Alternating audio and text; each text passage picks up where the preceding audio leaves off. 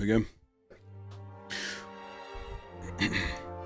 Welcome back to the Papa Meat channel. How you doing? How you doing? Come on and sit down because today we're talking about the Minecraft movie.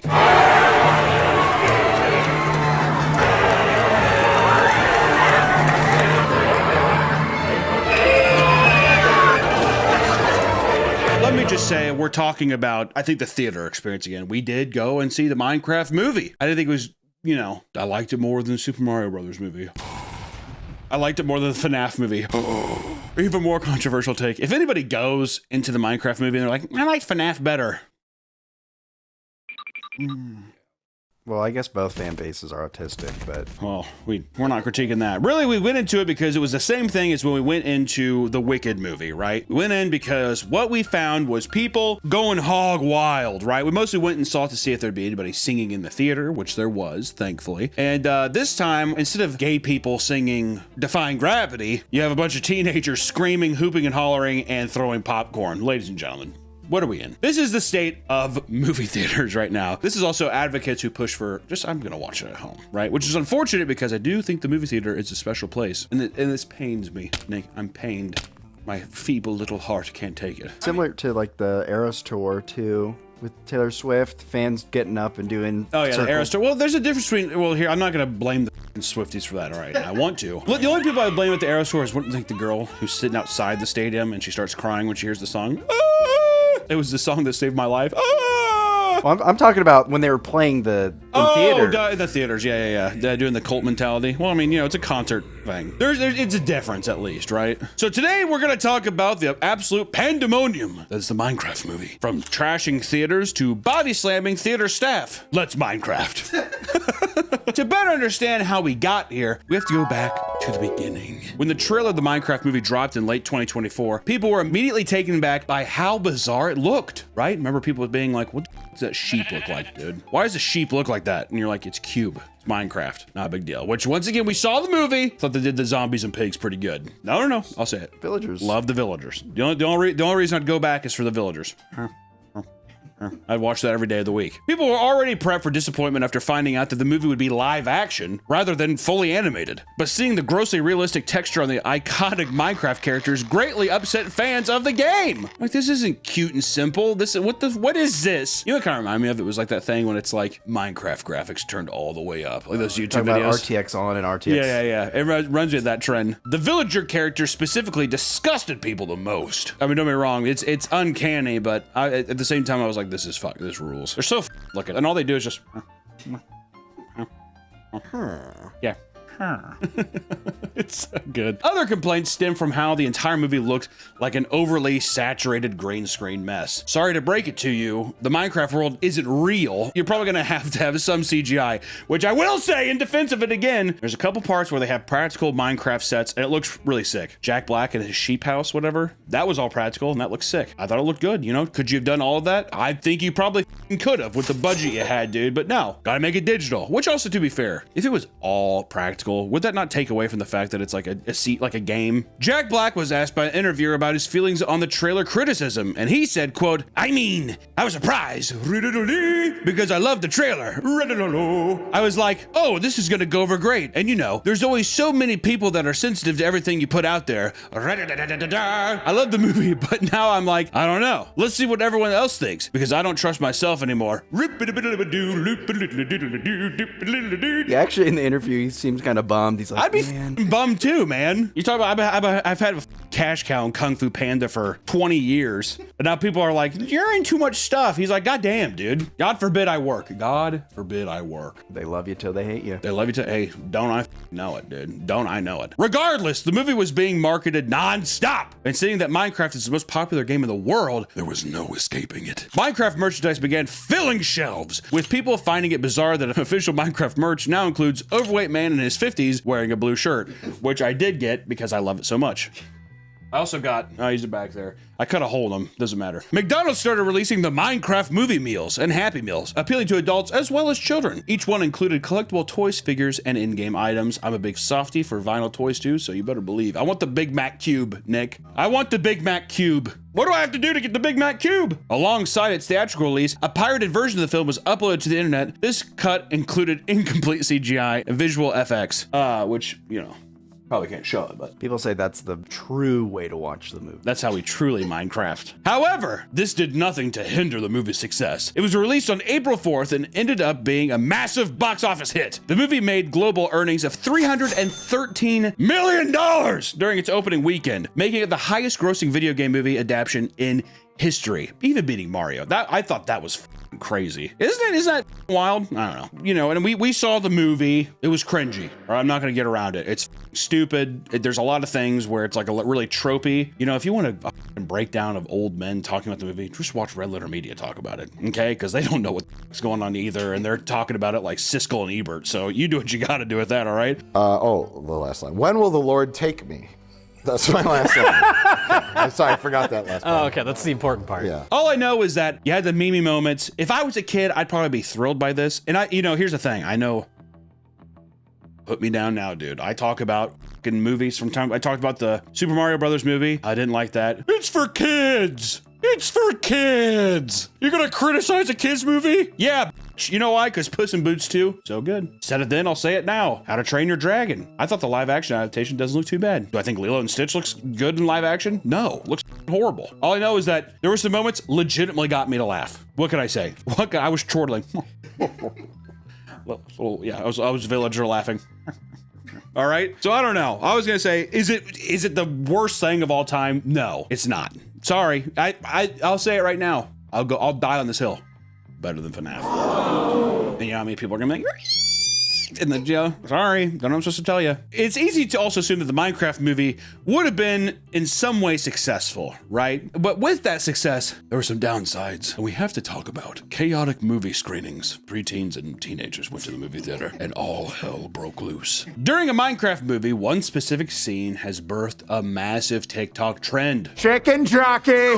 In it, we see the appearance of Chicken Jockey, which is essentially just a Minecraft mob riding on top of a chicken, all right?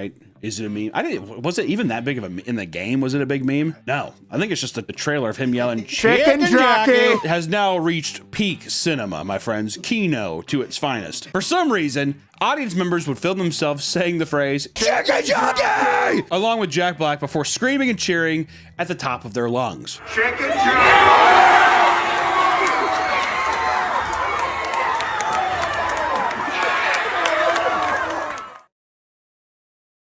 You meme on a movie like this, you have a good time with your friends. We complained, don't go to a movie theater and sing. Here's the difference, because I'm going to say something controversial. Going to the Minecraft movie with your boys or your friends and screaming Chicken Jockey and clapping, awesome. Going to a movie theater and trying to sing as if you're in the f***ing play, annoying. Stop that. Also, Chicken Jockey lasts severely shorter than the entirety of Defying Gravity. All right, just want to say that. Well, also, the people singing are probably singing every song. What's up? It's nonstop. Which, don't get me wrong, there's Jack Black lines throughout that are getting cheered and memed on. Every time, it's funny until it's not, and we'll talk about that. People were comparing the response to their hyped up screams to the biggest moments from Avengers Endgame, you know, which people look back on the Endgame now and they're like, it was like a part of my childhood, and then like the Minecraft Chicken Jockey is just dwarfing it. You know what I mean? Which, to be fair, genuine responses of joy versus malicious intents of making fun of something you paid for it just so you could go. It's like basically a circus freak show. You're going up there just so you can be like, ah! You know, my good friend over at the Kino Corner said this on Twitter, which I thought was pretty was important to bring up. That was the wildest theater experience of my life. Most of my audience were middle schoolers, and they would clap and hoot and holler whenever one of the meme lines was said, or when they recognized something from the game. When Jack Black said, Chicken Jockey, the theater erupted into sheer pandemonium. Kids were cheering, clapping, jumping onto the top of their seats. Whenever Jack Black sang, the kids would get up and start dancing in the aisles. They acted like this wasn't a movie, but a rock concert. It was a complete expression of mixed and genuine love of Minecraft and irony poisoning, and the result was pure chaos for 100 or so minutes. Which I gotta tell you, if that's not worth price of admission, I don't know what is. Because if there's also some snob who's like, I just came here to watch the movie, man. I'm like, you're not, I don't think you're missing much in terms of there. I think you can catch back up. I would rather be in that movie experience, honestly. I was gonna say, I wish our theater was that we went too early. We went too early. We went on a Thursday afternoon. Also, there was a huge family in front of us, like it was like a giant Mormon family or something. Did you notice that? I was like sitting there, I saw the mom and dad, and I was like, my head kept turning because like the amount of kids that were in the front. I was like, Dad, their whole movie. Dad, is that a creeper? I was like, no, see, that's the bad movie. We had the bad one. Quiet and then just, Dad, is that creeper? Dad? Almost like karate chopped out of the back of his head. If I had to hear DAD question mark one more time, I was gonna blow my brains out in the theater. I would have been a creeper. The cheering from the audience became so loud that most people from outside of the theater could hear echoing throughout the building.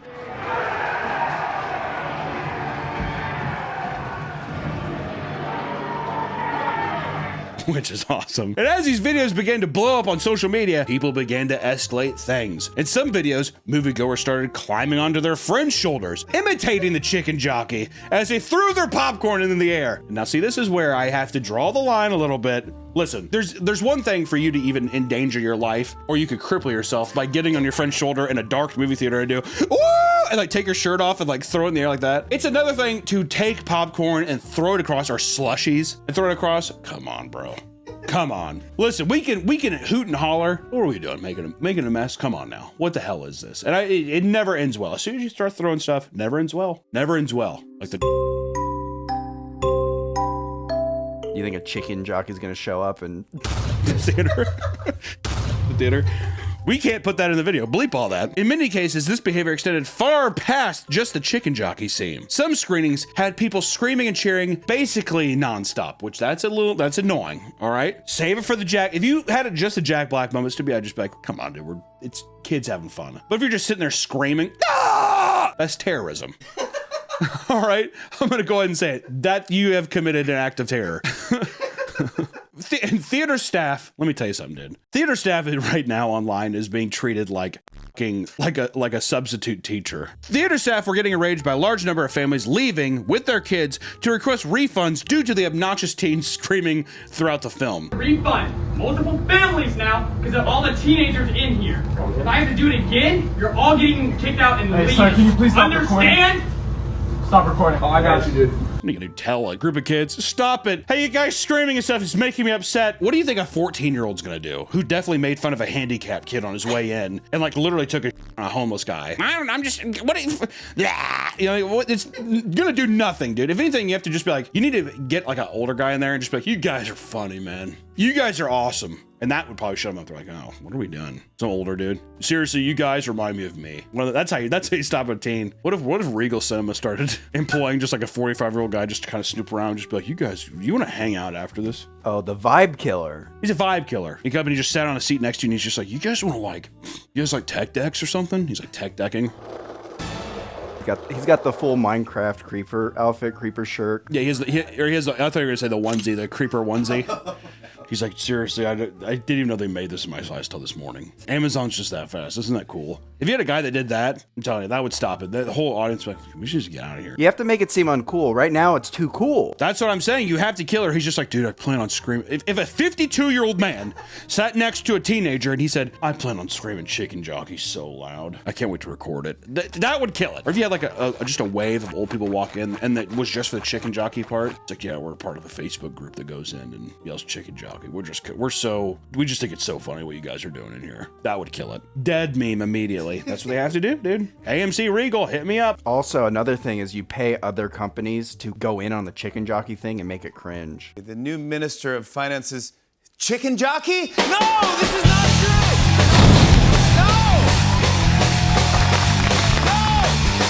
Well, exactly. And then you need to sit there and it's like, but at every entrance of the theater experience, you need to have a giant banner that says chicken jockey when you walk in, and it's sitting there, and then it's like people recording you, and it's like a roller coaster thing. So like, hey, buy your photo of when you said chicken jockey in the theater, and kids would be like, lame, man. I don't want to do it. And on Twitter, HW Movies said, Minecraft is easily the loudest cinema experience I've ever been in. Cheering at every third line, only person who was seemingly not into it was a guy in a Minecraft onesie who stormed to the door of the cinema, turned back to everyone and yelled, you, and left.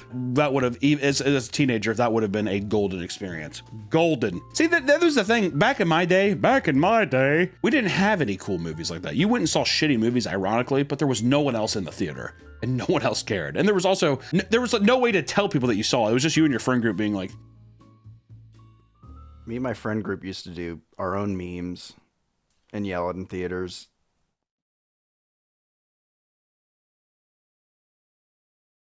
Before and after the screening, people would walk down to the front of the theater and start leading chants in order to get everyone hyped up for the movie. And some Minecraft fans with sensory issues who wanted to see the movie opening night were heavily persuaded out of it by people online. If you have sensory issues, that sucks. And I sympathize, but at the same time, you're going into the Minecraft movie after a TikTok trend. I would say maybe just wait for it to be on rental. It'll be on rental in 2 weeks. You'll be all right. Go to a showing at noon when they're in school, all right? I was gonna say, if your kid really wants to see it, treat him. Take him out of school for a day.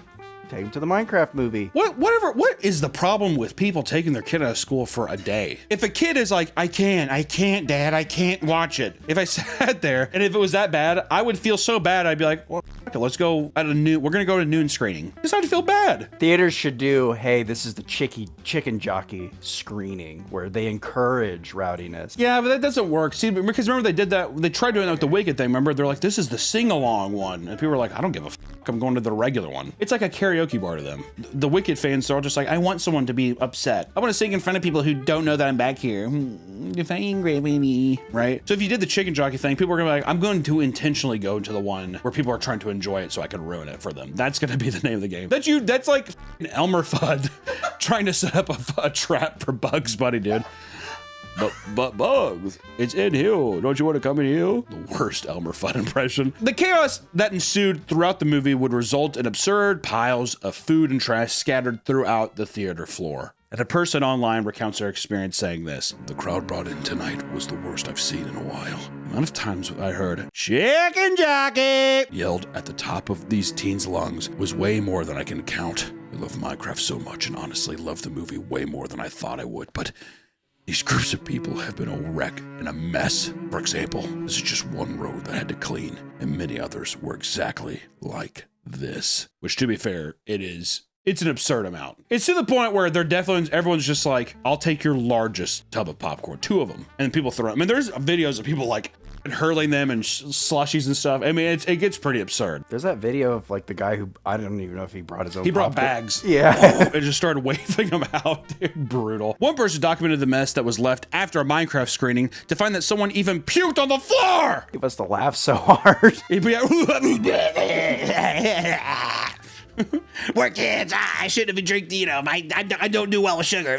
I'm 12. Many viewers of the movie noted that watching a Minecraft movie was the stinkiest experience they'd ever had in a movie theater. Do you think I wonder, what do you think that's from? Sweaty nerds, I guess. I don't know. Sweaty nerds, though, you think? Well, I mean, it's like, it's Chads. I think it's just a bunch of like adolescent Teenage boys. Kids not wearing deodorant. Teenage boys not putting on Tag body spray and that kind of stuff, and they're just smelly and farting and shit. I was gonna say, my friend's mom, when we had a sleepover, she kept coming in and being like, this room stinks. Like we were stinking up this room. Many theaters had to put out signs warning people to stop engaging in the chicken jockey trend, because signs work. Other theaters took a more intense approach, stationing multiple people to monitor Minecraft movie screenings, and staff members admitted that it felt like they were essentially babysitting. Theaters made statements saying there would be a zero-tolerance policy for participating in the TikTok trend, but despite this, these teens only thought of more extreme ways to be as obnoxious and as messy as possible. It was almost like a competition to see who could make the lives of the theater staff the most difficult, okay? And people, as we know, as we've experienced on this channel many times, will do anything for likes and attention. In New Jersey, a large group of children began screaming during the movie before taking out bottles of lotion and spraying it all over their seats. Apparently, there was a debate in the community about how much was actually sprayed on the seat and whether or not it was in fact mayonnaise or instead of lotion. Who cares? Don't spray shit on the fucking seats of the theater, okay? Once again, one thing to even be popcorn, one thing to literally stain the seats that you're sitting in, you gross, sadistic This whole fiasco infuriated the theater owners to the point of having to set a new rule banning minors from watching the Minecraft movie without a guardian present. I love that. Sorry, it's a rated R movie now. Many theaters had custom built Minecraft props for the purpose of being used as a photo op for children. Many of them were torn to pieces day one.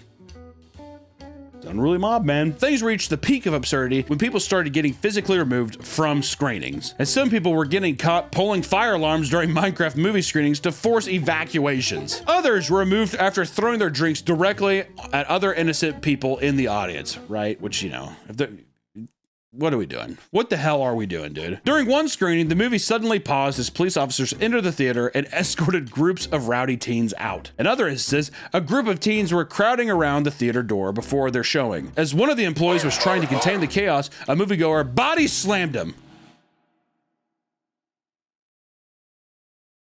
Unnecessary is what I would say. Downright unnecessary. Someone threw water on a guy during the Minecraft movie and yelled, "Water bucket release." Then the guy chased the teenager out and called the cops. It was hilarious. Dude, I'd be so fucking pissed. My old ass too. You know it's the thing with me though. I know that any of those teens could just beat the shit out of me, so I'd just like get my water thrown at me and I'd just be like, and just stand up and just walk out. I'm not about to be in that chaos. Are you kidding me? I'm actually worried about old grandpa bringing their little like grandson, and he's packing heat. What happened? Cover your ears, Johnson. You sons of bitches, die! Can you imagine a 5-year-old named Johnson? Love you, boy.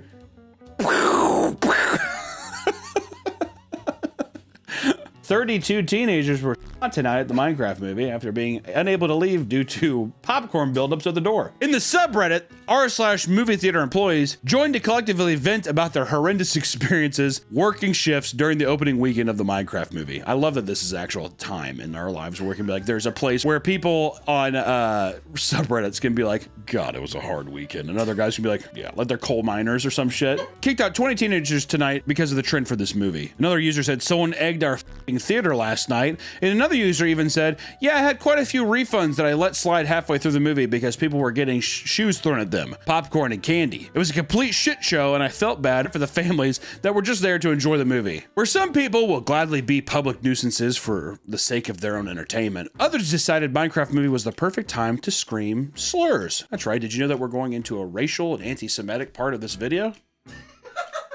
Here it is. On various occasions, people were recorded screaming the N-word during the movie. And when we say on various occasions, let me tell you, there is too many videos online of people screaming the N-word at the screen in a Minecraft movie. And here's the thing, tons of chortling after. All right? Lots and lots of it. Also anti-Semitic stuff, people doing that. I'm not going to go into depth of it. I'm just saying that it has brewed a sense of trollism that people online would probably call based or red-pilled. That's what I'm saying, that kind of vibe. Going to the Minecraft movie with my boys and we're cutting loose. As far as obnoxious theater audiences go, I think a Minecraft movie certainly takes the top spot. There are plenty of big video games / toy franchises trying to move into the realm of film. And hell, after the success of Barbie movie, it was already revealed that Mattel has like 14 movies coming out based on their products. Mattel products, man. It kind of makes you wonder just how far things can go. I mean, it's only a matter of time before one of these annoying movie stunts leads to someone dying. Grandpa the Gun during the Monopoly movie. And during the Monopoly movie, if people don't dress up in monocles and shit and have money bags and start running around and pass and go, what are we doing? But also, here's another thing. Films are dying. Not if you bring Jack Black. Get Jack Black in every movie. If that's the only way it'll ever survive is if Jack Black stars in all 14 Mattel movies. Can you imagine if they had Jack Black be bald and he's a Monopoly man? Who are you? With a monocle. Hi. And the Monopoly man. But he's doing like a Daniel Plaintiff thing, whatever. I drink your shake. Whatever he's doing that. I pass go. Collect $200. You go directly to jail. With a cane. And I'll just say this as we start heading off into the sunset here. It was just an odd phenomenon that we wanted to talk about because I don't think it's going to go on much longer. Memes only lives, it's like a shooting star. But for the time being, this had to be one of the wildest times in a movie theater. And I don't think it'll ever be topped, Nick. I don't think so. Do you think that this is the catalyst? Is it the wick has been lit on the dynamite? I think people are going to start forcing shit. Well, this is the perfect storm though because you have Jack Black as Steve from Minecraft and he has all these lines and and it's like, what else is bigger than Minecraft? Nothing, you know? That's the big thing. Because people are like, what? Monopoly? And then they're gonna be like, yeah, I think my grandma has that under her fucking staircase, dude. You know, who knows? I mean, I don't know. It's such a weird time. All I gotta say is this, guys. Go watch whatever movie you like. I fucking hated the FNAF movie. There's people who like it. Go see it as many times as you want to. Go watch Wicked. Be gay and watch Wicked. Be morbidly obese and gay and watch Wicked. And sing songs. That's your right as a human being. Am I wrong, Nick? Am I wrong? Chortle would slap your belly at Donkey Kong in the Super Mario Brothers movie, right? Donkey Kong movie, but Seth Rogen in like a practical suit, like makeup. Can you guys believe this? You smoke weed? Anyways, moral of the story is this. Enjoy whatever you want, but for the love of God, just leave other bystanders out of it. Go there and just shut up and enjoy the movie. Granted, Minecraft movie, I was on board for a bit until it started throwing shit and everything. I think going to a movie and screaming and clapping at stuff, insane. It's hilarious. But people criticize the Eras Tour people, the Swifties, for getting up and dancing during the concert? I did, but I would say the general public was like, well, it's a concert movie. What are you supposed to do? During the Minecraft movie, it's a fucking Minecraft movie. They're screaming chicken jockey and clapping. That's fine. And then here's the other thing. Well, I think I wanted to go to the theater and experience it. Take your son out of school and get a fucking matinee. I don't want to hear it. Take a sick day from work, all right? All I know is that thank you all so much for watching the video. Chicken jockey. Chicken jockey. Just end like that. Just want to let you guys know that we have a new channel out called Meaty Magic. If you like Magic the Gathering content, you can go there and subscribe. If not, go yourself. Enjoy the video. Long ago, when the pyramids were still young, Egyptian kings played a game of great and terrible power. But these shadow games erupted into a war that threatened to destroy the entire world, until a brave and powerful pharaoh locked. Welcome back to the Papa Meat channel. How you doing? How you doing? Come on and sit on down, because today we're talking about trading card games. Mostly the tournaments, the people, the fandoms. And let me tell you guys, trading card games is not what it used to be. It used to be something, it's a lot like what I imagine like D&D is, right? And all of a sudden you have that Eddie Munson guy from Stranger Things, and now girls finger their thinking about D&D. It's not what it was back in the day. It used to buy that stuff in private. You play with your boys, and then you would feel really embarrassed, and you feel kind of gay if somebody caught you playing it. But TCG trading card games have experienced a remarkable surge in popularity over the years, mostly through the pandemic of people hoarding cards, not only for content, but big pulls, right? Franchises like Pokemon, Magic the Gathering, Digimon? Digimon's back? I would have never expected. Yu-Gi-Oh! And even the One Piece card game is seeing a bunch of love right now. And yes, even MetaZoo, they're not even around anymore, did contribute to the growth of the trading card games. I love that one story you told me of the guy being like, what the hell am I supposed to do with all my MetaZoo cards now? But much of this increased interest can be attributed to the pandemic, when people had extra stimmy funds to spend on crack and packs. Instead of spending it on bills and water and food, people were like, I'm gonna get a Pokemon pack of cards and then I'll flip it and have even more stimmy money. But then you also had high profile individuals like Logan Paul and Post Malone entering the TCG collecting scene, which further fueled the unboxing craze. I mean, you had Logan Paul, I think he even had like a case that he wore around his neck when he was in the WWE. He like pulled a Charizard, it was like a Pikachu thing, or Pikachu art. He bought it for 5.3 million. 5.3 million. And then he did something where you could basically, he sold 51% of it. Yeah, you like own part of it. Yeah. I don't know. I don't fucking know. And then Post Malone has so much fuck you money that he's basically like, also like Wizards is just like, what'd you say? I had some help. It ain't. You want a custom card? We'll do it for. I don't care. And then there was the Lord of the Rings set, and the guy pulled the One Ring. There was a very special card called the One Ring. It was a 1 of 1. It was the most expensive Magic card ever. And Post Malone bought it for like $2 million, $2.2 million, or something like that. Now he just has, I had some help. I can make the bottom out myself. Don't act like you. But one might think it's all about collecting cards and treating them like stocks of gold, right? But at its core, these card games are meant to be played. And beneath the layer of casual play lies a competitive tournament scene with its own darker and slimy underbelly. And this is where the real shit is. If you're sitting there and you're just like, I'm cracking some packs because we just like it. I'm doing a stream later if you guys want to come by and watch me crack some packs. I hope I pull a Charizard. that. You want to talk to the people going to a fucking strip mall card shop, playing tournaments.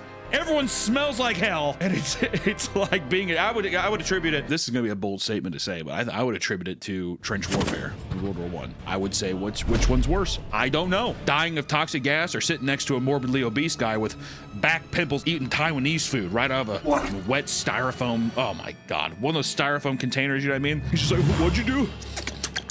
And he's just sweating profusely. Like, fuck, it's horrible. So.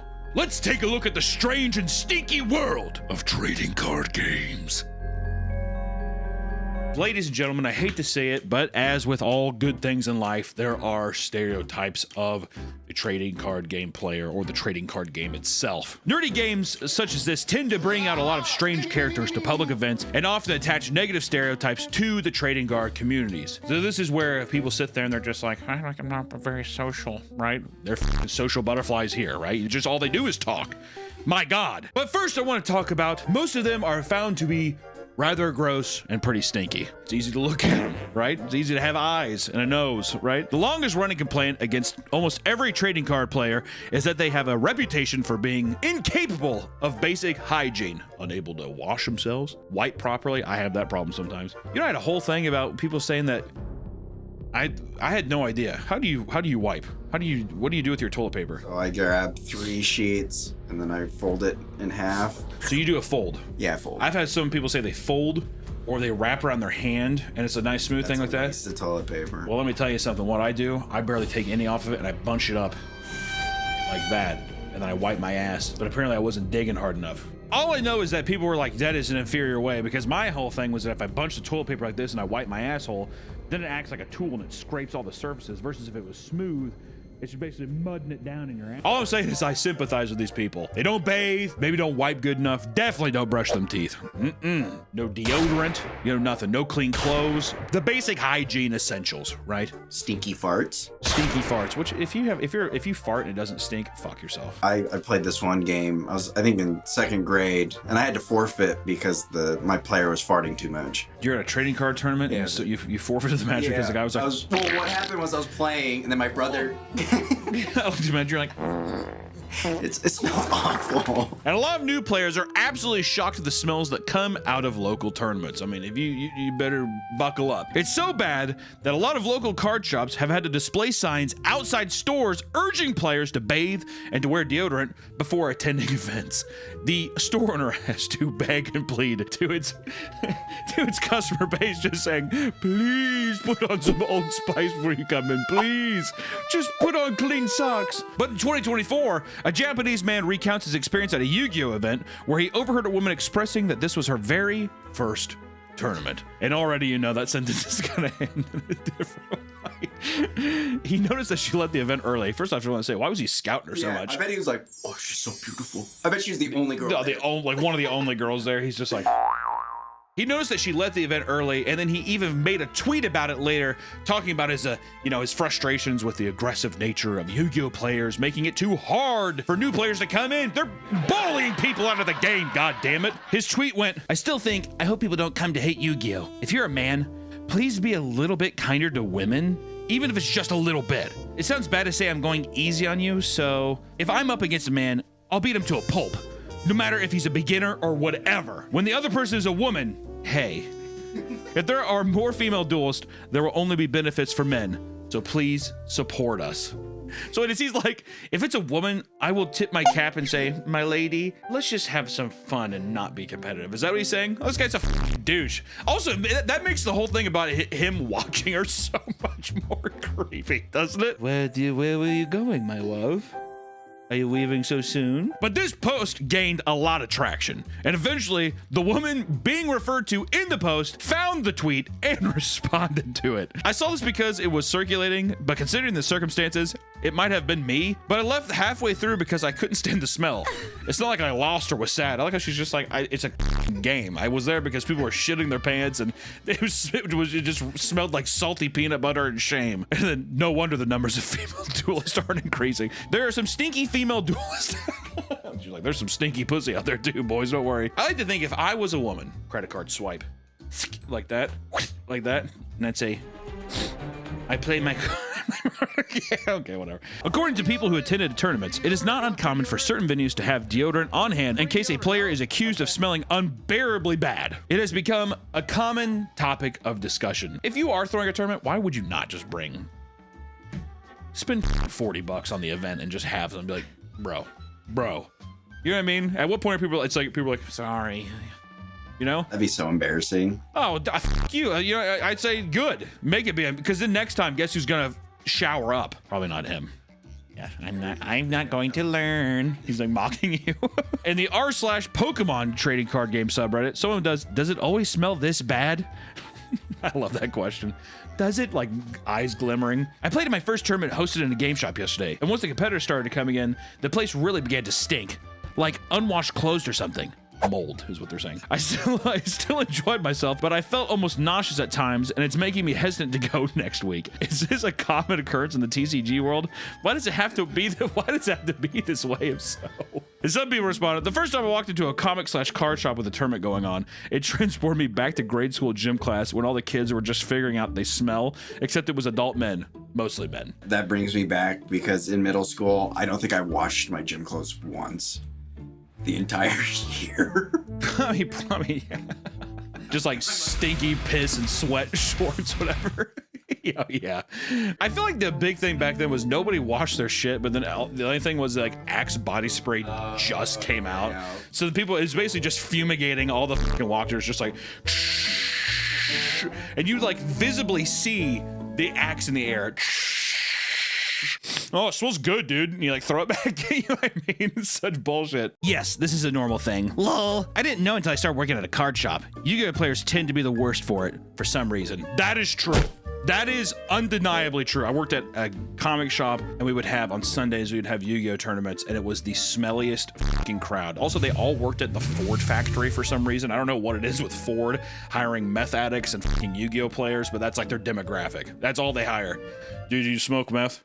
No. You play Yu-Gi-Oh? Oh, yes. Yes, I do. Okay, come on in, please. You want a real spicy story? I'm a tournament organizer at a small local game store, and I had a player arrive 25 minutes late for the tournament that came in and power walked to the bathroom fairly quickly. He comes up to ask if he can still sign up, and I'm like, sure, bud. Go ahead and wait over there. I look over and see that he has poop all over the back of his shorts and legs.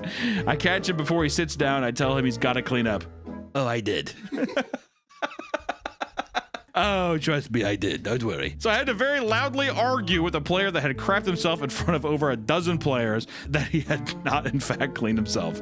Having to explain that he would need to go home and shower before he'd be allowed back was the icing on the cake. I like what kind of cleanup did he do in the bathroom? He probably just like wiped himself off real quick and like didn't even use soap too. He just turned on the sink and he was like, here we go. Some people have to get creative to mask the smell without confronting people and making a scene. Which somebody made a post saying, how do you deal with local game store stink? Went to play draft the other night at a local game store, just moved to a new area. I'm pretty sensitive to smells, and it was so rank in there. I couldn't stay. I was thinking of wearing a mask with peppermint oil in it, but I don't want to ostracize myself. He's literally a plague doctor, is what you're saying? Has anyone got any techniques for dealing with this? Edit, I'm in a rural area, and this is the only local game store within 2 hours, so I really want to make it work. Brutal. And then also, a Twitter user posted an image from a Pokemon Regionals tournament in Baltimore showing a chair with a supposed puddle of piss underneath it. And a debate was sparked about whether or not this was from an energy drink or a player's urine. The ring of liquid suggested it was a drink, but it's insane that the community has gotten to a point where people aren't sure about the truth. It's so weird that it should even be a debate. It should just be, someone probably spilled a drink, and someone's like, I bet you it's piss.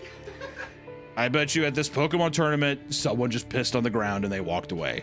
And apparently, this is not a one-time occurrence. Which a man named Ira Perlman said 3-2 drop at Vancouver after sitting on a chair soaked in someone else's urine for 20 minutes without noticing. Let's go, Pokemon. Seeing this, the piss chair in question was, you can see the chair here, apparently that was just soaked in piss and he was sitting in it. You think it was one of those things too where you sit down, you ever sit down in a chair and you're like, is this wet? What the fuck is this? 20 minutes? For 20 minutes though, he's just like, I feel like a lot of people just smelled it. He's like, what, after it's soaked in. Oh, not only after it's soaked in, but you have to imagine the smell in there to begin with. All the smells masking it. Yeah. So after a while, you sat there and he probably, I wonder if he got up and he was like smelled the cushion or some shit. Oh, It got to the point where Konami and Wizards of the Coast had to come out with new policies for the tournaments that force people to perform basic hygienes, which this is legitimate documentation from the rules now. Subsection 1, right off the bat. Subsection 1, they're just like hygiene immediately. We're not even gonna get to the rules of the game yet.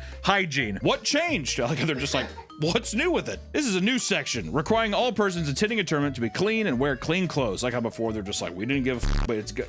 I don't even know why we have to have this in actual documentation. What does this mean? In case you've never heard of that before in your life. If you or your clothing is excessively dirty or bad smelling, you can be penalized. Boys, you're starting to lose points now.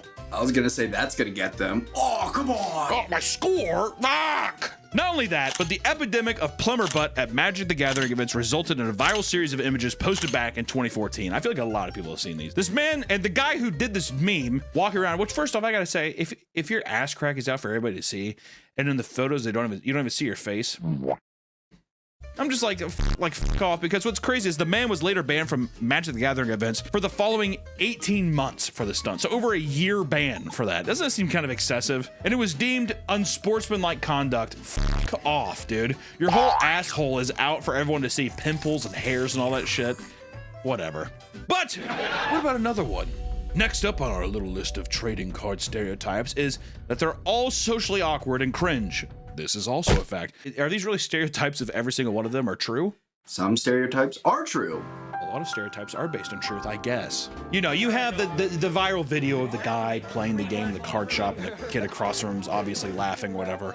I gotta say, the Yu-Gi-Oh guy, to me, I'm like, that's just, if you're at a fucking Yu-Gi-Oh tournament and you're not doing that, are you even playing the game? Right? I'm doing the whole show and you showed up to a tournament, motherfucker giving you a show. The best part is the glasses too at the end. And he points it up and he does. He sits there and even explains that where he's like, yep, just out 9,000 life points. That's what I love. I love it. I fucking love that guy. Oh. I wish you would. Do it! Come on! Hand trap me! I dare you! I can't do this. I bet you This won't! is after the money and pussy got to his head. Yeah. You know what I mean? Now he's just loud and people are just like, come on. Which, you know, Yu-Gi-Oh people, there's people who even mimic the game in person, overtly loud, not understanding the social cues of, hey, this might be kind of cringe, but people are kind of giggling nervously and laughing, only adding fuel to the fire of him being like, people must really like this. Or you could just, let's just say they don't even do the show. How about a trading card game player who eats his opponent's cards? Someone at this cup just ate their opponent's lost vacuum and called a judge for deck check. Someone please explain this to someone who doesn't play. Okay, good, because I was thinking the exact same thing. In Pokemon TCG, there's local tournaments known as League Cups that earn you points to qualify for World Championship, so they're held to a higher standard than normal local play. One of these standards is having a deck list submitted before the tournament. If you have an invalid deck list, wrong cards / missing cards, etc., you can get a penalty such as a game loss. The individual ate one of his opponent's cards to make their deck not match the deck list submission, so when a judge checks the deck, it will appear wrong, missing one card and then getting a game loss. God damn, I gotta say, that's a strategy. Check his deck. He's like little bits of cardboard on his mouth. Check it. Check the deck, dude. It's not gonna be matched up. Bullshit. Judge! Another one of these experiences, another time a guy at a regionals would take random moments during the duel to, it's hard to explain, anime formula speech, I guess. It was a goddamn impossible to watch. Absolutely planet splitting. At the end of the day, he tried asking a girl out this way and it went as well as it ever could. Dude, I don't know. I feel like if I was a girl, I'd probably give up a little. I'd give up a little tail if a guy was just like, you are the light of my eyes. You know, because do you think it was like that, or do you think he was just like, I am made for you and you are my rose. I am but a beast and you are my beauty. Another stereotype is that a lot of trading card game players are unapologetically horny, which, sure, much like any fandom, I would say with some trading card, like I'm a big Magic guy and there's a lot of very odd characters who get kicked out of the game for various weird sexual shit, like sexting cosplayers and stuff like that, sending lewd pictures and being like, God, you're beautiful, like harassing cosplayers who show up to, you know, dressed up as characters to these events. And it is common to see hypersexual playmats brought out to local events and tournaments, and it has become quite commonplace. So people show up here. I don't know if we can show this, but basically, if I had to, if this is blurred, I'll just show you that this is some kind of playmat for some trading card game. I don't know which game it is, but it's girls, anime girls, bent over, various ages here, with basically their asshole being split open with their pussy lips kind of spread out from thongs, and they're bent over. The guy just rolled that in front, and he's just like, "You ready to play a game?" You know what I mean? What I don't like about this too is it makes me think that the guy's like he's chubbed up under the table. Yeah, I'm glad you killed this one so you could remove it from the den. He's just like little scratch and sniff. Shh. Oh, I can see some guy being like, really? Which you can even say this, and people, you know, we're talking about play mats, but there's also card sleeves. That woman's nipple is just out. Just say, yeah, that We have to blur that. Also, there's like bondage porn on this one sleeve. What the fuck is who are getting these sleeves? Good fucking God. It's gotten so bad that Konami had to come out with a new rule banning unofficial playmats and card sleeves for the Yu-Gi-Oh! World Championship in 2024. I like how they're like, they have to be ours. They have to be approved by ours. The guy sitting there, he's like, it's like just like a full HD picture of an asshole. He's just like, One of the more major reasons this rule was enforced was to stop people from bringing horny playmats that make the event not suitable for the younger audience that attends these events. Well, dude, time to grow up. I used to go to some card tournaments and this kind of religious dad would bring his son. He's just like, guys, no swearing. I'm like, you brought him to a fucking public place, you idiot. You know what I mean? He's like, he'd do this to his kid. So if somebody was just like, oh, are you fucking kidding me? He'd do too late at that to his point. kid. Well, I'm like, it's already said. Exactly. And the kid was like this. That was the one time in my life where I was like, this feels like what I would imagine a cuck is. You know what I mean? The guy goes home and he's just like, I went to my first play night at my local card shop the other day, and there was this guy with a play mat that was basically just Nami naked. Is that you, Nick? I kind of want to get you a Nami naked one, dude. You love Nami. Like the one, like the only thing you couldn't see were her nipples. I don't know how these people feel comfortable bringing these things out in public, but I probably won't be going to any more play nights. Actually, that guy. That's what I'm saying. I'm just like, good, who fucking needs you there? I hate these kind of posts too, because these are the kinds of things where it's like, right, guys? Right?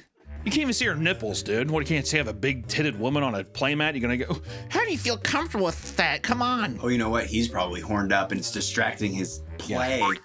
Stop it! He has to tuck his boner between his thighs and he's holding him. He's just like, I was gonna say belly button. Like he puts it in the belly button. He stands up, puts his whole cock in his thing, his gym shorts and whatever, and he's like, I basically cannot play at locals anymore because the person who has the main Connect trading partner, longtime bro, the fuck is this? Are they dating? I found out he fucking knocked up a 16-year-old. Where are we going here? I found out he knocked up a 16-year-old that was where his twin daughters came from. I knew he had them and his ex broke up with him and he told me the truth. I know he goes to locals and the time I can't even fathom looking at him again, so ever since that, whatever. He found out the guy that was casting spells at the table knocked up a 16-year-old had twins. I can't even look at you anymore, bro. You seemed like such a great guy before that. I bet he was a horrendous person before that too, you know what I mean? Meth mouth and all that shit. I don't know what it is with Yu-Gi-Oh! And Pokemon specifically at tournaments, but meth mouth like crazy. Stinky fucking like Fox hoodies, you know, like the motor, like the Pac Sun shit. That kind of shit. Volcom? Bruh. I haven't gone to locals for a while, but the last time I went, this guy who didn't smell very good came into the card shop and decided to keep his hat on. A hat with the word hentai in large metal letters. There was a Pokemon tournament with many young kids and parents right next to the Yu-Gi-Oh! Tournament. Not a pretty sight. What, a guy can't wear a hat? It's the word hentai. I was gonna say, yeah, kids aren't gonna know what that is. Yeah, or even if they did, fuck them. A lot of these people just sound like prudes. Don't get me wrong. There is stuff out there, but so far I'm like, this sounds like people who are like, I don't like that. When the guy goes home, he's like, I wish I was brave enough to wear mine. There's some dude that pimps out his wife to players at bigger events for stable cards.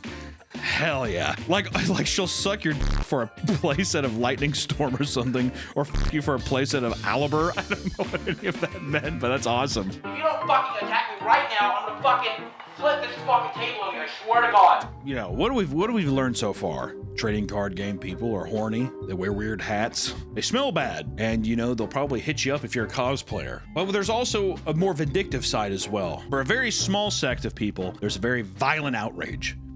Like this incident. In Marshfield, Missouri, at a Yu-Gi-Oh! Tournament on July 9th, 2024. This year happened recently. Holy hell. Haven Buckart was charged with first-degree burglary, possession of a controlled substance, attempted stealing, and fourth-degree assault. But what really happened? There are 5 minutes left in the round. Haven and his opponent, Jordan, are in the game 3 of their match, which is probably the last game. Unlike Magic, when the time runs out, Yu-Gi-Oh! Gives the person with the higher life total the win. Jordan plays and passes his turn to Haven. Then, it appears. Haven begins to slow play.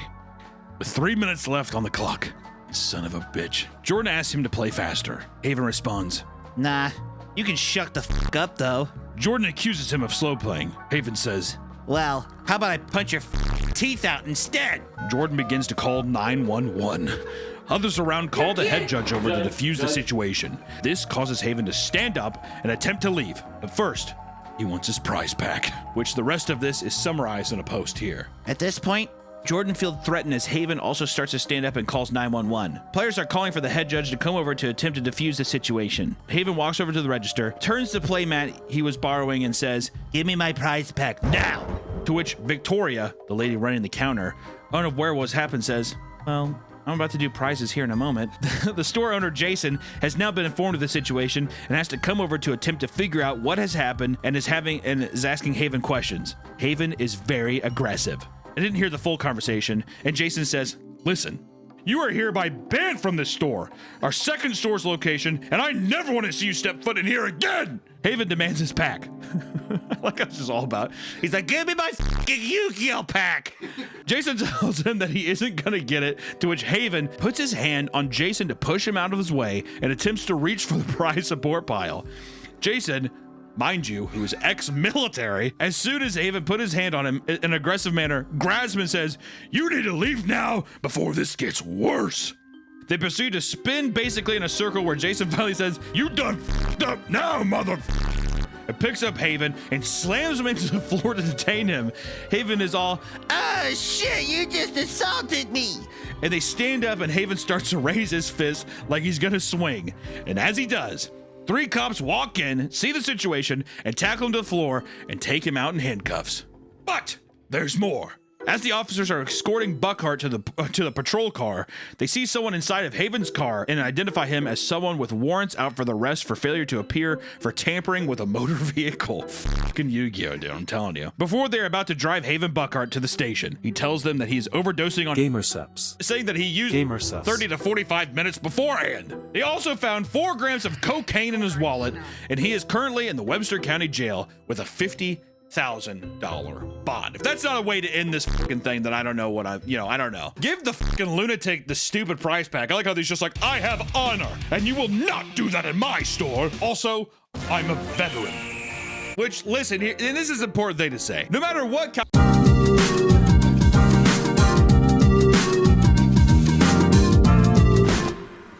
Welcome back to the Papa Meat channel. How you doing? How you doing? Come on in and sit on down because today we're going to be taking a look at the uncomfortable... Welcome back to the Papa Meat channel. How you doing? How you doing? Come on in and... Welcome back to the Papa Meat channel. How you doing? How you doing? Come in and sit on down because today we're going to be taking a look at the uncomfortable world of veneers. Over the years, there have been some questionable fashion trends, from Jinko jeans to cow print clothing. Fads like this inevitably grab people's attention and become the new big thing for just a little portion of time. Getting a pair of veneers can radically improve the self-esteem and confidence for people that were unfortunate enough to grow up with mangled teeth, or even just a little crook in their teeth. Some people just get them because, I don't know, they like the look of them. I don't know. While this is true, there is certainly a dark side to this dental procedure. And in fact, for many poor souls who choose to ride this cultural wave, it's doing serious permanent damage. This gets scarier when you realize the veneers are becoming so popular that people who hardly need them are rushing to the dentist office to achieve the picture-perfect smile. The result of this is an uptick in patients being shocked when coming face to face with the very real consequences of this invasive procedure. So, what are veneers? Most of you would be surprised to learn that veneers are not a new invention and have existed for around, 100 years. And in fact, the first pair arrived on the market in the 1920s. It wasn't until the 1980s that veneers really went mainstream and became a common cosmetic procedure. And since then, they have evolved and improved to meet a wide range of needs and people. If you're looking to get a set of veneers, you have a lot of options to consider. For starters, you have to think about what you want your new chompers to be made of. The materials you can select from can include porcelain laminate, and composite resin. Depending on the material used, veneers can range anywhere from $800 to $2,000 per tooth. And some of the more expensive boutique options from reputable celebrity dentists can run you as much as 80 grand for a full set of teeth. If you're not willing to fork over that kind of cash, don't fret, because there are cheaper Snap-on alternatives with their own separate tiers of quality. For the cheapest options, you can pay as low as $30 per tooth. Man, that guy's got a good smile. Look at that. It's a beautiful smile. Cheaping out on a pair of teeth has a list of drawbacks. Not only do they look bulky, but they add length to your teeth, which can change your speech patterns, so you kind of sound like a completely different person. As you guys can see, when I speak, I show my top teeth and my bottom teeth. Now, veneers, they're, you know, it's for people who want the perfect smile and all that stuff. I don't think there's a problem, as always, with people like, you know, if you want to lose weight and it's hard, so you go on Ozempic. Does Ozempic have side effects? Sure. But the vast majority of people seem to do fine with it. Some people like a perfect smile. To me, this is my opinion. Doesn't mean it's right or wrong. I'm just saying, I think a little crooked in your teeth makes you look human, makes you look charming, right? Adds character. People that have perfect white teeth, it's so uncanny to me. It's very, very uncanny. JoJo Siwa has her teeth and they have like a black rim on her gum. She had that song where she had that video where she was singing the other boys think she's a spy. She's got Betty Davis eyes. And her teeth are like so white that in the color correction, they almost look gray and there's like a black rim around them. So many social media people have veneers now, which more power to them. Not everybody wants to have the little rat tooth, gopher mouth kind of thing. You know, I get it. My teeth are fucked up. I've had people tell me, my dentist has told me, you might want to get braces. Never did it. Not going to. If my shit fell out though, the only thing I'd ever do is I'd get a gold tooth. I think I could rock a gold tooth. I don't feel like a pirate. I feel like Joe Pesci in Home Alone, and I like that. I like that a lot. So what is driving people to permanently alter their teeth? Well, the most common answer would be because lots of people have up teeth, right? A lot of 2x4s in people's mouths. People get insecure about all kinds of things, and if you're the first impression someone has of you is your smile, that's probably not true. People like a good smile. Depends who you are. If you're a woman. Do you like a good smile? I like a good smile. What were you gonna say about women? You know, there's other features you look at before the teeth on a woman. Like what? The face, the eyes, the hair. That's always what I do when I see a woman for the first time. I'm like, good hair. This video is sponsored by our partners at Factor. Lately, I've been so busy trying to tackle a lot of things at once. I'm still working on eating healthy, but some days it can be a chore. And while it's still hot out, why would you want to spend your time over a stove? Not me. Thankfully, Factor has got you covered. Factor powers your day, sun up to sundown, with nutritious breakfast, on-the-go lunches, premium dinners, and guilt-free snacks and desserts. In just 2 minutes, you can heat, eat, and enjoy. Each week, you can choose from 65 different menu options, and you're sure to find something you like. I promise! Factor has always had variety, but now you have even more with their introduction of Asian-inspired meals and new Mediterranean diet options.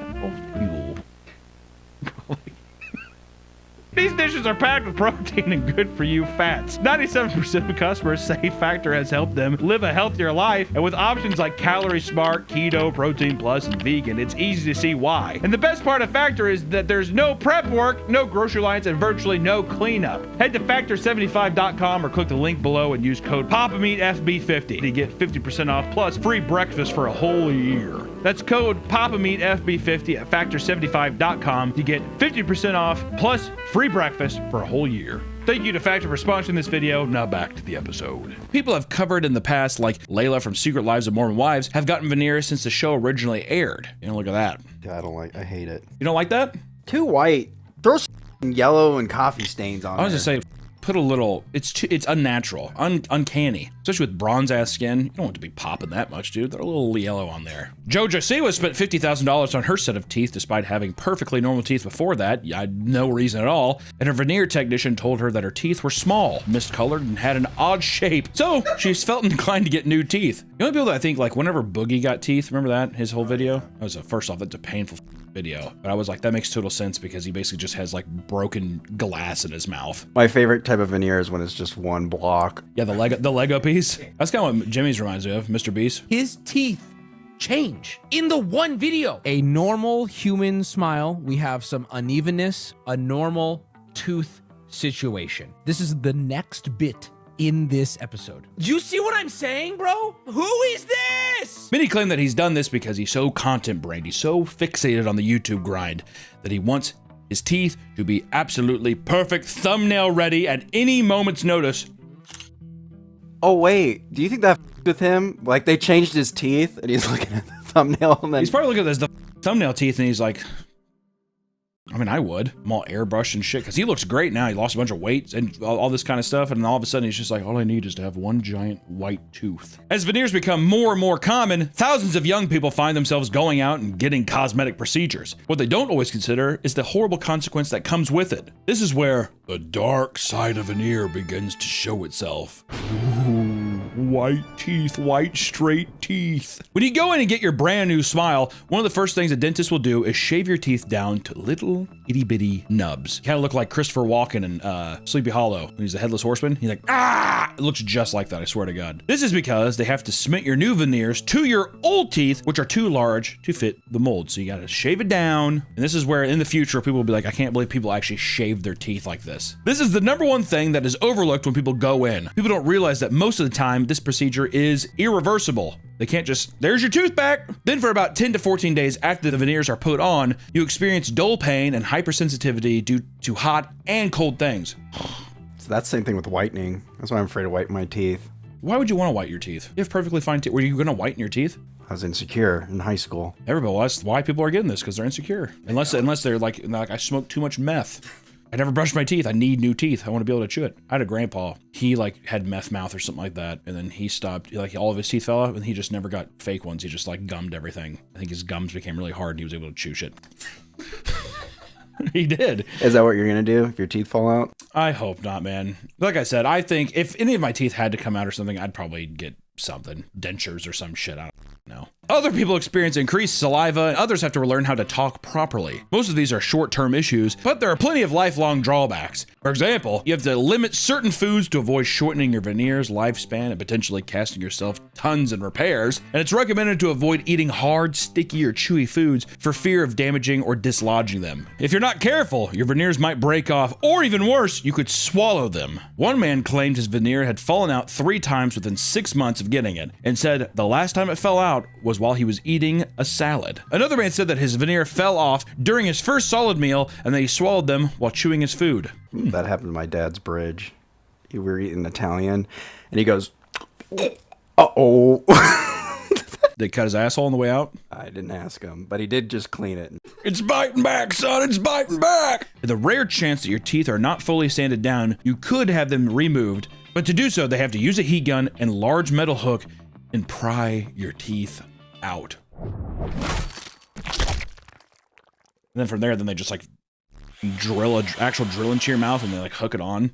It's insane, man. Like other cosmetic procedures, you can travel to other countries to get cheaper, lower quality veneers, so you don't have to pay an arm and a leg to do so. Places like Turkey and Mexico offer veneers at prices 60 to 80% lower than those in the United States, which causes thousands of people to travel there every year for new teeth. Though it might be cheaper, the risk of medical malpractice skyrockets because of this. You know, trying to get all these people in. Come on in. I'll get you new teeth. Oh. You walk into the place, he looks at your teeth. Oh, just go, get in. People online refer to procedures done in Turkey as turkey teeth, which are known for being poorly done. The hair quality did not transfer over to teeth. Veneers given to patients by unlicensed dentists can cause serious damage. These people can often fail to properly administer anesthesia, resulting in insanely painful procedures. When the enamel is shaved down, sometimes unprofessional veneer techs can go too deep and damage blood vessels and even permanent nerve damage. These people don't check for patients' pre-existing dental conditions, and this is bad because you can't just throw veneers onto any tooth. You gotta have, there's no just put it on. If you have cavities, for example, you'll just end up covering it, and over time it will slowly progress until the tooth completely falls out and then your veneer will just fall down. You'll eat it in a bowl of bolognese or whatever the happened to your dad.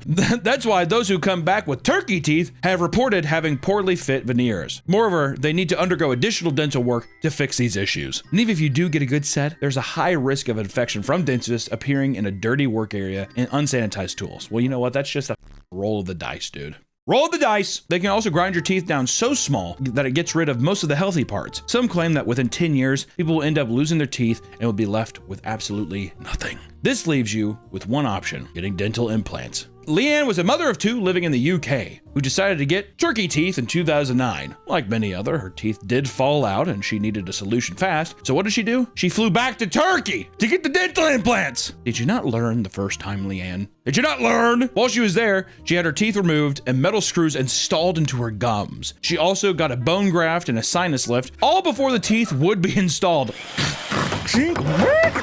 Like working on a goddamn truck. To save more money, she opted not to get general anesthesia and endured a painful 4-hour procedure with no anesthesia. I'd black out. I would black out. When she got home, her body began to reject the fake teeth and it left her completely disfigured. Her head was constantly throbbing from severe headaches and her nose bled nearly every day. She had blisters forming inside of her nose where the sinus lift and the skin on her face was swelling. All of these symptoms were tied to sinusitis, which is an infection of the sinus most likely caused by dirty utensils used during surgery. The surgery for her implants took place in 2024, and to this day, she is still without proper teeth. All the while, she is dealing with an infection that doesn't seem to be treated with any antibiotics. There's no man-made medicine that can do anything to help her. Thanks, Turkey. I was gonna say that those dirty utensils were probably in someone else's mouth. Probably. You wanna wash that? Okay, it's fine. You have 90 more procedures to do. It's fine. After hearing all this, it probably wouldn't surprise you that a lot of people regret getting veneers. A woman in the UK under the alias Catherine, for example, chose to get her veneers done at a small business she saw online and paid the price for it. She didn't want to pay a lot of money, so she chose a business that offered them for cheap. At her appointment, they ground her teeth down and installed the veneers, but she instantly began experiencing problems. Right after the procedure was done, she couldn't close her mouth fully, so they had to remove the veneers and regrind her teeth. After getting them fixed, the issue persisted. She had to return to the business because she was in immense pain and her veneers were falling off. All of this work was for nothing because one of her teeth cracked under the veneers and she couldn't take it anymore and ultimately decided to go to a real dentist to receive proper veneers. Catherine referred to this whole situation as the biggest mistake of her life. Can you imagine being done with that? And like, they're like, all right, it's good. It's good. And she's like, is it good?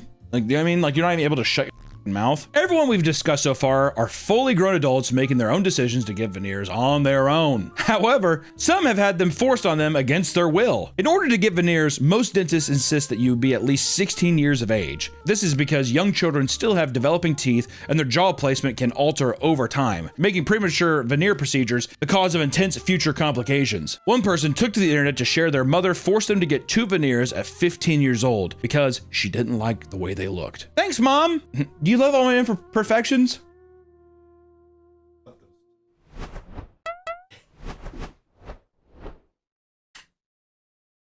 Gray dead teeth are a turnoff. Yeah, I mean, no one wants to see a gray tooth. Well, you know what? I've went on a date with a woman with like a dead tooth. Happens, man. Great personality. Great, you just couldn't get past the tooth. No, I saw her for a little bit.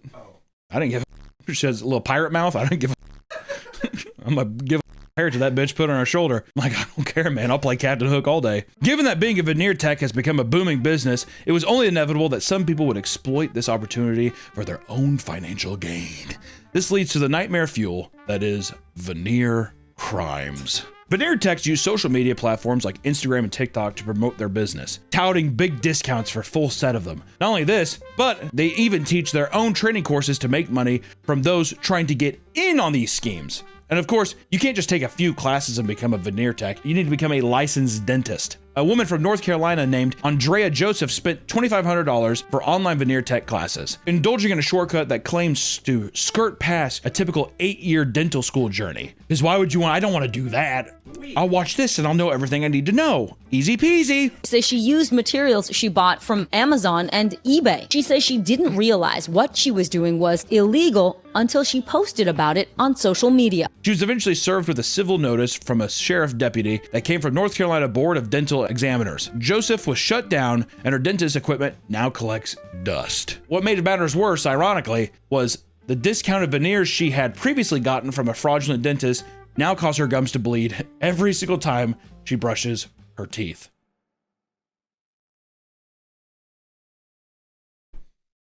You hear these things and you're just like, I mean, what do you expect? What do you expect from these people, man? I mean, like how a sheriff had to come up and be like, okay, cut it out there. Stop messing with people's mouths. Okay. On herself. I was gonna say, yeah, do you think she fixed her teeth? She probably have to, man. One of the biggest cases of veneer techs being intervened by law enforcement is with Brandon Dillard. Brandon Dillard has become well known as the top veneer specialist in Atlanta, growing quickly on social media and posting promotional content for his company, A-List Smiles. Bad name. He had amassed more than 150,000 followers on Instagram, sharing before and after pictures of his customers. And his viral posts only pushed more and more people to become interested in his service. Not only was he doing the procedure himself, but Brandon would charge $6,000 for training courses that unlicensed dentists were clamoring to. Eventually, there was enough complaints made against him to warrant Georgia authorities raiding his business. And while the place looked like any other dentist's office, they found that he was without a license and practicing illegally for 3 years straight. They had also seized tons of designer items, from jewelries to Rolexes and luxury cars, and it was believed he was making millions of dollars from these fucking teeth, man. He was held in Fulton County Jail and received 8 charges, including theft by deception and criminal solicitation to commit a felony. His case is still ongoing, and one former customer of A-List Smiles, Miko Collins, admitted that he paid $4,500 to add veneers to 20 of his teeth. Only minutes after leaving, his teeth were already chipping. Brandon repaired it for him, only for it to chip again hours later. Then, months later, after a 3rd repair, his entire tooth came out after biting into a cookie. A victory cookie. Finally. Oh. After 5 repairs, Brandon started charging him as much as $1,500 to take 13 of the 20 veneers out. He voices his frustration in a secretly recorded call with Brandon, who simply tells him, business is business, on top of various other excuses.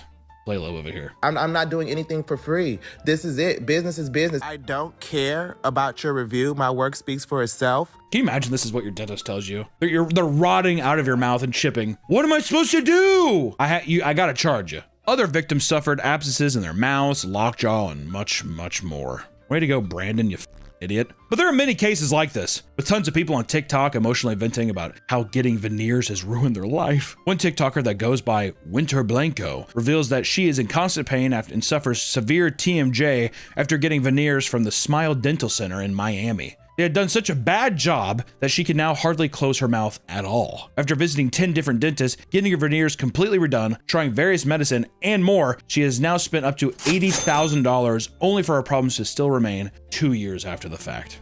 Brutal, bro. This is my nightmare. 100%. It just makes you think, like, if it's expensive, just wait. Save up. Also, I'm never going to Miami.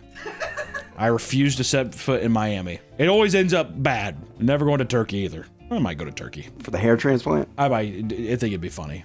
If I ever go bald, I will do it for a video, I'll tell you that much. There are many cases of people ending up with lifelong pain and discomfort after trying to get veneers. The most unlucky, however, have even died tragically in the process. 60-year-old Tina Owens came to a celebrity dental clinic in Beverly Hills in order to get all of her teeth replaced with veneers. Dr. Sands, the owner, had made himself a millionaire doing work on A-list celebrities like Justin Bieber, Kim Kardashian, Kanye West, and many more, and he had become incredibly reputable. So, Tina felt that she was in the right hands, right? The Biebs!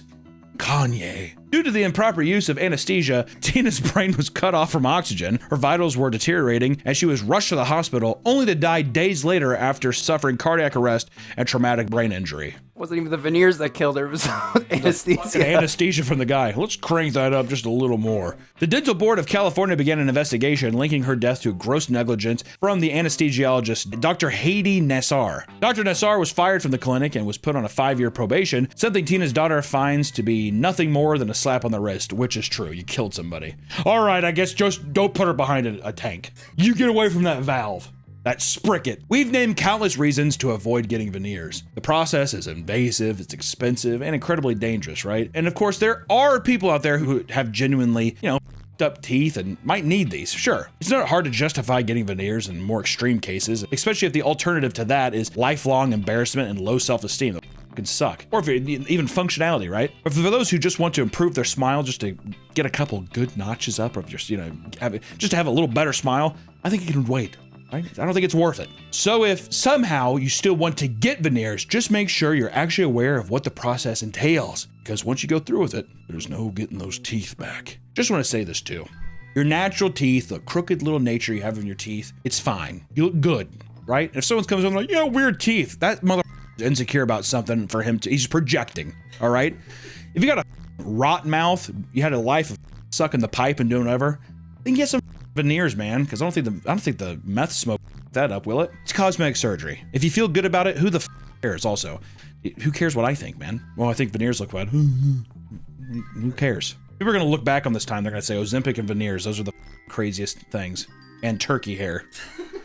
Turkey hair, veneers, and Ozempic is gonna make a new, it's gonna evolve humanity into the next stage of is what it's gonna happen, alright? So, it is what it is. Give veneers or don't, I don't give a shit. Bye! You ready for your appointment? I'm getting veneers. Welcome back to the Papa Meat channel. How you doing? How you doing? Coming in and sit on down because today we're talking about celebrity stalkers. Now, Nick, I might not be a celebrity, but I've had my fair share of stalking, all right? I've had weird messages before, but I would say I've never experienced anything to this scale, and this isn't a welcome sign for people to start. I'm just saying that this is what we're talking about. Don't do this to me, please. You know, love is always in the air, right? We just had Valentine's Day, and now it's time to snuggle up and thinking about how love can be harmful. Love is a very dangerous drug, my friends. But to be driven so far to stalk someone that the love can know no bounds, they have to love me, or they don't know it yet, but they do love me. It's something so horrifying. So today we want to go over some very fun stalking stories. First, we're going to talk about celebrity stalkers. You know, in the age of intense parasocial behavior, people will sometimes go to great lengths to meddle with the lives of the people they consume online. Sometimes, obsessed fans simply want to meet them. For others, however, things can take a much, much darker turn. Such as a streamer who got their car set on fire. We're gonna start light. I like how this is us starting light. This is our entryway, is a streamer's car getting set on fire.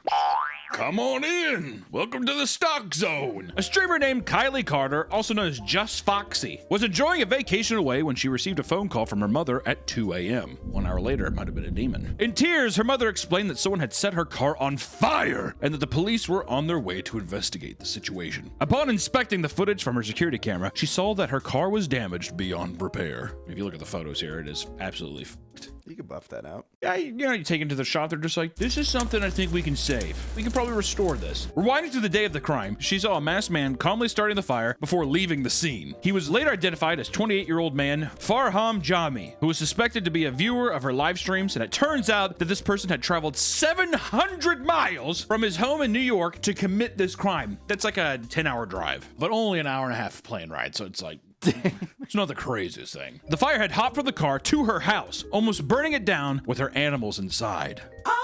Luckily, firefighters got there just in time to put out the flames, and the man was ultimately arrested. It's horrible, don't be wrong, Just Foxy, glad nothing happened. Or, I mean, your car's gone, sorry about that, but I guess what I mean is no one was seriously hurt. A psychopath was arrested, thank God. Could have been a lot worse. This is what I mean by the entryway of stuff, because these stories get much, much darker, my friends, such as the Miranda Cosgrove stalker. Miranda Cosgrove, who you might know from iCarly and all that shit, told the story of how she was aggressively targeted by an obsessive stalker in 2016. She was living in LA at the time and had no idea that she was being stalked. How many people do you think know that they're being stalked? How long do you think it takes until you realize you're being stalked? Too late, when they have a knife up against your throat. Like, I guess suspicion. I wonder what the signs of stalking are. Editor, if there's signs of stalking to where we could warn our viewers here. So, you know, look out for that stuff. Yeah, I know there's gonna be some people who are like, that's just what my boyfriend does. I'm like, cool. Yeah, that's weird. That's what I do to this girl I really like. Mm-hmm. That's me. Yeah, exactly.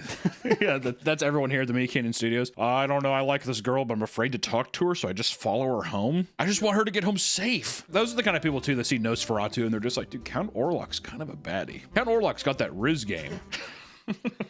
There was a lot of girls simping for Orlok. Oh, I know, dude. He traveled the world for her. I'm like, mm-hmm. Mm-hmm. Yeah. Her boyfriend's next to him, just like tweaking and shit. He's just like, I'm gonna die. I'm gonna die. He's like, he's fine. I'm gonna fix him. I can fix him. He loves me. That kind of shit. It's true. You can fix them. Okay. Okay. Anyways, back to Miranda Cosgrove. iCarly, one night after going through a bad breakup, she decided to stay the night at a friend's house just for a little support, right? Her boo thing, her boy toy broke up with her, and she's just like, I need a fucking girls' night, dude. I'm staying at your house. We're gonna eat Haagen-Dazs, and we're gonna chat it up. Wait, do you think the stalker knew she broke up, and that's like, this is my chance? No, I think, well, as the story progresses, I think that it was just, it makes me believe in God almost. All right, how the story, I'll go into it, because that night, the night where she broke up with her boo thing, or her boo thing broke up with her, and she was eating Haagen-Dazs, and she's like, I'm gonna stay over here when I watch Legend of Bagger Vance. Remember that movie? I don't have no idea what that You've is. never seen Legend of Bagger Vance? It's a golf movie with Shia LaBeouf and Will Smith. Okay. Or Matt Damon. I'm pretty sure. I've seen the Shia LaBeouf one where he's like the caddy boy, right? Yeah, okay, it's Matt Damon. Matt Damon, Charlize Theron, and Will Smith. Anyways, what's crazy is that night that she went to do that, her stalker had made his way onto her front yard, where he proceeded to light himself on fire before fatally shooting himself and dying on the property. That night! If that's not divine intervention, then I don't know what is. Wait! Today's episode is sponsored by Fume, the leaders in flavored air. Breaking up with your bad habits can be a hard thing to do, so let Fume help with that. Sometimes the best way to get over something is to find a replacement. And Fume is an award-winning flavored air device that helps fill the void when you're ditching a bad habit. The best part is, Fume is not vape. There's no vapor, which means you can use it anywhere. And they just launched their new flavors, Spearmint Ice and Cinnamon Heart, to keep your company while you're building better habits. Plus, there's no nicotine, no toxic flavors, and no batteries involved. Fume also helps you calm down. With satisfying snaps and clicks, Fume is the perfect partner when you're feeling anxious. Fume has already helped over 300,000 people build better habits. Try Fume today. And if you order the Journey Pack, now using my code PAPAMEAT, you'll get a free Fume topper and awesome accessory to help level up your experience. Go to tryfume.com/PapaMeat or scan the QR code on screen. Thank you to Fume for sponsoring this episode, and back to the episode. Do you think she called her ex-boyfriend and thanked him? You don't even realize what people are doing to me. I'm a catch, that kind of thing. And what's even crazier is you think that the guy just went there and you hear the story and you're like, oh, a huge iCarly and Drake and Josh fan and School of Rock fan and blew his brains out in the front yard and let himself on fire. It could just ended there. But after reviewing the camera footage, it was revealed that this man had paid a visit to her home previously. They say the man buried random objects in her yard, like knives, rope, and a lunchbox containing milk chocolate. And on the night the man took his life, he was seen in a long trench coat, pacing around her yard for 6 hours with a gun in his hand, waiting for her to come back home. And then luckily, he put a gun in his mouth and blew his brains out and lit himself on fire. I mean, seriously, thank God that whatever Damon was talking to, they're just like, fuck, we don't have time, just kill yourself. There's more fish in the sea, bro, down here in hell, come on. And during this time, a woman driving past the property was shot at 6 times by the guy, the stalker, who believed the driver was Miranda Cosgrove. Miranda!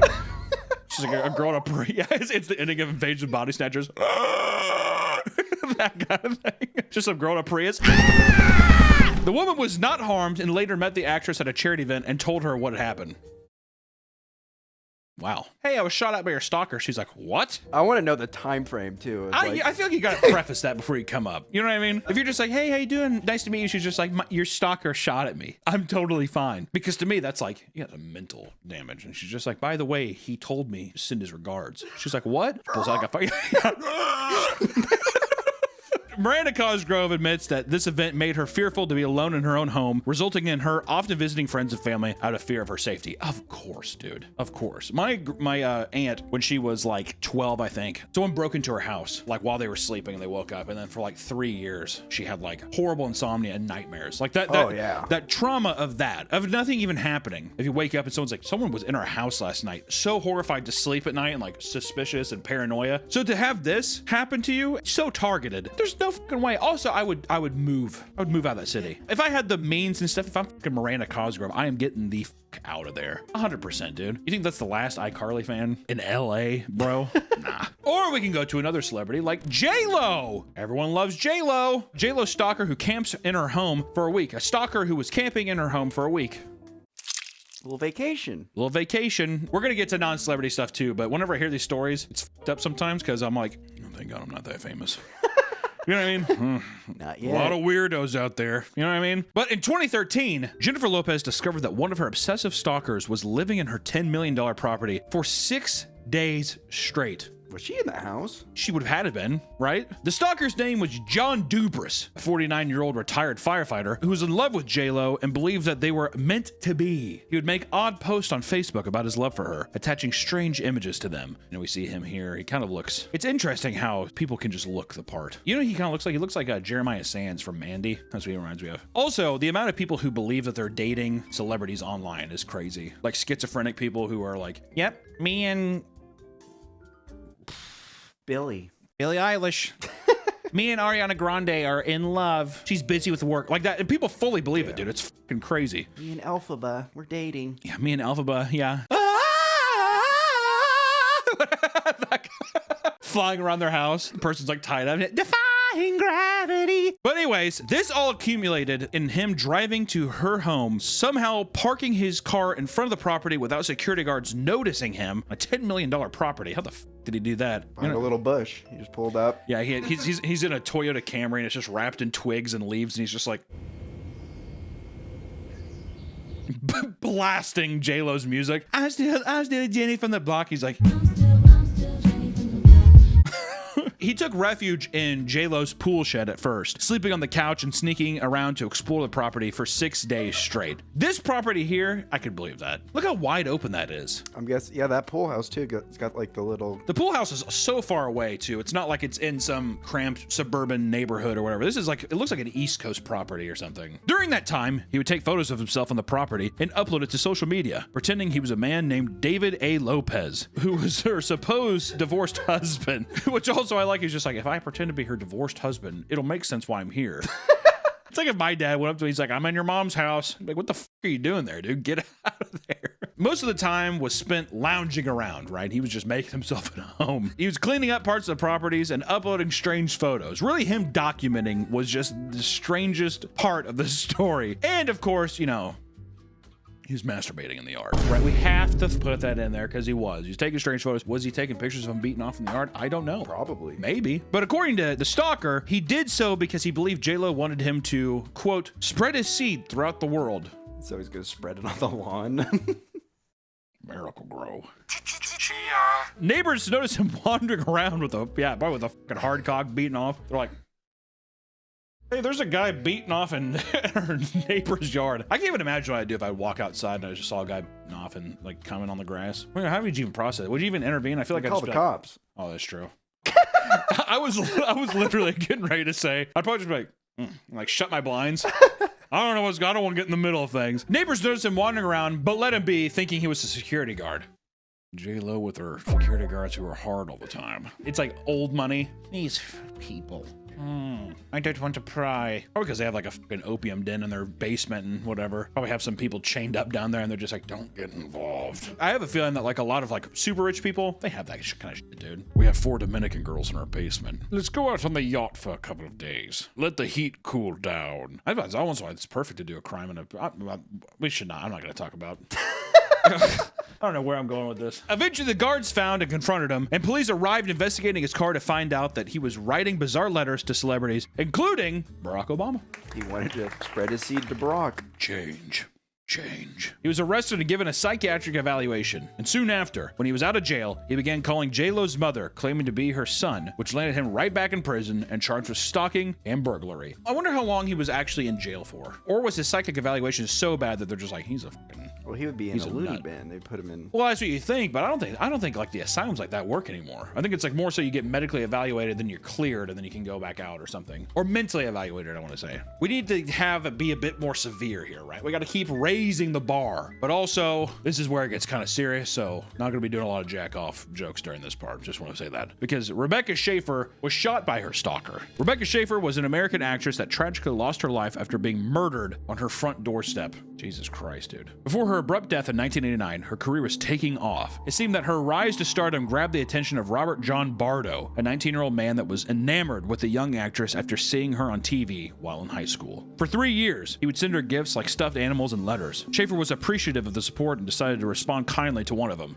Mistake. That's the fucking biggest mistake you could ever do. See, that's the thing too. Even like with things online where it's like creepy fucking people online. You're so beautiful. I love you. Even if you're like, oh my God, thank you. With a little heart. Yeah, oh my God, thank you. Exclamation point. She loves me. As soon as you respond, they're going to take it however way they're going to take it to perpetuate this fucking mental war zone they have in their head. This flipped a switch in the man's mind, driving him to leave his home and travel to Los Angeles to express his love for her in person. Security officers caught him trying to enter the studio where she worked, bringing along flowers and a teddy bear, and the chief of security told LA Times, quote, I thought he was just lovesick, which I think he was. He was terribly insistent on being let in. Rebecca Schaefer was every other word. I gotta see her. I love her. If I could just see her for 1 minute. My God, dude. Do you think that they tell her that? This guy showed up. Like that, you know what I mean? Oh, I think so. They probably would be like, hey, there's someone. I mean, Well, I mean, I forgot. They're like, if it's clearly, well, because do they look at it like a crazed fan? And they're just like, don't bother with it. Oh. I don't want to freak her out. Maybe. That kind of stuff? Yeah. I wonder how much people are actually let in on like the weird shit that happens. But he was denied entrance and drove back home disappointed. He continued watching Schaefer on TV, but was filled with rage after witnessing a scene from The Class Struggle. In the movie, Rebecca Schaefer has a scene where she is in bed with a man. This is it's just one of those things where it's just like, you're cheating on me. It's like, it's my job. It's acting. It's not real. But Bardo was fed up and he decided he would go the extra mile to finally meet her in person. He paid $300 to a private investigator and eventually acquired her home address. What kind of fucking private investigator takes that gig? I want to know where the celebrity lives. You got it. what? That cannot be legal, right? Money's money, baby. Or even just like ethic, like morally. You can't let these two lovebirds be separated. Exactly. Well, I can't stand in the way of love. All right, kid, I'll do it. Bardo knocked on her door, and when she answered, he handed her previously written letters and autographed papers to show he was her biggest fan. Schaefer was obviously weirded out, but shook his hand before politely telling him to leave. It's creepy. You know where I live. Thanks for coming. Bye-bye now. You crossed a bridge here. Bardo was furious. Thinking over the interaction at a nearby diner, he came up with an excuse to return to her house, which was to hand her another letter he had forgotten about, as well as a CD. According to Bardo, she was more callous in her response this time. After being told to leave once more, he responded saying, I forgot to give you something, before pulling out a gun and shooting her in the chest. And before she died, the only thing she uttered out to the man was why. Why? Jesus. I would be fucking perplexed as well. Are you serious? Hello? Like, what the fuck? The man was sentenced to life in prison, and the case became so widely known that it ultimately led to the creation of an anti-stalking laws, which passed in California in 1990 before eventually spreading to the entire country. I'm surprised that wasn't sooner. Yeah. I guess before it became such a mystique thing, it was so separated. Like nowadays with the internet, everything is so like, people could find out anything about you. It's horrifying. Horrifying. Was Lennon killed in America or? John Lennon? Yeah, he was shot in New York. I was going to say, I'm surprised that wasn't. But I guess was he stalking? He just showed up in front of his house, right? Well, it's a very famous hotel in New York. I see. And people, I guess, would always swarm, be like, oh, that guy, it was more so he read Catcher in the Rye, I think. And that's when he's like, I have to kill John Lennon, versus him being obsessed with him. If anything, I don't know if we go over this one, but it reminds me also, years later in 2004, Pantera, one of my favorite bands, Dimebag was shot on stage. That was before people, you could just go to a show and be right up at front of the stage and see the fucking band you love right there, and there wasn't a lot of security, so a guy just came in and shot him to death on stage. Fucking crazy, man. And it's all just because your last band broke up and I'm upset. And it's like, I mean, like, these people are just completely mentally devoid of any actual cognitive ability to rationalize what they're doing, I guess. Or we could talk about a very infamous one, which I remember, this is one of the first internet videos I ever saw. Oh, wow. Seriously. The very infamous Bjork stalker. Ricardo Lopez, known as the Bjork stalker, is one of the most infamous cases of celebrity stalking ever told. This was a very infamous case. This was also, I think, whenever the internet was just coming around, and really, I feel like one of the first viral cases of like a video being spread around. I was like, I don't know, 32 at that time or something. Internet and everything was just such a new thing in my area, but still. At age 17, he became enamored with the Icelandic artist Bjork, obsessively trying to contact her via handwritten letters whilst researching every last detail about her life. It seemed that there was nothing sexual about his love for the artist, more so that he deeply wished to have an effect on her life in some way, shape, or form. He conveyed these feelings to his family and peers, who were all creeped out, encouraging him to meet a real woman. The idea too, it's like it wasn't even sexually driven, it was just like, I need to make an impact on her life in some way. I don't know why. it just feels so much like alien or something, doesn't it? Like it feels not even human. I mean, don't get me wrong, the sexual side would also be just like horrible as well, but it's just mostly the idea that's just like you're fixated on like, I need to make an impact. It feels like fucking paranormal almost, some kind, or like, You know what maybe my thought is? It's like he's a failed artist, he's depressed, but here's an artist who's successful and it's like latching on and being like, if I could somehow influence her and her art, that's yeah, how it's I like could. I failed artistically myself. It's like in a way it's vicariously being artistic through someone else is what it is.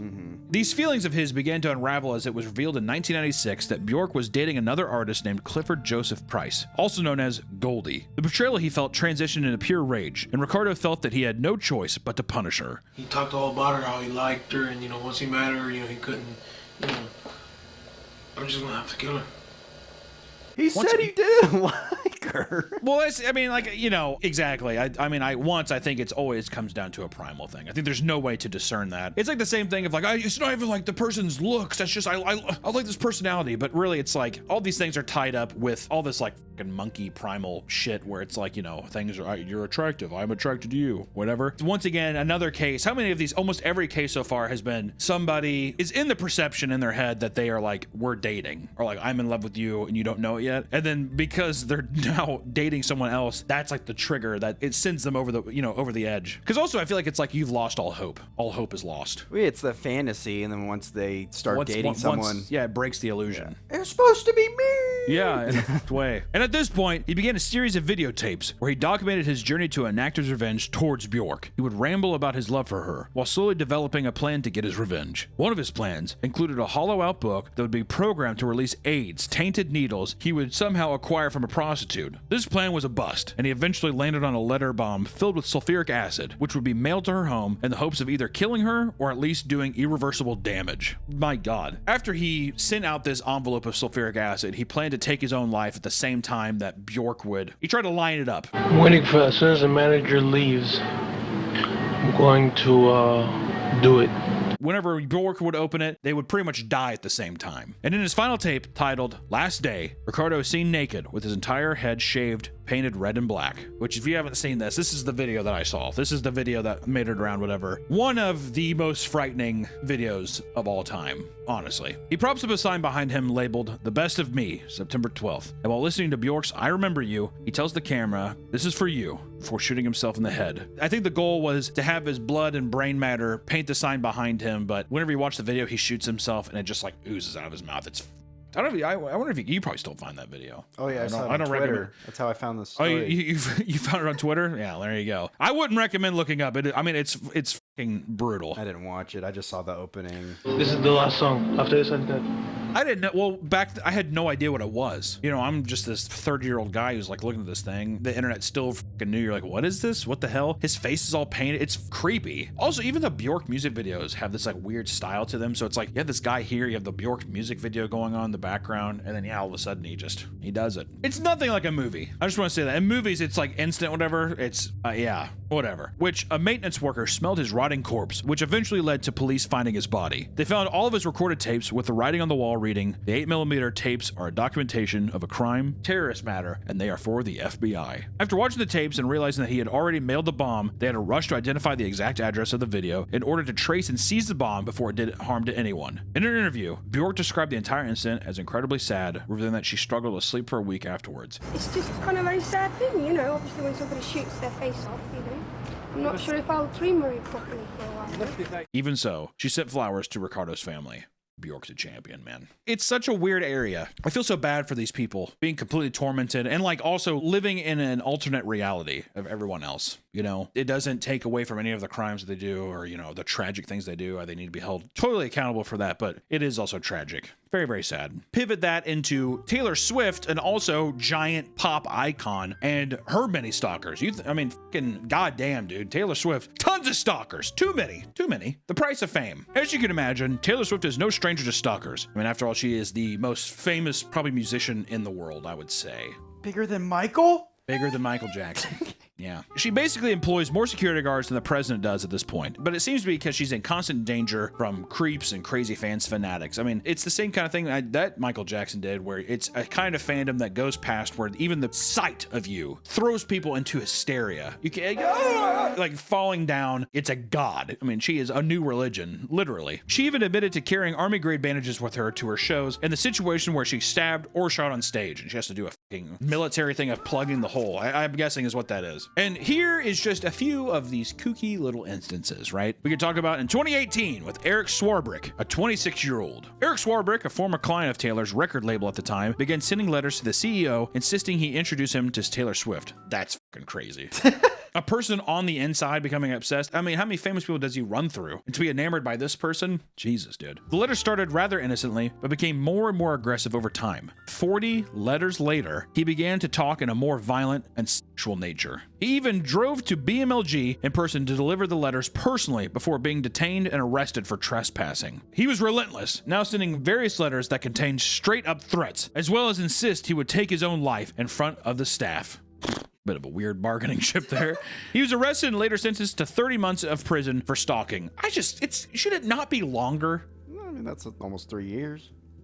I mean, yeah, but you're also saying, hey, I'm going to kill you. 40 times over, he has gone to the place. At what point do they need to be taken more seriously? Is this 3 years of rehabilitation? Is that a long enough time? I don't know. That's a long time to sit and think. A long time to sit and steam over something too. I mean, am I wrong? I don't know. Well, how long do you think they should stay? I mean, I don't know. If people get life in prison, half a life, 40 years, if you go to that extreme, and it's just like, he's probably gonna do it. On some level, should feel attributed to the crime that is going to be committed. I mean, you know what I mean? Yeah. All right, dude. Come on, the letters are crazy. 3 years. Go ahead. He probably got out on good behavior. And it's probably less than 3 years, yeah. I mean, he probably got out on good behavior, and he's just like, I'm fine now. You know what I mean? Instantly started writing letters.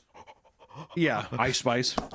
Or we could talk about Roger Alvarado, who's a 22-year-old in 2019. Roger Alvarado was sentenced to 6 months in prison after breaking into Taylor Swift's $18 million townhouse in Soho. Luckily, Taylor was not home at the time. All right, so this guy, only 6 months for breaking in. For burglary? I mean, I'm not even burglary, but like, is he gonna fucking kill her in there? I mean, I don't know. When the police entered the scene, they saw that he not only used her shower, but was sleeping in her bed.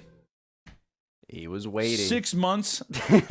Am I wrong? I feel like I'm going crazy. You're making me think that these are totally fine. So this one feels like you're trespassing. You're breaking and entering. So it's like, and you're waiting. Yeah, your intentions are dubious. Yes. After he was arrested, Taylor Swift received an order of protection against him. However, this didn't stop Alvarado. Later that same year, he used a ladder to once again enter her home through the second floor patio door at 2 a.m. He smashed through the window with a concrete block, then rapidly ransacked the place. He was once again charged, partly for violating the order of protection. See, at that point, send him in longer. That's what I'm saying. What the fuck is going on, dude? Like, you could send somebody 6 months. Is that enough time for them to lose an obsession? 6 months, no. Also, pop star. It's not like the amount of times I've seen Taylor Swift, heard Taylor Swift involuntarily just because she's the biggest pop star. Going to a grocery store, hearing it. Brands, all kinds of stuff. Are these not things that are just like re-triggering people's fucking brains to be like, oh, wait, I am actually fucking crazy and obsessed with this person? Yeah, also, I think, 6 months, just obsessive. When I get out. Yeah, okay, buddy, you broke the order of protection. Sleeping in her bed and all that stuff. Sure. We don't know what he was gonna do with her. It's like, what the f do you think he was gonna do? Or that same year, man, 2019 was a rough year for Taylor. Good Lord. David Page Little, a 32-year-old. People in the neighborhood reported a strange man pacing around Taylor's boatyard. God, she has like a fucking Call of Duty map in her in her fucking house. When stopped by police, his excuse for being on the property was that they were personal friends and that she was going to help him launch his singing career. It turns out that this man was already on a watch list, which led to his belongings being searched. They found a variety of burglary tools and weapons, which led him to being arrested and forced to take a mental health evaluation. The case was ultimately dismissed. What is happening? What? I pinky promise I'll never do it again, Your Honor. All right, I goofed. Like, all right, Getting out of here. We talked about a lot of celebrities. I just want to talk about 2 instances of non-celebrity stalkers because it's not just celebrities that have to deal with creeps. I'm sure there's even viewers that have had to deal with weird stalking situations. Our viewers here. I'm sure there's some of you out there who might have had to deal with it, and it's crazy. You don't have to be a celebrity. You can just be a regular person in the real world that gets attached to one of these leeches. With the rise of everyday people streaming and filming themselves, you end up getting deeper look into how common these actual things are. Have you seen the video of the Japanese woman going up to those streamers? Yeah, I've seen that. I forgot the Jake. You see the guy like walking right behind her, and she like has to pretend that they're friends, and the guy is like so close to them still. Like it's very obvious. Like, hey, I'm here with my people, and he's just like standing behind her waiting. It's fucking horrifying, man. It's not just celebrities that have to deal with these creeps. This is a problem for most people, especially women. Let's be honest, mostly women. Some guys too. Yeah, some guys. Okay, not just girls. It's guys too. It's mostly women. Let's be honest. We can talk about some cases like this case right here. A man who tormented his ex for 5 years. One of my friends, his wife now was basically stalked by her ex for I think 2 years. Oh shit. This is way more common than you think, man. It's fucking crazy. But in this case, 35-year-old Christopher Charles Gafford had been in a relationship with a woman for 8 years, even having a child together. After intense physical and emotional abuse, she left and ended all communication with him. He began endlessly trying to contact her, sending increasingly more insane and aggressive messages, and he would send videos of himself.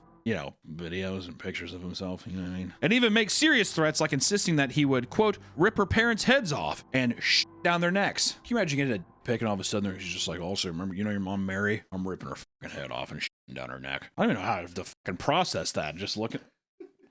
You know what I mean? Like, what? It's like, have you ever seen The Headless Horseman? The Tim Burton movie? Yeah, that's gonna be your parent. You're like, what are you talking about, dude? But this harassment would continue for 5 years straight. The woman and her new husband were constantly afraid for their safety. She would change her phone number up to 10 times in a year. But somehow, he would always find her contact and continue the harassment. And ultimately, she had to get rid of her phone for her own sanity. She couldn't even use her phone, right? Somehow, some way, getting some information. Would the kid maybe give it to him? I was gonna say he's got a guy on the inside of T-Mobile. Yeah. She's not switching her data plan, is she?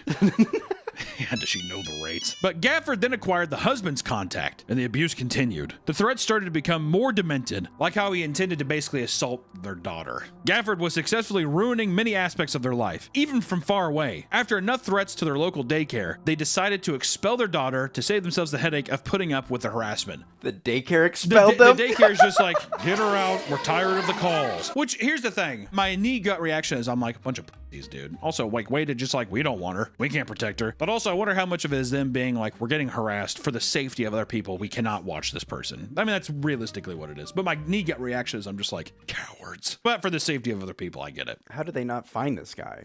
Well, the harassment was now affecting her children's relationship as well as her business. It was at this point that Gafford was taken to court, where he immediately apologized and pleaded guilty to cyber stalking. What a fucking pussy, dude. F that guy. God. Oh my God, I'm sorry. He told the court, quote, the things I threatened to do, only a monster would do, and I had no intention of carrying out those threats.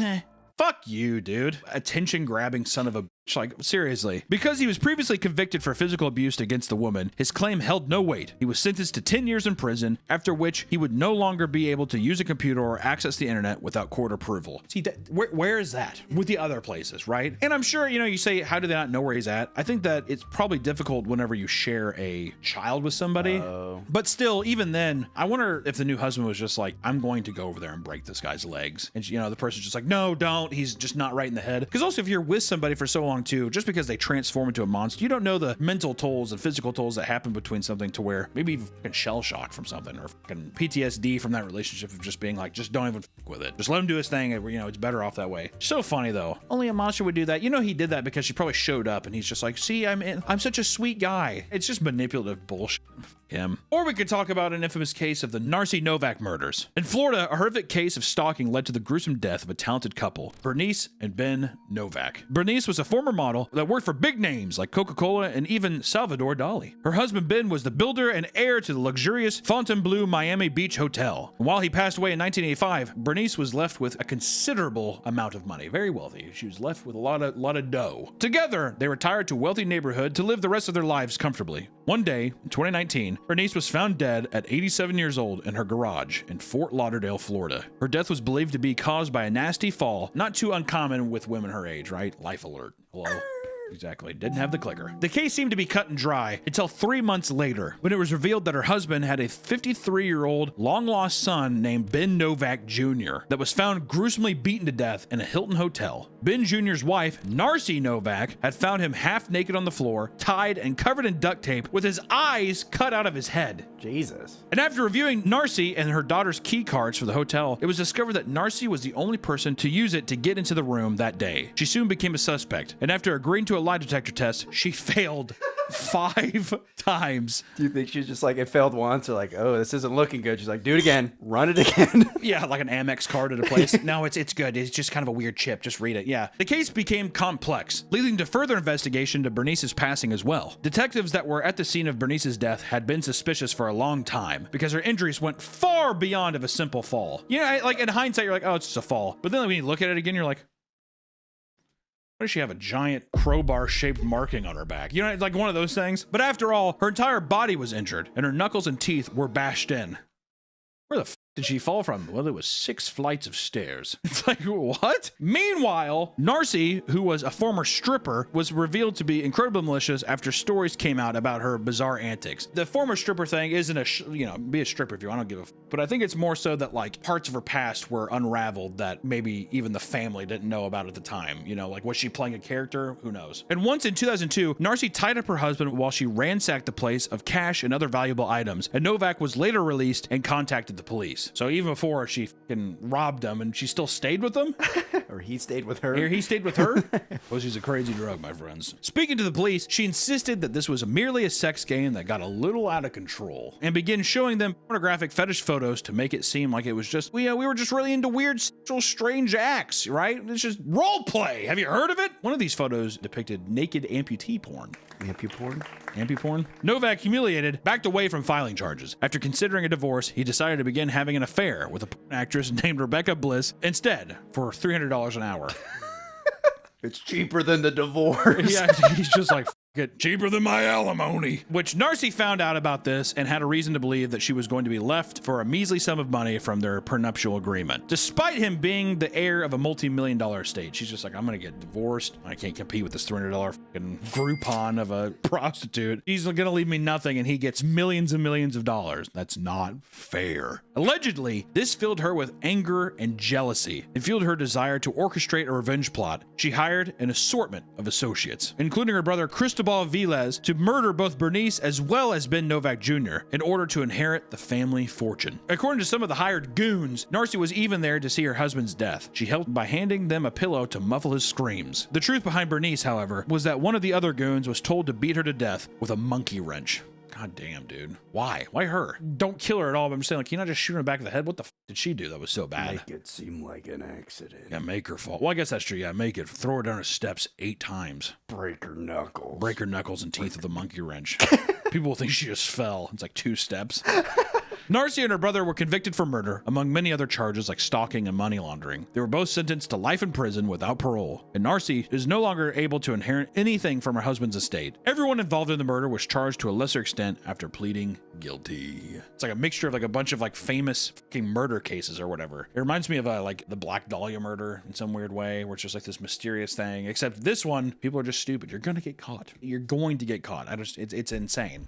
But maybe you won't. The moral of the story is, you know, it's nice to be rich and famous, but it comes with the cost of, you're just exposed to people. People, me and you. I'm gonna tell you right now, dude, I love you guys. You're my viewers. At the same time, don't stalk me. Okay? If I see you in public, shake my hand, dude. Hey, nice meeting you. I love having conversations with people. Do I love you? Like, actually? No. I love you as in, like, we're homies. That's cool. There's nothing there. Just want to say, if there's someone that's stalking, if you think that we're in a relationship or anything, we're not.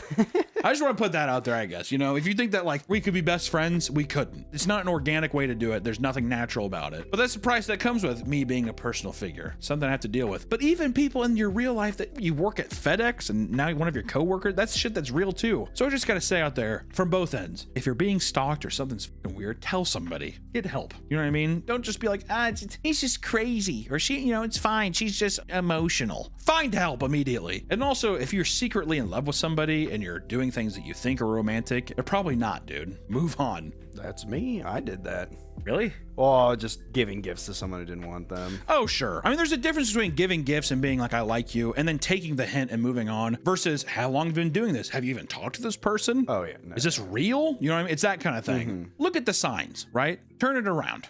Figure yourself out, all right? The weirdest stalking thing I had was when I was in LA, and I think I posted on a story that I was shooting pool somewhere. I can't remember exactly what it was, but basically the person was just following me. And then they would message me and like take pictures of me from like across the street. And they were sending it to my Instagram and stuff. Horrifying. It was really scary. I don't think I really took it as serious as I should. I'm like, what the fuck? And I kept like looking around, but I should have taken it more seriously. That's all I gotta say. Stalking is a fucking horrifying thing. There really is very few things in life I find more horrifying than the idea of like somebody watching you. Locking your door at night does nothing, you know? Like that's like just a horrifying feeling. So all I gotta say is happy Valentine's Day to everyone out there and stay safe for the love of God. We'll see you in the next one, guys.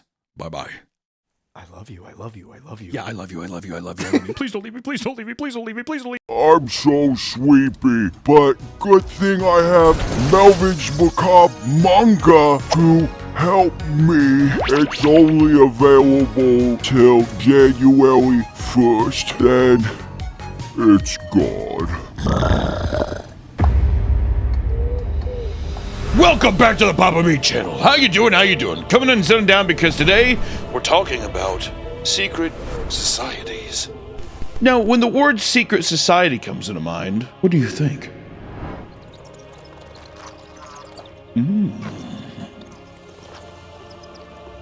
Oh, I see. They're not having a conversation with the screen right now. That's going to be really embarrassing.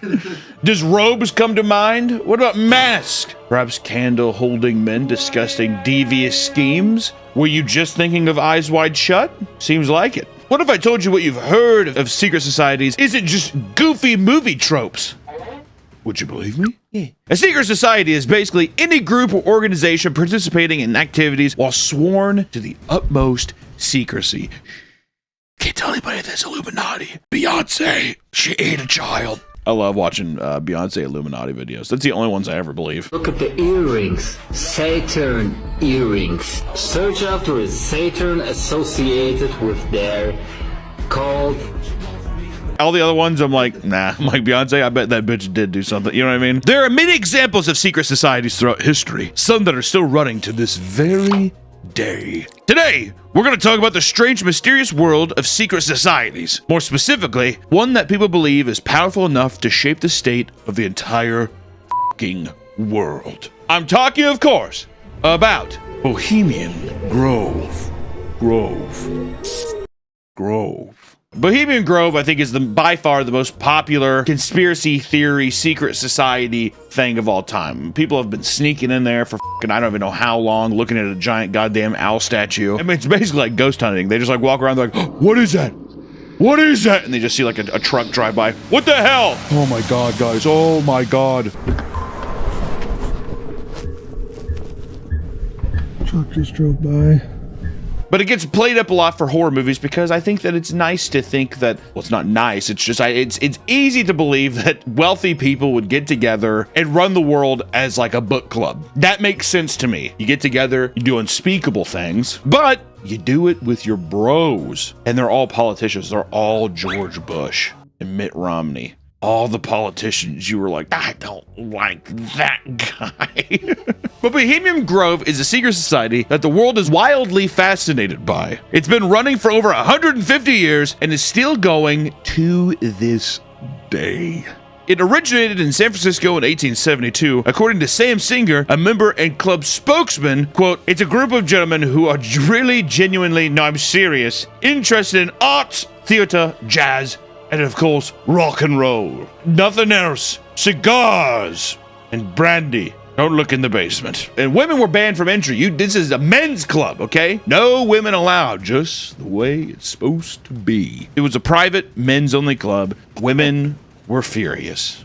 What else is new, dude? They're all on the rag, and they're like, you know what? We're gonna go, and we're gonna sue them. It's just rich people wanting to get away from their wives. Yeah, it's just a bunch of guys just being like, get me the fuck out of here. Well, how do we know that John F. Kennedy wasn't in the Bohemian Grove and that's what helped him? And then he didn't pay his due diligence. He didn't show for brandy cigars and to talk jazz and rock, and that's when they're like, "We gotta kill that son of a bitch." The funniest conspiracy I read is that the CIA told Oswald to miss, but he accidentally shot him twice. Ah, fuck! He's a great shot! Every year, during the last 2 weeks of July, the members would join together for a relaxing retreat, similar to a summer camp. Grown men being like, "Does anyone want to pretend to be 9 years old at the lake again?" They were able to practice and share their art, as well as play recreational sports and engage in stimulating conversations with like-minded people. Is this Anthony Elliott's pipe dream? Could be. Their mascot is an owl, as it symbolizes wisdom. I always thought that was weird. Why owls are always wisdom? I will say, you know, it's a fucking great episode of Avatar: The Last Airbender is when they go to that tower, that library. There's the owl walking around there. Ooh, he's a big owl. Ooh, and he tries fucking him up. That one scared the shit out of me. It's scary.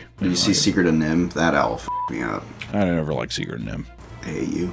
We're not friends. Okay. This relates to the origins of Bohemian Grove, which focused on a gathering of talented intellectuals. You know that these motherfuckers were RC because it always looks bougie, doesn't it? Get me in that club, dude. I got a cock. Barely. For a time, being a member was exclusive to people who were artistically talented and had a deep knowledge of the arts. But after some time, they slowly loosened their criteria for entry to allow people who were merely enjoyers of art. I feel like they definitely branded them though, too. So you enjoy this art, but you don't know how to make it. You have to wear the fool's cap. I'm practicing watercolors. Mm-hmm. Definitely. It was possible that this was for the purposes of allowing more businessmen and other wealthy people to join and financially support the club's endeavors. The owl is in his leafy temple. Let all within the grove be reverent before him. I'm just like, okay, well, what are we gonna do? Bankroll this forever, guys? What the f? Eventually, this led to the wealthy and influential people overshadowing the artistically motivated originators. Bohemian Grove slowly morphed from an artist retreat to a 2-week-long party where male elites met other male elites. Booyah. I said the patriarchy. What happened to the art? Club bylaws state that at least 10% of the members admitted to Bohemian Grove must be accomplished artists. At least 10! Give us 10! Whether it be composers, actors, or painters. We'll even take composers. God, composers. Overly enthusiastic Grovers had referred to it as the greatest men's party on earth. Dude, there was definitely gay sex. This is definitely a place where it's just like, it's not gay if you're doing it at the Grove. It's artistic when I make my make on this man's back. It looks like mid-century, I don't know, contemporary. Looks like cum. The members list for Bohemian Grove is not public information and is only available through outside leaks. Notably, a 2008 WikiLeaks entry that revealed the names of thousands of members. Now, we have to take that with a grain of salt. We don't know if it's real. 2008 was a crazy time. Remember the crash? That's when the housing crash was. It's true. It's also kind of around the time the first Transformers movie came out. Now there's like 12 of those. Is there an owl transformer? I think there is, actually, isn't there? Yeah, it looks like an owl. Is there an owl transformer? They're supposed to be cars. It is known today as a secret society of powerful and influential people. Members throughout history consist of former presidents, CEOs, board members of top military contracts, as well as numerous famous celebrities such as Sam Witwicky. Sam Witwicky? Witwicky. AKA Shia LaBeouf. And Optimus Prime is also there. Some members have been a part of the Grove for several decades. After 40 years of membership, you receive Old Guard status. This allows various perks like reserved seating during performances. You have to wait 4 decades, 40 years, to just get kind of a decent spot. And then by the time you're doing that too, you're gonna be so old. That's bullshit. I want my cock to work. I want to f all the other owls. Because in Eyes Wide Shut, they have like orgies, and I would assume the majority of them were like prostitutes or, you know, whatever. I mean, they say it's something else. I would assume that they're just like, no, we can't even allow those people to know of our mischievous deeds. Let's talk about some of the members from the past and present here. Not that this is all speculative. Just want to say we don't actually have a list, but this is what we've been told. Clint Eastwood's in it. Walter Cronkite, Richard Nixon. You better believe it. Ronald Reagan. They're probably having sex with each other. Ronald Reagan brings that monkey showing up, putting bananas and berries in people's assholes or whatever. He likes to eat it out of your asshole. Mark Twain. George Bush, what'd I tell you? He's an artist. He's an artist. I love his paintings. I want to go to a George Bush art gallery so bad. The Rockefellers. Theodore Roosevelt. Why did the Rockefellers get you? Rockefellers are the richest family in the world. Well, they used to be. Still are. They're not. I'm almost positive, like, every 24-year-old tech giant outclasses them. Whatever, doesn't matter. They're all rich assholes. F them. Even just recently in 2023, it was discovered that the Supreme Court Justice Clarence Thomas has attended Bohemian Grove with Harlan Crow, a billionaire Republican donor that showered him in luxurious trips under secrecy. They're trying to take down the deep state and the left of the country. They're definitely not just rich guys who are having sex with each other and finishing on people's faces and being disgusted and like crying in the shower later. That'd be the weird thing about Bohemian Grove. It'd be ecstasy outside, but then you'd go back to your room and probably be like, who am I? You know, like freaking out. Or you just wouldn't care. You're just like American Psycho, like just wiping your face. You only smile out there and then you just like go back in your room and you just sit down in your owl bed. I may look human, but I'm anything from it. I'm just simply not there. The motto of Bohemian Grove was, "Weaving spiders, come not here." What does that mean? Spiders is in our wives, women, do not come here and weave your dastardly tales of us wanting to suck each other's cock. How do we know that it really isn't, I hate to keep harping on it, that it isn't just a boys club where guys are just like, if I sucked a dick, I feel like I'd be good at it. Yeah, we know what we're doing with the thing down there. It was Bohemian Grove at the beginning was definitely just like, we talk about art and we drink brandy and we talk politics and listen to jazz and rock and roll, and no women are allowed to come in because the conversations are just a bit too, methinks, intellectual. And then yeah, but really they're just like, if my wife came here and saw me become a Chinese finger trap, no, you have to push and then pull. The motto of Bohemian Grove was, "Weaving spiders, come not here," which is used to illustrate the strict rule against discussing business during the 2-week-long retreat. The website insists that there is zero business conducted at all times. We don't talk shop at all. Just the brandy, theater, jazz, and rock and roll. This is widely believed to be completely false by the general public. Duh. Bohemian Grove? Yeah. Yeah, a lot of politicians, a lot of big wigs, making a lot of big decisions. Oh, really? I will say the fucking owl stuff, could they have picked a more fucking evil, super villain-esque crest? Not only does it look like a pissed off owl, it looks like a pissed off mage. It's like, I imagine the owl has Snape's voice. Do not weave your webs here, spider. Because of the staggering amount of powerful members of Bohemian Grove, it has been a well-known theory that the major country-shaping decisions are made during the 2-week-long event. And it is believed, while those running the retreat forbid business-related conversations, a group of people will often split off to privately discuss matters of importance. We have to have a conversation over there behind that tree. Dave, why is your pants down? Owls need not such articles of fabric. Peter Phillips, a Sonoma State sociology professor that attended the retreat in 1994, claims that, quote, "they're very clearly talking politics and business constantly. No one ever asked me to talk politics or business, and I dropped hints that I wanted to." Are you talking about gay sex in your asshole? No. I'm talking about what? It has been rumored, for example, that the Manhattan Project was conceptualized and planned out at the Bohemian Grove retreat during the 1940s. I'd believe that in a heartbeat. Oppenheimer was there. Well, the movie makes it seem like people were already trying to suck his cock the whole time. You're a genius, Oppenheimer. He's like, well, I couldn't possibly say if that's true or not. But you're going to do big things. Drop the bomb, Oppenheimer. Well, I guess I probably could if I really wanted to. I could probably make. It was also reported that Ronald Reagan met Richard Nixon during the retreat in 1967 to discuss plans regarding the presidential race. Nixon was also caught in Oval Office tape describing the Grove retreat as the most goddamn thing you'd ever imagine. I would put large amounts of money on the fact that Ronald Reagan showed up with that monkey. I feel like a lot of people don't remember. He was an actor before he was a politician at all. Like in his youth, he had that monkey. He's like, well, come on. He's like, this is Dick Nixon. Unbuckling his pants. He's like, Reagan, what the hell? He's like, he wants a banana. Does your banana need to be peeled back or is it already cut up? Good God, Reagan. Gaining access to this private men's club is by no means cheap.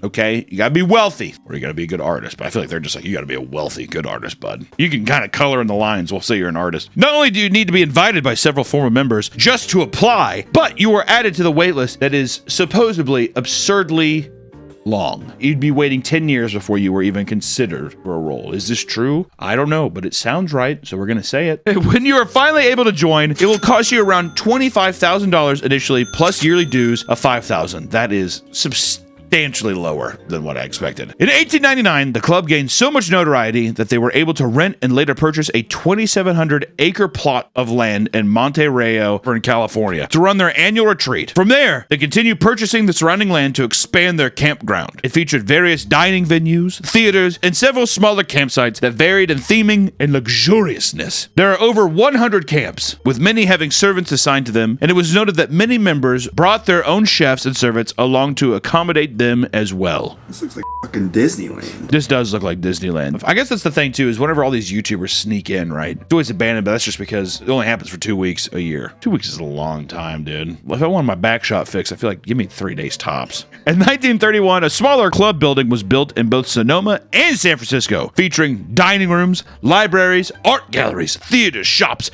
and rooms for members to socialize in. During some seasons, members would put together and perform weekly plays, concerts, lectures, and more. My God, who would want that? It's so childish. It's like playing Dragon Ball Z in your backyard with your friend. During the Grove Retreat, phones and other technology were not welcome inside. Members would need to leave to visit a nearby hotel if they wanted to connect to the internet, which helped keep the place unphotographed and shrouded in secrecy to the wider public. They have a Disneyland map of it, and they also have a full building in San Francisco and a literal URL that you can type in and be like, I guess I'll sign up. The campground is littered with security and is very strict with their enforcement of the rules. Supposedly, a number of them are former military, CIA, and FBI agents. Members would indulge in golfing, canoeing, and other outdoor activities when they were getting absurdly drunk with fellow elites. Yeah, dude, boys. Why the f do I have to go to Bohemian Grove to do that? Can I not get day drunk on a Sunday playing golf with my buddies? 9 holes? In this secret place, you know, we're talking a lot about gay sex and other kinds of things, but what about some of the ceremonies they do? A major highlight of the retreat is a ritual ceremony that kicks off the Grove's festivities, known as the Cremation of Care. It is common to witness various high production value theatrical performances, often with men parading around in drag. Motley Crue did it. I'm just gonna leave that there, I guess. One member told a reporter that, quote, sometimes the homoerotic themes can get a bit weird. Well, buddy, you're at the wrong place. The purpose of the ceremony is for members to forget their many responsibilities and put the stressors of life aside. On the opening day of the event, members listen to a series of welcoming speeches and pay their respects to older members and those who have passed away within the past year. It's the Oscars. How do we know the Oscars didn't start as a Bohemian Grove thing? They're just like, you guys suck. Why don't you like my statue? It's cool. Hooded men in red robes enter the stage, revealing a large wooden coffin. The coffin contains a lifelike human body shaped from a wooden skeleton. This body symbolizes all the frustrations belonging to the members. Now get up here and fuck the wooden skeleton. What if they actually had to have sex with an owl? But like Ratna, but it's an owl. And they f***ed it? No, he f***ed you. Yeah, okay. You immediately jumping to that would be sick. I was like, wait, we can have sex with those things? They're like Furbies. A type of funeral service is performed for this effigy of a body known as Dole Care. By sacrificing it, the members of the Grove are getting rid of their problems to prepare for the next 2 weeks of leisure. This is becoming more and more clear that this is like, people have researched the Grove before, and this is all those male camps now. I'm a man of a warrior. You're getting rid of this, whatever, let go, embrace your masculinity. It's that kind of shit. Members begin to follow behind the rope priest and pallbearers as they march across the campground to reach a 40-foot altar beside a serene lake. The altar, covered in green moss, resembles an owl, similar to their logo. I will say this, the altar is insane. It looks fucking awesome, and it's horrifying. It is the perfect catalyst as a spooky secret society thing for someone to like come in there and be like, what the fuck is this thing, man? Once there, members of the club perform a drama complete with musical numbers. Singing in the rain. I'm singing in the rain. Mitt Romney singing in the rain right now, dude. Why is he hard? The body is loaded onto a nearby ferry. The torches surrounding it are put out, and the music comes to a halt. Back at the altar, the lamp of fellowship is lit as a chorus of voices ring out on one of the redwood trees. A tree spirit appears and begins singing a happy tune about lighting fire to your grief and sorrow. Are they telling us that, like, no, seriously, a ghost comes out and starts singing Sing in the Rain with us as well? Or I imagine it's probably a costumed person comes out that has, it is some prestigious role, I bet. How do they dictate that shit though, too? Well, You're promoted to tree spirit. Congratulations, Mark. Mark Wahlberg's like, oh my God, thank you. Afterwards, the high priest gives a long speech about the importance of nature and its ability to ease the spirits, which is kind of funny because it's basically RV camping that they're doing. And they're just out there having sex and they're just like, you have to take care of Mother Earth. And they're just like burning shit around. The bier containing the body travels up the altar where the torchbearers lift it above the head and place it in front of the owl. From there, a scary voice belonging to the care bellows out from under a dead illuminated tree. It insists that it cannot be defeated, to which the owl altar shouts back at it, claiming that the fire coming from the lamp of the fellowship can overcome it. Which also, fun fact, Walter Cronkite is the voice of the owl. A recording of his voice was recorded to be used for the performance every year. We got to put it up and just pretend that we know. President Kennedy died at 1 p.m. Central Standard Time, 2 o'clock Eastern Standard Time, some 38 minutes ago. Oh! At this point, the body is lit ablaze as music and fireworks fill the air. The members in the crowd celebrate, sing, dance, and celebrate the burning of their sorrows. I'm not gonna lie, that's a theatrical production that I'd be like, that's all right. I'm just not gay. I just wouldn't want to participate in the gay sex. Maybe. If I'm in the owl's nest. Couple drinks in you? Oh, one. Half. If I got an RC Cola in me, I'd be like, your voice sounded beautiful on that tape. Thank you. You know, with secret societies, as they say, the bigger you are, the harder you must fall. And people want to see what is going on in this club so bad. The exclusivity drives people insane. So you have people who try to infiltrate the Grove. Like Tyler Oliveira, the YouTuber. He's going to be one that cracks the case. I gotta run. YouTuber Tyler Oliveira recently filmed himself sneaking into Bohemian Grove in the middle of the night until he was chased out by security. Alright, I'm sorry. Hi, I'm sorry. I'm sorry. Thank you for sparing me. I thought I was gonna get chased out by owls. It probably was. What was the most alarming about the video is that the majority of the Monte Rio citizens were oddly scared to speak about it. Many of them seem to believe that, since the Grove consists of enormously powerful people, they might be targeted in some way for speaking bad about them. Do you think y'all fornicate with one another? Well, I know they do. I bet all the locals have like f***ed everybody. I mean, people have probably f***ed like Bill Cosby and fucking Will Smith and Mike Myers. I bet you anything Mike Myers has shown up to a Bohemian Grove event in the Austin Powers outfit and it's just got f***ed silly. Like a rag doll. That's what they call him, Ragdoll Mike. Yeah, baby, yeah! Or we could talk about when Alex Jones tried infiltrating it. Because back in the year of 2000, Alex Jones snuck cameras into Bohemian Grove in order to film the cremation of care ceremony alongside John Ronson, an author and journalist. Due to the cult-like nature of the ceremony, it was believed that there was demonic activity taking place that needed to be shown to the world. Alex Jones said so. Alex entered the campground and hid in the forest in the middle of the night to avoid security, confiscating his camera. There, he filmed the entire ceremony. He rushed back to his hotel to share his findings with Ronson, who then realized that the sacrificial child was not real. Then Alex Jones was like, well, I mean, you don't know that. Regardless, Alex insisted that he just witnessed demonic activity, running off to create a documentary called Dark Secrets Inside Bohemian Grove. Ronson claimed that it was wildly dramatized and filled with lies. His buddies immediately just like, dude, come on. Despite its lack of accuracy, the documentary turned Alex Jones into a celebrity in the conspiracy world. Whatever happened to him? I feel like I haven't heard about him in a while. He's probably doing okay. Kambuga shaka munda kunga kingo buga laka bluga blah blah blah blah. What are we talking about? Richard Maxlin, the Phantom Patriot. I operate in the real-life superhero community as the Phantom Patriot. This is my headquarters in Southern Nevada. Richard Maxlin was 38 years old when he stormed Bohemian Grove armed with an assault rifle, resulting in his imprisonment. God damn, I'm gonna kill someone today. Richard grew up with the obsession with comic books, using them as an escape from his toxic life at home. He bounced from high school to the Marines, and finally to stuntman school, struggling to find his purpose in life. Both of his parents had died soon after each other, and he inherited over $500,000. $500,000. Don't get me wrong, it's not like it's not a lot, but at the same time, it's like over $500,000. In his loneliness, he turned to television, where he became enamored by Alex Jones after watching Dark Secrets Inside Bohemian Grove. God damn it, Alex Jones. He bought into Alex's claims of satanic rituals and hidden torture chambers, and decided it was his purpose to infiltrate the event and rescue any innocent victims of child abuse. He used his former cosplaying skills to create a character named the Phantom Patriot, dressing in an anonymous black soldier outfit paired with a bulletproof vest and a skeleton mask that he probably used some of the money that he got from his dead parents to pay for. He spent a year arming himself with multiple guns, knives, a crossbow, a katana, and a handmade bomb launcher. He snuck into the Grove in the middle of January when the Bohemian Grove event wasn't even taking place. He just kind of showed up. After sneaking around tactfully, he realized there was nothing going on. After giving up on his grand plan, he snuck into a cabin and took a nap. I feel like I've led people to be like, something's gonna happen.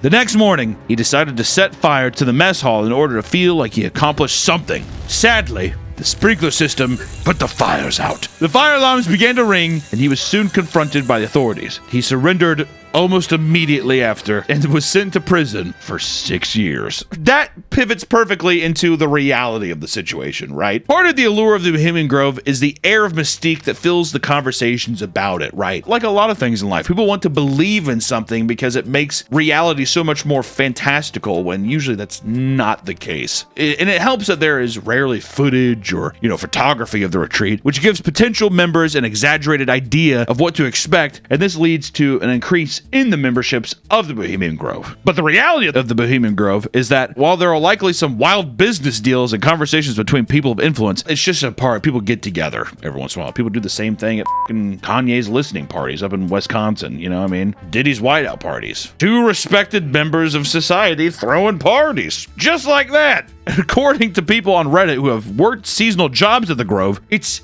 an incredibly mundane event, which once again, we have to take these with a grain of salt. They talk about it the same way that like a high school student talks about like an amusement park job. Someone says, I know someone who works there, or at least did last I talked with him. He saw Conan O'Brien and Jeb Bush there and described it as a bunch of rich white dudes eating lobster. Is that a euphemism? It could be. Eating lobster, Conan's beat red cock. Or another person said, as a former employee, that's exactly what this place is. Rich white dudes eating lobster and fillets, drinking a lot, and peeing on trees. It's really not that exciting. Which immediately breaks your immersion, because then you're kind of hit with reality of like, oh yeah, it probably is just like a really gay camping retreat. In conclusion, secret societies are inherently fascinating, but often the reality of the situation is just far less exciting. I'm sure there's something out there, because here's another thing. Secret societies, if you know about it, not a fucking secret. There's probably secret societies out there that no one knows, and those are the real devious things. But I like to think at this day and age, people are so enamored and inspired by these stories that that's what ends up starting maybe like internet secret societies, or where it's people being like, hey, this NFT thing's gonna be fucking huge. Pick up some Bored Apes or whatever. That kind of shit. Those are the new secret societies. That's the real weird boys club now. Do they all have gay sex with each other? I hope.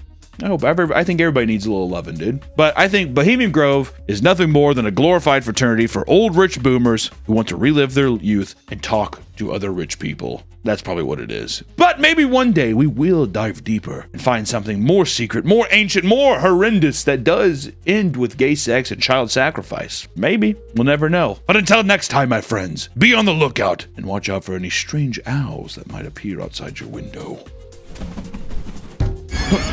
We'll see you next time. Bye-bye.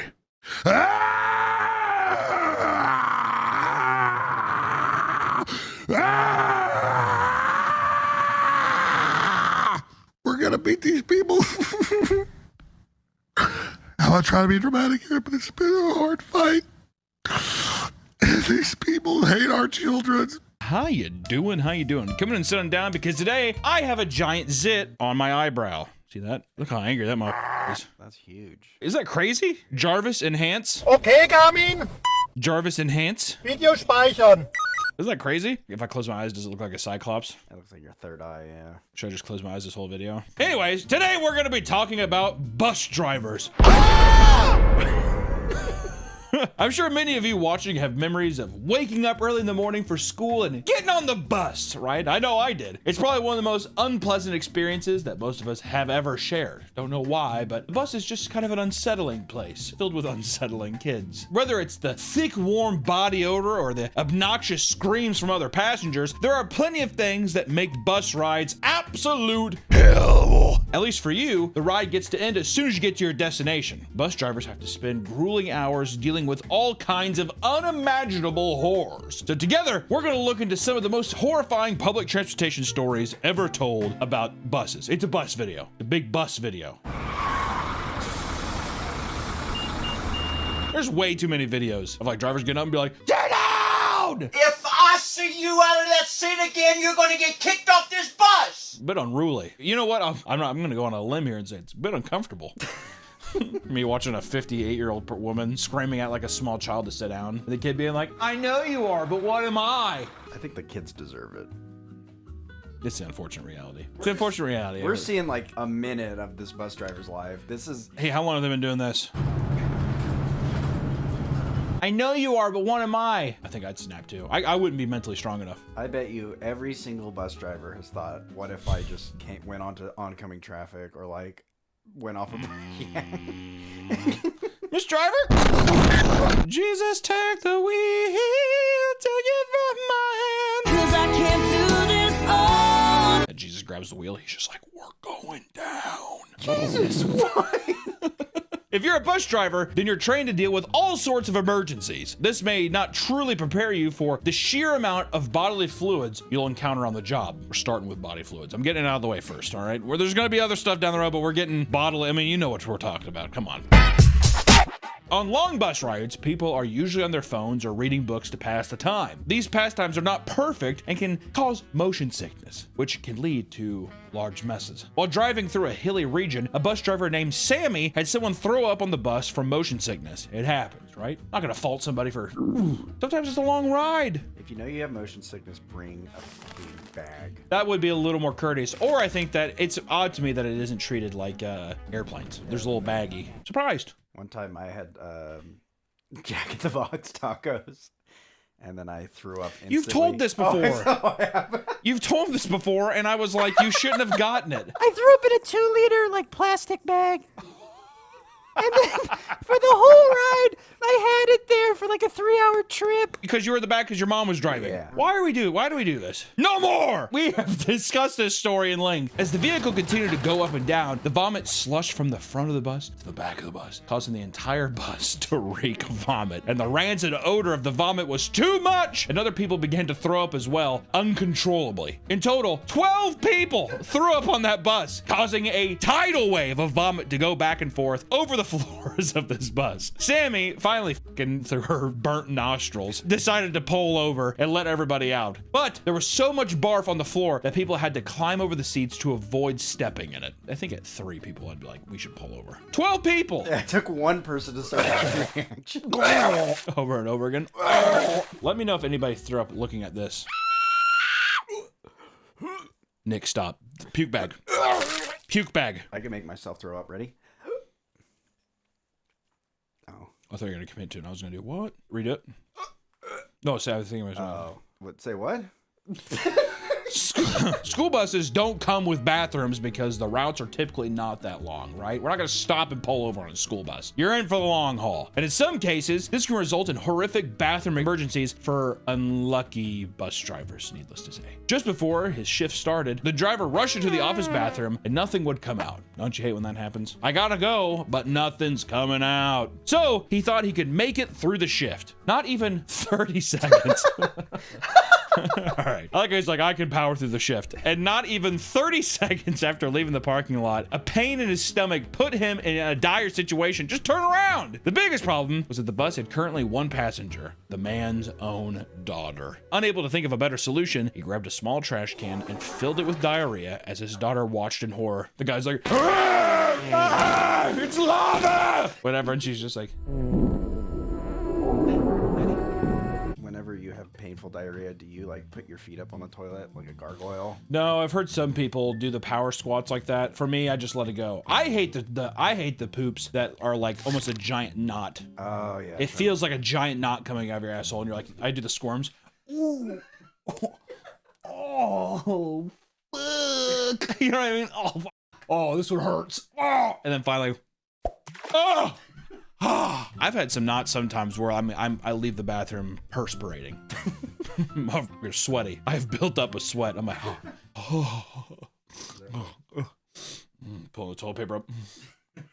My ass is so chapped. I'm actually stoked that there's a little bit. I'm just like kind of damp. Have we talked about, do you go front to back or do you go back to front?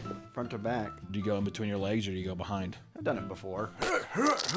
I can't do it from here anymore. In between legs, I can't do it. I always get nervous that there's gonna be a little bit of poo on my balls. Well, that's why they say women shouldn't do it, because that's how you get yeast Yeah, infections. you get yeast infections. A little poo in the snatch. A little snatch poo. After one of a knot, have you ever wiped and just had like a whole toilet paper full of blood?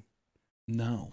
Oh. No. One time I did think I had blood on my stool and I was freaking out. I was like, oh my God. I looked in this toilet. I was like, it was like this big red mess. And I forgot that I ate like 2 pieces of red velvet cheesecake. I legitimately thought I had like colon cancer. Oh, that was me like 2 months ago. I wiped and like literally is the most blood I've ever seen on toilet paper. So much blood, and then I looked in and the toilet paper was filled with blood, or the toilet was. I called my parents and had to video chat with them. It's so funny that you're like 33 years old. Mom, Dad, you're gonna want to see this. Just want to take a second to thank our sponsor, GamerSupps, for being one of our best sponsors, if not the best sponsor on this channel, and for giving us so much support, and for having amazing, tasty, quality products like our own flavor, Raw Meat, that you can order right now. It's amazing energy supplement. There's caffeine-free options, and everything has 0 sugar, baby. So if you're trying to get off the sody pops and get into something tasty, consider Raw Meat GamerSupps. I'm telling you, it's amazing. You can't go wrong with any of their flavors, and they also have big-tittied anime shakers that, you know, if you get your rocks off to that, I'd consider it because they're pretty sexy. It gets me stiff in my pants. So thank you, GamerSupps, for sponsoring this episode. And hey, check out Raw Meat. It's seriously the best flavor. I don't give a fuck what anybody says. Raw Meat, if you're trying to get a nice caffeinated beverage. Thank you. Back to the video.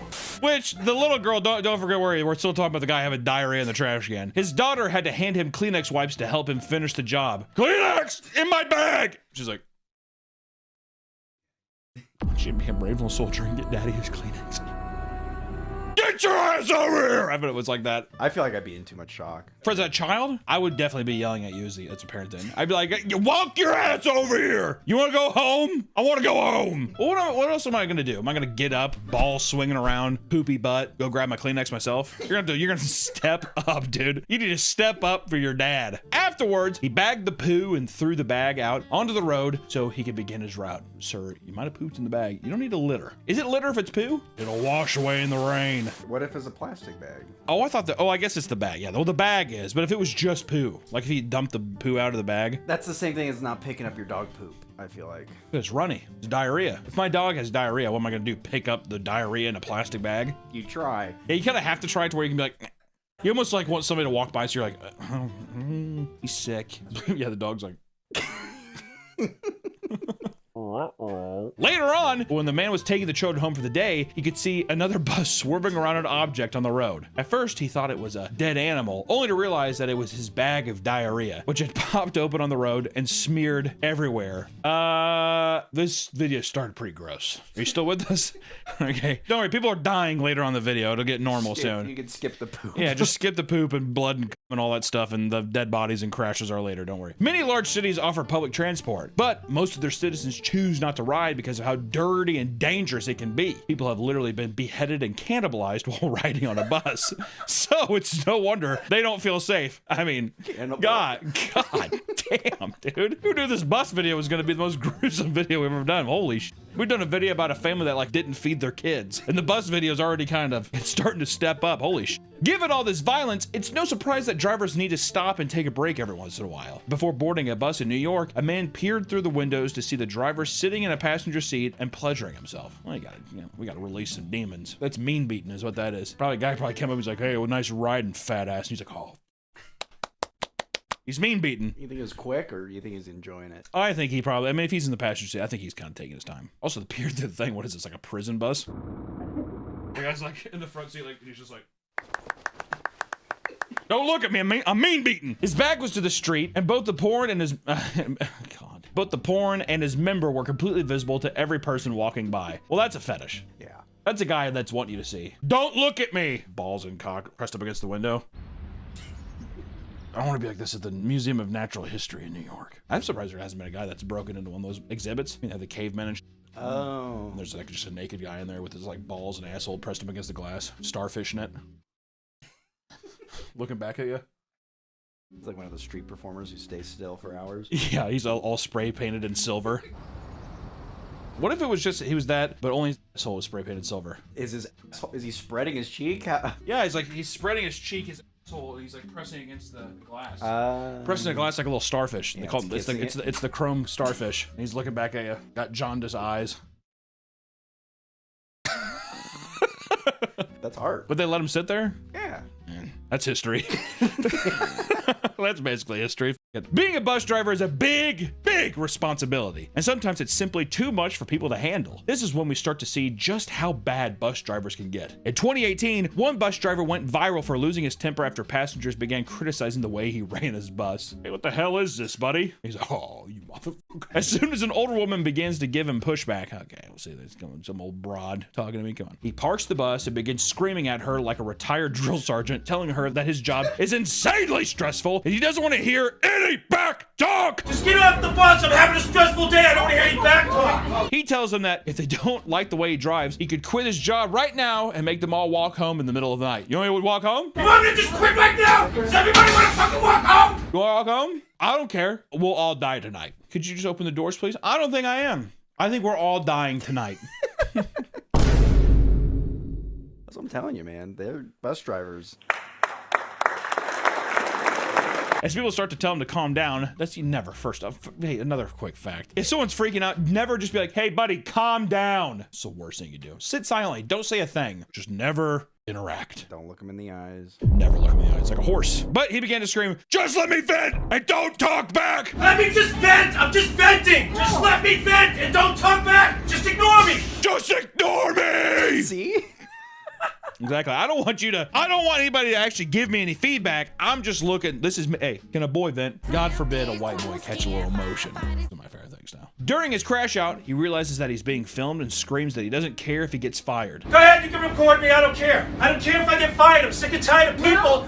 I can't do everything. I can't read your mind. The lady refuses to stop hassling him out of frustration, triggering the bus driver to start screaming at her about how he has to deal with tweakers, drug addicts, and threats. I have to deal with tweakers, drug addicts, mental cases, people threatening me. I've had it. It's a lot of stuff to deal with, to be completely honest. And she's just like, ooh, big man. I'm gonna kill myself. Oh, yeah, I doubt it. Why are you provoking the guy so much? People on the bus didn't like this statement and started to call his management. And some even threatened to call the police for his behavior. As the video ends, the lady with whom he was initially arguing got off the bus and told him to have a nice day. The driver waited till she was fully off the bus before screaming again and saying he had the right to vent because it was a stressful job. Have you ever heard of venting?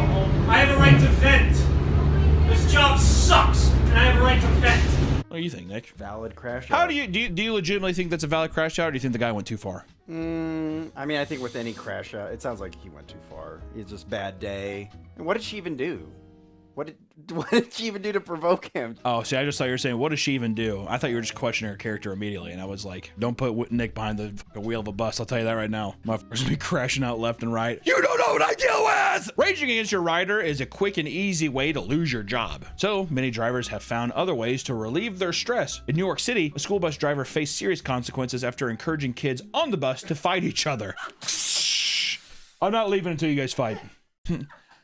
It's a blood sport, Tommy. Come on. Do you want to go home or not? Oh, okay. In December of 2024, a young child came home with a bloodied lip, revealing to his mother that the bus driver was to blame.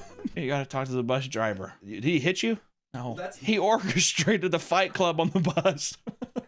According to reports, the bus driver randomly pulled over and stood in the middle of the aisle to the 5th graders on board saying, who wants to fight? That is insane. All right, who wants to duke it out? You think he just picked two random kids? I think after a while when no one responded, yes. Tubby and Redhead, get up. Really insulting shit. Moleface and Bucktooth up here in front. First person to get a bloody lip wins. What do we get? Nothing. You want to go home? That's your prize. It's a more of a, Hunger Games situation. Who volunteers? Who's paying tribute? From there, a small group of kids got off the bus and began to fight each other, all while the bus driver encouraged them to keep going. I love how it's not even contained on the bus. He's like, we're going outside. We're tussling outside. I don't want to get my seats messed up. He's like, yeah, these things this is a mint bus. At some point during the scuffle, the bus driver started to scream, no, no, no, because he was upset with how the fight was going. So he swapped out one of the fighters with a different kid. This isn't fun to watch. I'm bored, is what that is pretty much happening. The whole ordeal was captured on a nearby security camera, and the school quickly fired the driver. That's insane. That's so great. How would you, can you explain this? He's like, I can't. I was bored. I was completely bored. What if they were like, all right, that's the first strike. You get 2 more. Choose the fight clubs on better days, Johnson. Get out of here. Some school districts will give you a strike and They'd turn a blank eye and just be like, who won? Yeah. Principal, was it Tommy? Yeah. He's a big kid. He's a big kid. Yeah. Big hands. I wouldn't fight him. I just had to know he could kick people's ass. That's all I wanted to know. Run weird social experiments. Who's the toughest kid in our school? We have to know. How did that thought come up? You think he was pissed? What I thought it was gonna say at first was kids were fighting on the bus, and he got up and he was like, well, then settle it. But literally he was just like, who wants to fight? And I have a sneaking suspicion that everyone was like, he called him out, Moleface and Bucktooth, and he's like, you're fighting. And I don't care, you will fight. Moleface is probably getting his shit kicked in by Bucktooth, so he's just like, God damn it, diabetes leg, get in there. Whoa. Usually the top priority for drivers is the children's safety. Yeah, okay. But one oblivious driver ended up injuring a young woman on the way out of a stop. In 2015, a 7-year-old child was getting off. Oh my God, is this the dragging one? All right, I just want to say this is actually a fucked up video. Should we even put this in? I say read it and then we can decide, In 2015, God damn it. In 2015, a 7-year-old child was getting off her school bus when the driver closed the door on her bag and drove away with her still attached to the door for nearly 2 miles. The little girl was dragged on the pavement and it was captured on numerous Ring doorbell cameras. And I'm not laughing at the situation. It's just insane. It's absurd. Also too, because in the video, how does the driver not know? To me, it seemed like they didn't care. That's what the parents think, because there's 2 of them actually. There's 2 adults. There's like a guy, I'm pretty sure, talking to her. Well, she's like driving. It's like in your peripheral. There's absolutely no way you wouldn't see that. Fucking dumbass. The bus eventually stopped after a driver in a red Camaro saw the girl hanging from the bus, pulled in front of it, and hit the brakes. And once the girl was freed, she was taken to the hospital, where she was treated for severe road rash and chronic nerve damage. Good God. Without hesitation, the driver was fired. 6 years later, a $5 million settlement was reached between the family and the driver. Do you think there's there's nothing that says permanent damage? Chronic is usually permanent. So. And nerve damage, I guess, too.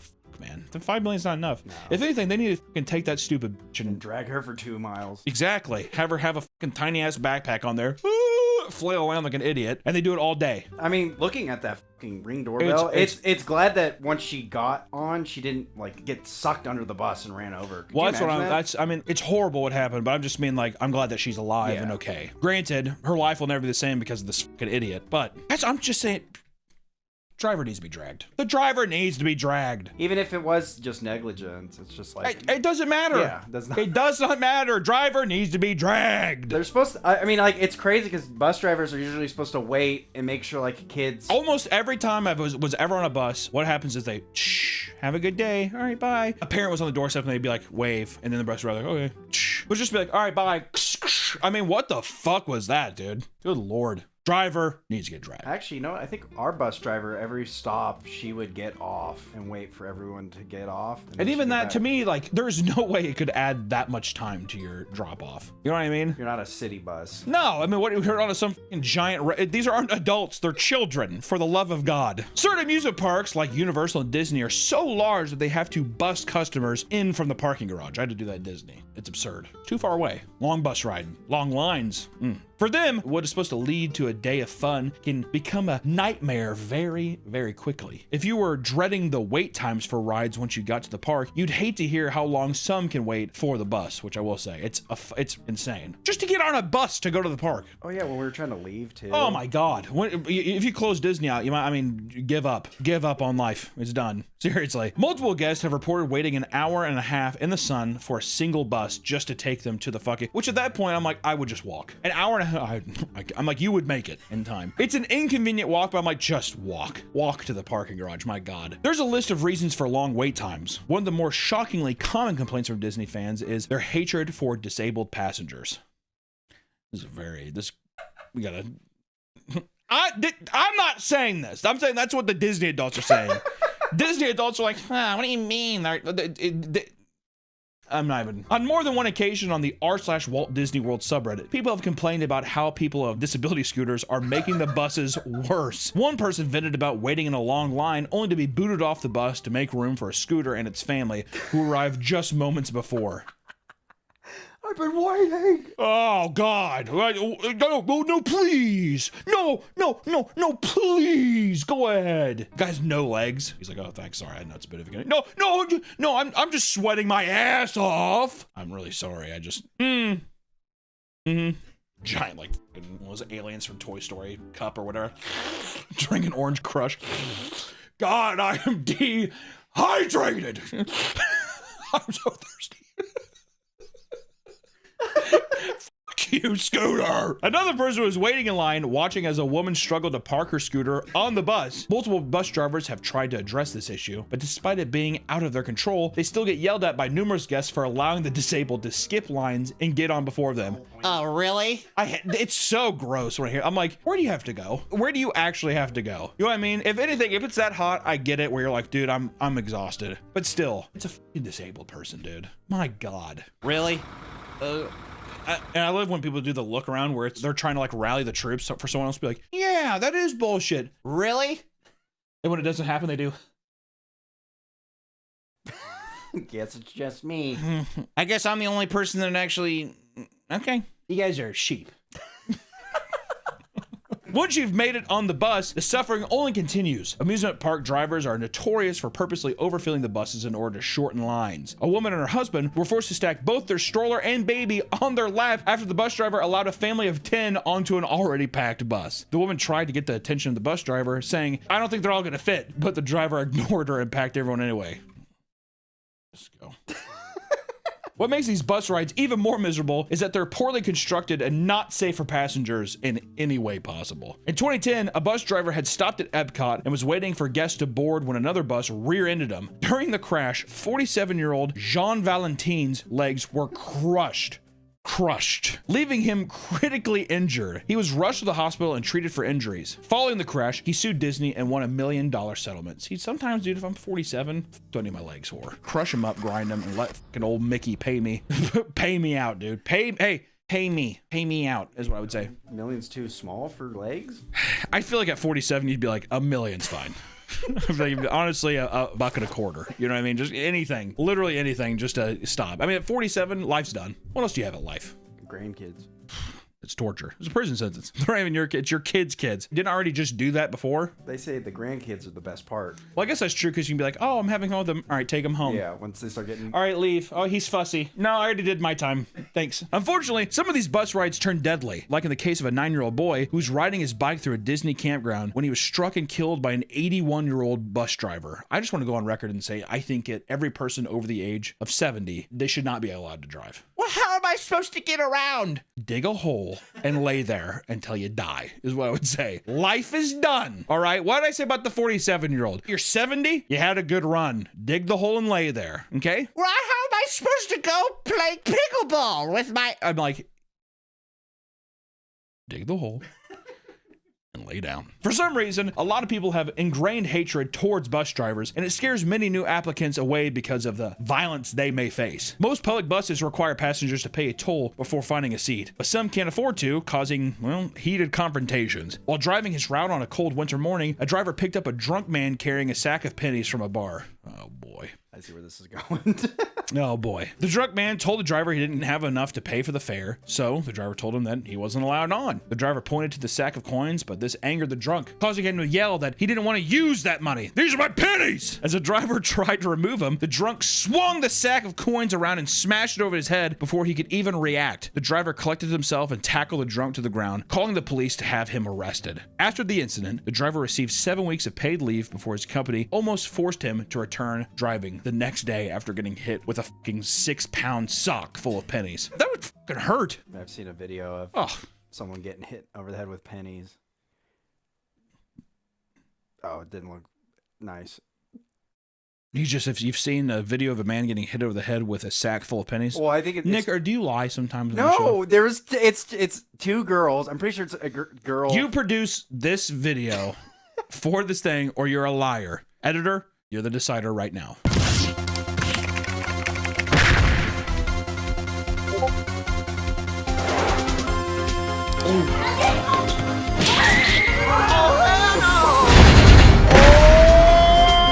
It's a sock of pennies and just pow, explodes. And she's like, ah!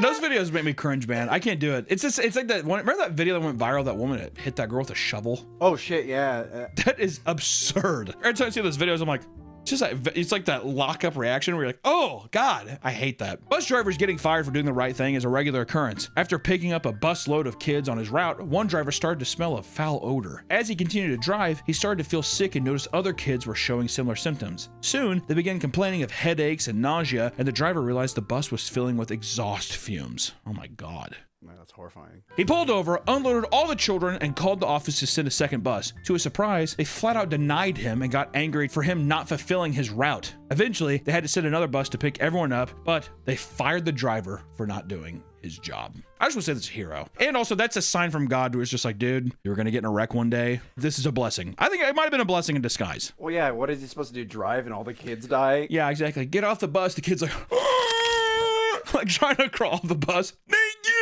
Listen, guys, public transport can be horrible and unpredictable. While Uber and Lyft are certainly less chaotic, it's just not financially feasible on a daily basis. If you're going to take the bus, make sure to thank the bus driver, because you never know what level of hell they're going through. Thank you all so much for watching this video, and we will see you in the next one. Bye-bye. Oh, man. What the Who is it? We got a letter from the HOA. Oh, HOA? What does that mean? It's the Homeowners Association, Winslow. How do we have one all the way out here? We're in the middle of nowhere, literally in the middle of nowhere. God damn it. Wait, honey. What? I want to tell you something. Come over here. I'm not gonna, why do I have to just tell me? Come on, come over here, please. Whatever, I'll just do it later. I'll just come back down later. No, wait. I just want some screen time. Welcome back to the Papa Meat channel. How you doing? How you doing? Come on and sit on down, because today we're talking about 3 letters that I hate combined together. I'm of course talking about HOA. Let me tell you something. Owning a home is something most people hope to accomplish as they reach their adult years. There's something freeing about having your own piece of property, where you have more say in creating a comfortable space to live in, right?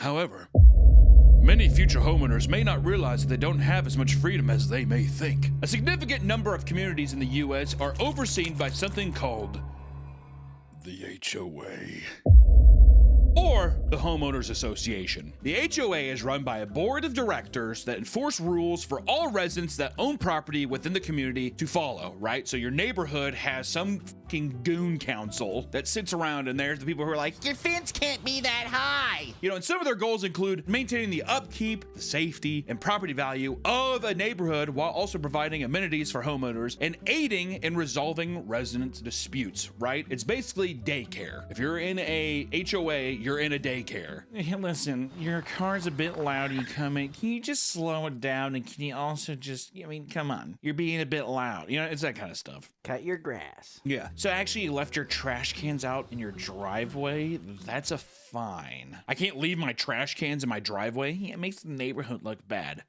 Kill yourself. You left your 50-foot skeleton out. So you left your giant Costco skeleton out for 6 months and you accrued quite a fine.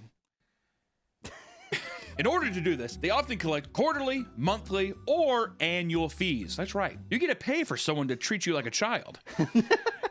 And when they are being operated as they were intended, it can result in great things for an individual community, right? However, there are countless examples, if not almost every example, of HOAs that have terrorized residents, often power tripping on the perceived superiority they receive from the board that they are on. So today, let's talk about the dark side of the Homeowners Association.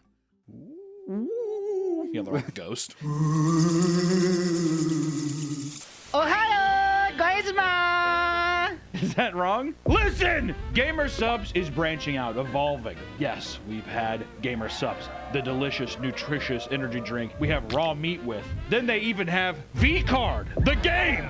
But now, ladies and gentlemen, we're taking it a step further. We have collabed with Gamer Subs on our own ramen flavor, Meat Sweats. Beautiful, hot, spicy chicken flavor, noodle in the cup ramen. It's delicious. Actually, we got to do some flavor tests and kind of test these out and kind of see which ones were the best for us and which one that we were happy to put our name on. And look at this. I even got to draw the label. It's like, ooh, Spicy, tongue on top. Owie, fire. 310 calories. meal replacement. So please go to Gamer Subs, pick up some ramen today, and use promo code PAPAMeat at checkout to get 10% off the whole goddamn order. Thank you so much, Gamer Subs, or should I say Gamer Soups. And we'll get back to the video. You know, and you're probably wondering this. This is probably the glaring question off the top of everybody's mind. Hunter, how do you feel about HOAs, right? What I got to say is, you know what? Don't like them.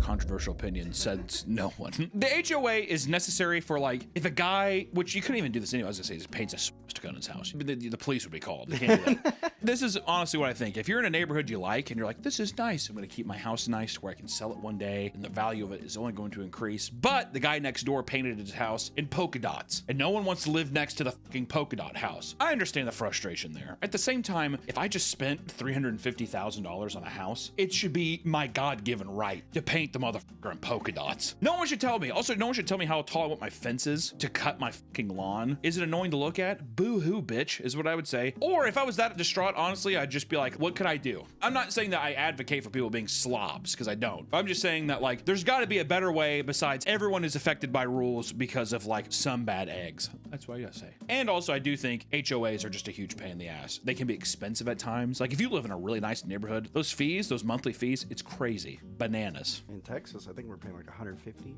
HOA fees. It's insane. But first, how do people feel about homeowners associations? Residents often complain about the rigid set of rules around the HOA's ability to limit modifications to your house. Even though you own your home, that doesn't mean you are allowed to paint it whatever color you want. The HOA won't approve it because they want the neighborhood to have a similar color scheme. And these types of regulations surrounding your home's visual appeal can impact all sorts of things, like how short you can cut your grass, what type of fence you can build, what flowers you can plant in your yard, and much, much more, which I think is stupid. And the entire idea is just because it's like, it just keeps the value up. Where it's like, am I not gonna live here for like 25 years? I'm flipping this baby. Listen, buddy, I'm flipping it. I'm a flipper, all right? These are investment properties, okay? So don't be painting your house fucking polka dots, all right? I'll come at you. That's what I do. I'll buy you out. I'll buy you out to paint the house. Yeah, exactly. I was like, no, I don't want to leave. I'm gonna buy you out.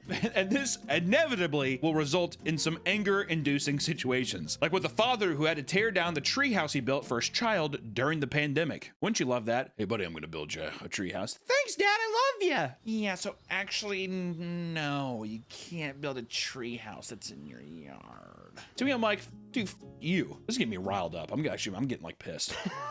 There's not even an HOA here. I don't have an HOA, luckily. I'm out in the fucking middle of nowhere, and I love it. I love it. It's freeing. The HOA will demand you to make changes to your home to fall in line with their guidelines, and a failure to do so will lead to fees you are required to pay. Seeing as other people are often forced to join HOAs to live in the community in the first place, you may think, what's the worst they can do? Well, the HOA has more power than you realize. In some instances, as late fees pile up, the HOA can pull a lien against your home, which is the right to keep possession of property belonging to another person until a debt owed by that person is discharged. They can basically be like, I own your house. Until you pay your stupid fucking fees, I can own your house. And it's some dickhead down the road who's just like, hey, I just got this cherry Firebird that I'm souping up. It's like, dude, jump off your house! That's what I want to say. Fuck them. Essentially, if you fail to pay your debt to the HOA, they can foreclose your home to pay it off on top of any legal fees. The legal fees to sue you. Yeah, the legal fees to sue you. And I understand this is a fail-safe scenario for people who are like, I'm not going to pay it, or they're being dicks. You want to be able to boot people out of a neighborhood if you have kids. Also, in some communities, don't you have to be approved to even get the house by the HOA? Ooh, that's a good question. I don't know. I think there are actual neighborhoods where it's like, yeah, the HOA has to prove you. They check your skin color. Yeah, pretty much. That's a lot of HOAs. There are many other serious issues regarding HOAs, like some of them even still try to get away with racial segregation, the way it was commonly done in the 1960s. Even as recently as 2019, a Florida community discovered that a nearby neighborhood still had Caucasian-only restrictions. Of course, dude, those 85-year-olds. I was gonna say, yeah, the retirees. Yeah, there's like fucking Jimmy Buffett Margaritaville on the corner, and like it's hidden behind some like floral, like fake toucans and Read the sign, asshole! Because homeowner associations are run like micro-governments and have a considerable amount of power, it's easy to see how things can get out of hand easily in the wrong hands. Like, for example, when members of an HOA in Colorado called the police to try and shut down a child's lemonade stand due to it being an illegal business. I think everybody's kind of heard of this one, right? They're like, I'm trying to just sell lemonade, and the woman's like, phone shaking.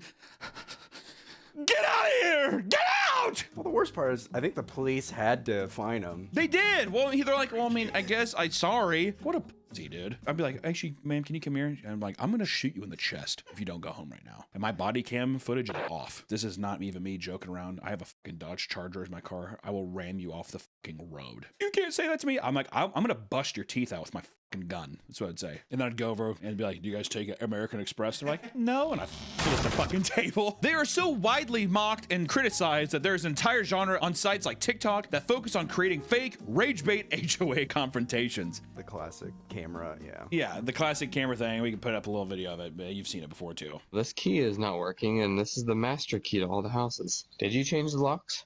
No. If you did, that's a violation of HOA policy. With that said, let's talk about some of the most obnoxious HOA stories, starting with the HOA forcing people to leave their garage doors up. In Auburn, California, their local HOA had supposedly discovered that one of the homeowners had someone living in their garage. It's the end of days. In response, they decided that the best course of action was to enforce a rule that stated that every resident would be required to leave their garage doors open Monday through Friday from 8 a.m. to 4 p.m. Hey, can we make it as easy as possible for burglars to come to my house while I'm at work? Monday, like the one day and time that I'm gone for my job. Fucking idiots. Residents were infuriated by this because it meant that they ran the risk of bikes, wheelchairs, cars, and any other loose objects in their garage being stolen. Those who refused would have to pay a $200 fine, which is probably per day. Yeah. By the way, during the next HOA meeting, the neighborhood voiced their frustrations, causing them to back down from their new rule. I would be like, you know what? If you charge me, I'm going straight up. I'm not gonna say it. Postal? No, I was gonna do more beating people in the mouth and but Dustin. I'm too angry. Yeah. I'm heated. I'm heated because I will say, I don't know if this is a good spot to say it, but I had this one HOA one time. I was mowing my yard and the guy who was the director or whatever of the HOA lived behind me. I was mowing my yard and the guy came out and he's like, you know, you're not supposed to use gas mowers in this neighborhood, right? Oof. And I did. What? He's like, we're basically all Ryobi over here. And I was like, well, I don't have it. And he's like, okay, well, you should go get one. Annoying altercation, albeit whatever. Later on in the day, I get a fucking at my door, and then I hear off my steps, and the guy knocked on my door, left an envelope, and like ran off. And it was I'm not even joking, it was a $550 fine. What? And I was like broke at the time.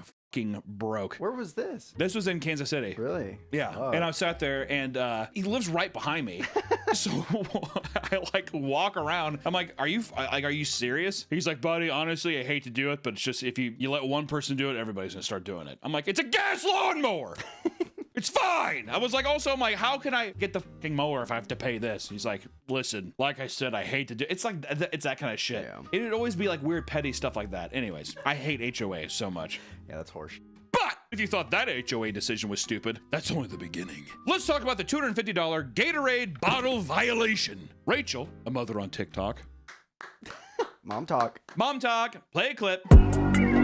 Rachel, a mother on TikTok, voiced her frustrations about an absurd encounter with a HOA in her small community. After a grease fire got out of hand, their microwave exploded and burned down their entire home. Days later, after firefighters had to put out the fire, they moved the charred microwave onto the front lawn for the purpose of being collected at a later date by the city of Houston. Even with the home completely destroyed, they were sent a letter from the HOA to their non-existent home stating that they must pay $250 for leaving the microwave out on the yard. In the time that microwave was sitting there, we got a notarized letter to that address that was literally burned and a fine for $250 from our HOA. Of course, she refused to pay and got them to retract the fine. But later on, as workers were coming in and out of the home to slowly rebuild it, someone had left an empty Gatorade bottle on top of their fence railing, which is the most common thing at any job site. You're gonna have like wrappers and bottles. It is what it is. They're fucking slobs. Sorry. They're also there for 9 hours. They probably forget about it. It was left there for 1 day on the charred ruins of this rebuilding of a home. And the HOA decided to take a picture and include it in a certified letter given to Rachel. In it, she received a notice of another $250 fine just for single bottle. Nick, what world are we living in? Just one. Yeah, you're like, actually, I think it's kind of cool. Is it wrong to not like that or what? Okay, first you have the microwave, they retracted it, but then a Gatorade bottle, come on. The audacity to, well, you know what happened is that, you know that somebody on that HOA board was like, it was her fault for burning it down anyways. And now she's got to dirty up the whole fucking neighborhood because of it. Or they're saying, God, that's an eyesore. The charred, we can't find them. You know, it's some fucking old dude like walking his dog and he's just like, God damn it, I lived here too long to have to put up with this. Burnt down house, woman's crying in her front yard. Ah! And he's just like, she's an ugly crier too. I thought the story was they were gonna fine her for burning her house down. I bet you there had to have been talks about it. Can we fine her for the burning of the house? I do like how it's a grease fire that got out of hand. We're cooking french fries and just shit went wild. I cut up a couple spuds and threw them in the deep fryer. Whoa! That fire snowballed. I couldn't stop it. Now, $250 is bad. $250 to get smacked with, that's a fucking bummer. But that pales in comparison to some of the other HOA horror stories, like the woman who almost faced jail time over a purple playground.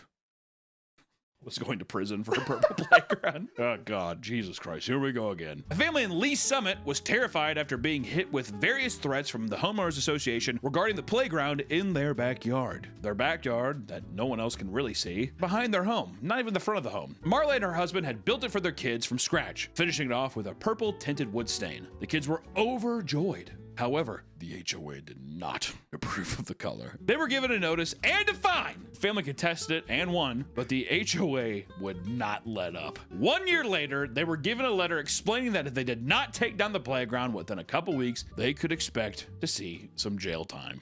Sorry. They found that they were not breaking any rules and even went to door asking residents to confirm that the swing set was not obstructing their view or bothering them. A petition was signed and the other residents began demanding the HOA to not pursue a lawsuit. But they denied the plea and filed the suit anyway, feeling that the playground needed to be within harmony with the other colors of the community. That's a quote. The family won the case and the purple swing set stayed in their yard. It's like not even that bad. I don't think it's that bad now. I mean, I'm looking at it now and I'm like, it's a fucking purple swing set, dude. And also kids are playing on it. They would hate our channel colors. Yeah, they're just like, I do not approve.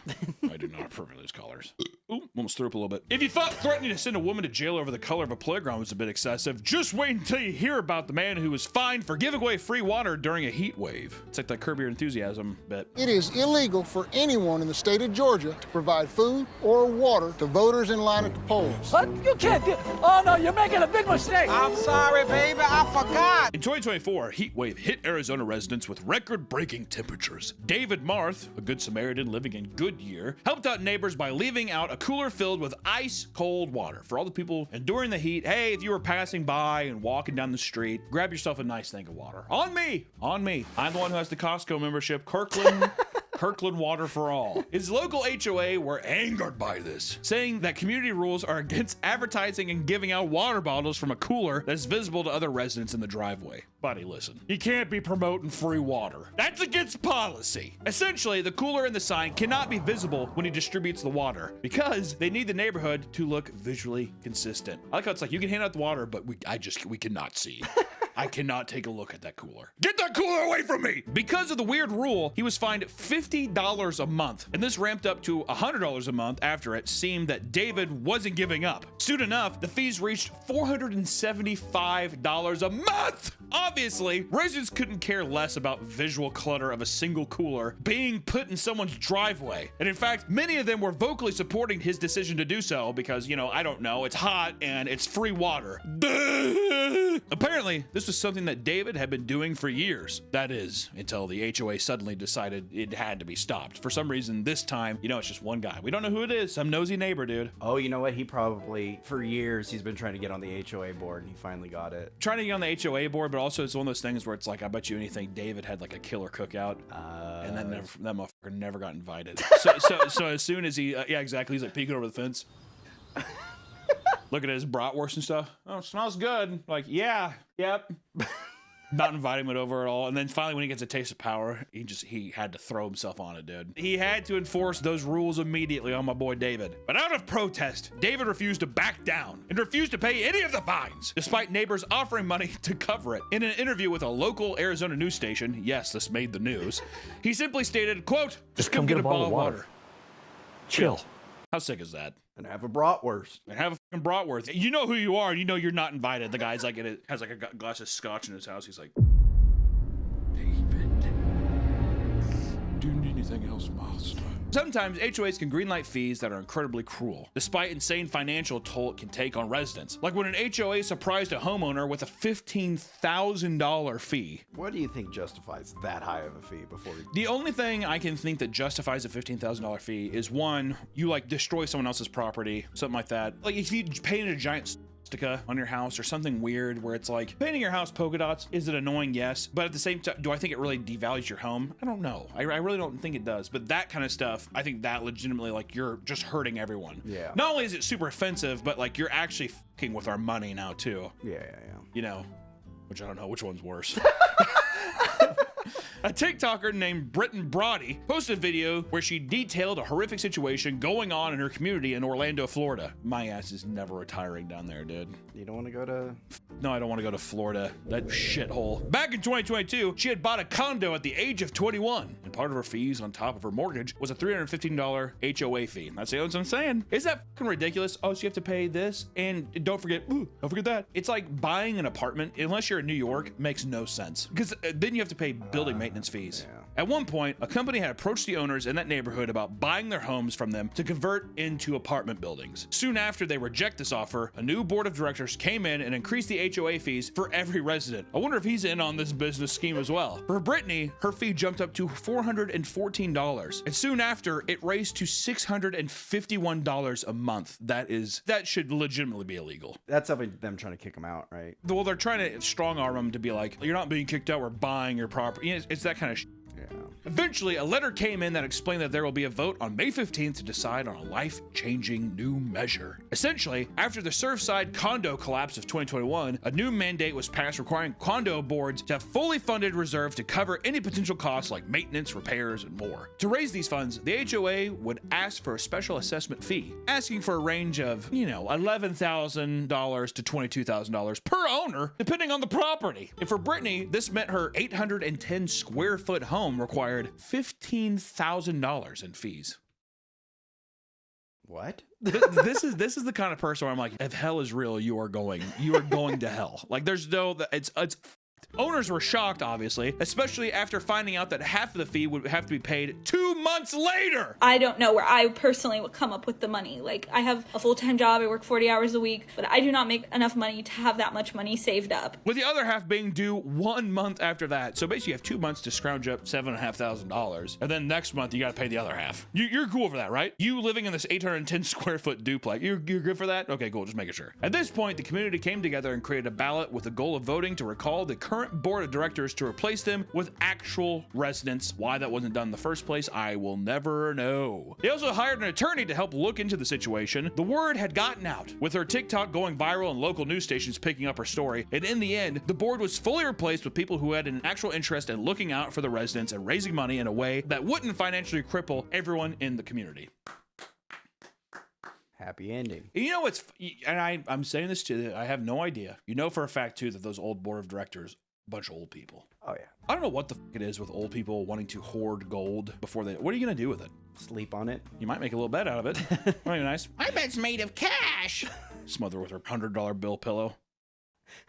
I don't understand when people are like, some 76-year-old guy, I have 148 properties. Sell them. You're gonna die. You're gonna die soon. It's real soon. Generational wealth. It's probably because somebody looks at them and they're like, you're old. You're a fucking parasite. You're a leech on our family. You're a leech in our family. You're a waste of space. And you smell bad. You should just die. Lay down and die. If you're old, just lay down and die. Jeez. That's me talking to those board of directors. You know what? Fuck it, all old people. Lay down and die. I want to take a look at another woman who was hit with an exorbitant fee from an HOA. We could talk about the old woman who was forced to pay $17,000 in fines. Sorry, we just stepped it up $2,000. In 2020, an elderly woman from Georgia named Pat Kramer was in a panic after receiving absurd letters from the HOA. Just a guy down the street sending her dick pics. Oh, send more. Yeah, please send more. I horny. Goddamn, Pat. Look at you. Your lips are sitting there slobbering all over the driveway, Pat. Look at you. Sorry. That's what we call a super soaker, Pat. Send her a Polaroid of her cock. She'll be happy for hours. Ooh. There's no way. Jesus. After living in her neighborhood for 13 years with no issues, a new management company took over and started endlessly targeting her with huge violations and fees. It was me. I was like, how old is she? All right, stack it up and get her out. It started with her trash cans being visible. That irks me the most, dude. Which is hard for her to move frequently because of her age, because she's older than Father Time itself. Next, it was the way her hose looked in her yard, as well as the lawn art. She probably had little gnomes. They're like, write up a ticket. They started asking her to deep clean the outside of her property. She obliged each time to keep things civil, but the late fees started to pile up when she was not able to get jobs done fast enough because she's so old. I can't scrub faster. Here's your Polaroid picture of my cock. Ooh. God damn it. Well, no wonder you're getting distracted. Your lips keep drooling all over the yard there. Sorry, I just am easily distracted. Logan from behind. Be gentle. You have to put the gnomes up. Not the gnomes. The daily $25 infraction fee began to pile up, and Pat Kramer was panicking as she tried to make calls to her HOA to slow down the fees as she completed the request. I can only clean and mow so fast. You gotta stop. They're like, never. Hang up. They wouldn't return her calls after an entire year. Please call me back. Who is it? Pat Kramer? No, I'm good. Which, here's the thing, guys. The fees racked up to a staggering $17,000. How many years went by when they were just put it under tab? We're gonna get Pat out of here. We're gonna cripple Pat before she dies. We're gonna cripple this pup before she goes down. Which, a price that Kramer could not financially afford. She hired a lawyer who soon gave her the bad news that the HOA is completely within her right to treat her this way. So she had, did she pay it? It sounds like I was like, she's like, I don't have enough money. I'll pay you a lawyer. It's all I have. He's just like, you're and here's my lawyer fees. And then also I did work for 28 hours on this at $300 an hour. You do that math as well. Oh, no. He's like, don't worry though. I did include a Polaroid of my cock. Oh. Everyone's like, I wish Pat would get the hell out of here, actually. The whole community's tired of Pat. Sometimes even the most minor infractions can lead homeowners down a road of crippling debt. Like with the $40,000 fence violation. God damn, we really are just raising these, aren't we, huh? Yeah. 15 to 17, now 40? Betty Hooker. Ooh. That's not her name. My name's Betty Hooker. What do you think my job is? It's right, I teach social studies. Betty Hooker wanted to construct a fence in the backyard in her Maryland home back in 2017, which would cost $8,000. She received all proper permissions from her HOA before building it, ladies and gentlemen. When it was done, she was told that the fence was too close to the community's common area. They had come down and measured it out, determining that it was exactly 8 inches too close. It's so obnoxious. You see it sometimes with like HOA people like actually bringing out rulers. Betty Hooker, are you in cahoots with Pat Kramer?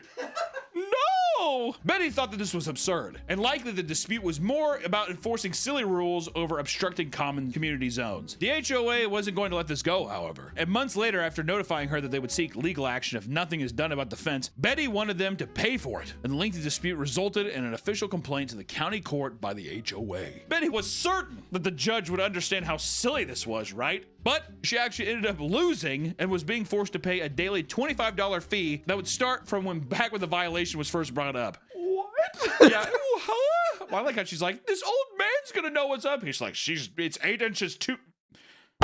Guilty! She finally moved the fence to avoid further problems, but the HOA inspected it and told her it was still not following their guidelines. They took Betty right back to court, where she was ordered to pay an even more exorbitant fee on top of her attorney fees, totaling $40,000. I would kill myself in the cul-de-sac of my neighborhood if this happened to me. I would take a gun and blow my brains out and make everybody watch, especially if people are like, I don't care. But 8 inches to the community. I'm like, who cares?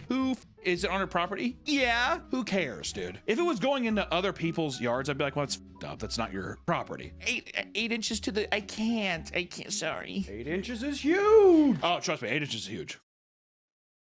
Like sizes that probably people don't really ever see. Maybe in videos, but not in real life. Betty told reporters about her feelings at the moment. God, who cares, dude? She's like, I feel bad. Yeah, everyone does, dude. Have you heard of Pat Kramer, the Polaroid hound of Florida?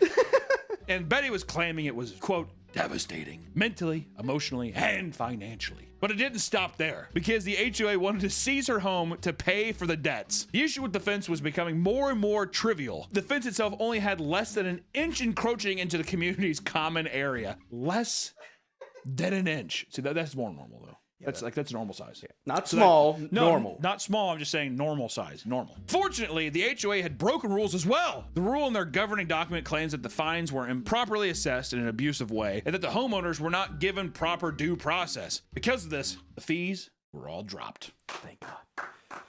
Yes! Betty Hooker had quite the ending, unlike our girl Pat Kramer. No, Pat had to pay that. You think you can drop mine? Fuck off, Pat, and pay it. Okay. In one of the more cruel examples of the HOA's disregard for homeowners, a soldier in Iraq had his home taken away from him. Probably why he was in Iraq. And his wife, too. They took away the wife, too? No, just making it.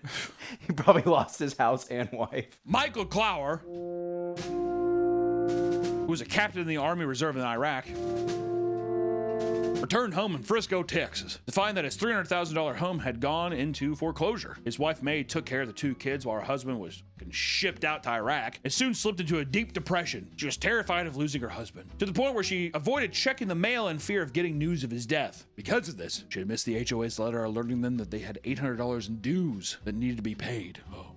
Oh God, God forbid. Yeah, so actually you owe us that. So if you don't, we're going to kill you and your family. We're Al-Qaeda. The HOA, we're terrorists. When this was ignored, the HOA started sending letters informing that they were getting ready to foreclose on the debt by seizing and selling their home. The worst part was the home was only sold for a measly $3,500, as it was just a vehicle for them to get back the small debt that they were owed. May was shocked that the HOA never once visited the home in person to get a response from her, and that her home could just be sold without her getting not a penny from it. They worked with the lawyer to try and reverse this foreclosure based on the fact that the affidavit from the HOA's lawyer did not account for Michael's deployment. They had also set up a legal defense fund and eventually sued the association in federal court. They were awarded a generous settlement and were able to finally reclaim their home. You know what? Americans truly won that day, didn't they? Oh, yeah. Our man went over, paid his dues, and he paid his dues back in the States as well. God bless you, sir. Also, we should do Stolen Valor sometime, just for fun. We're working on that. Yeah, just for fun. I just want to do it for fun. Oh, you mean? Oh, yeah. I just want to. We should just go out into the library and do Stolen Valor. I do that every weekend. Okay, well, I'm going to join you then. And lastly, I want to talk about a hero. I want to talk about the man who killed his HOA president and his wife. He's not a hero. I take that back. Hugh Hootman is a 75-year-old man that was infuriated due to a simple dispute between him and his neighbors. Apparently, the community laundry room door was left open. Oh my God! 81-year-old Henry Wallace, another resident, confronted Hootman about it and began screaming at him and his wife. Later on, Hootman saw Wallace while he was grabbing his mail from the community mailbox. There, he approached Wallace and told him that he needed to apologize the way he treated the two of them. Wallace brushed it off without responding, and that caused Hootman to lose his cool. He pulled out his 9mm pistol and shot him 2 times in the chest. Okay.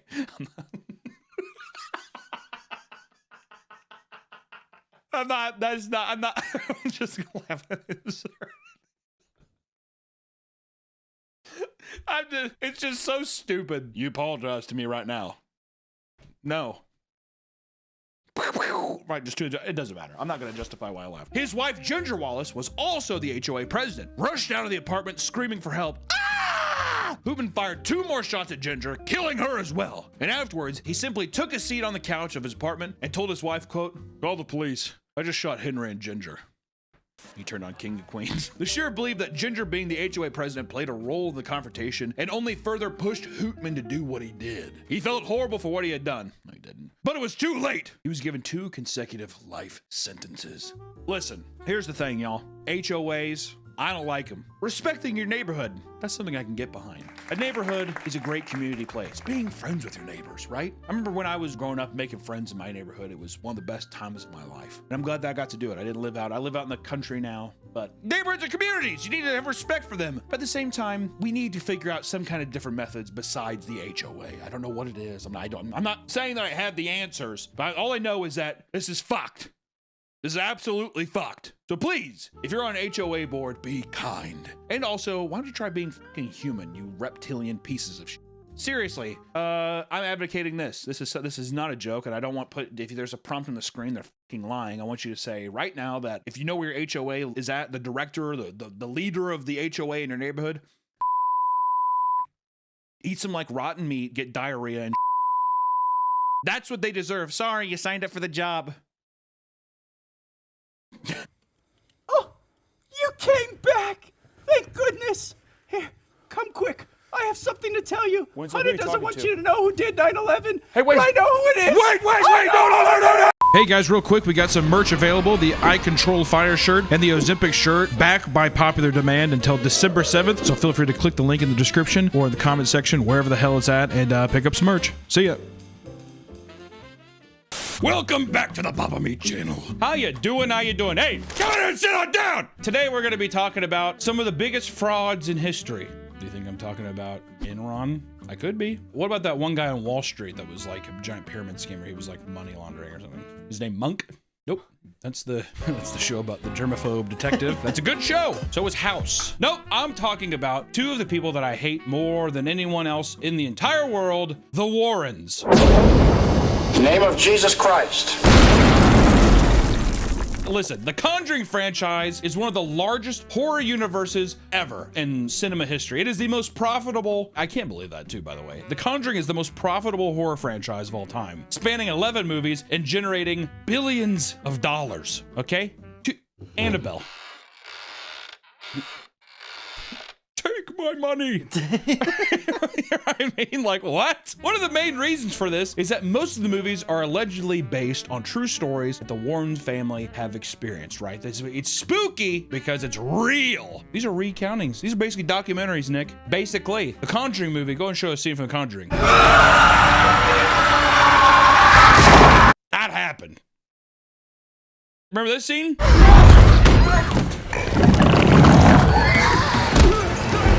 That was real. Remember the Annabelle doll? That's real.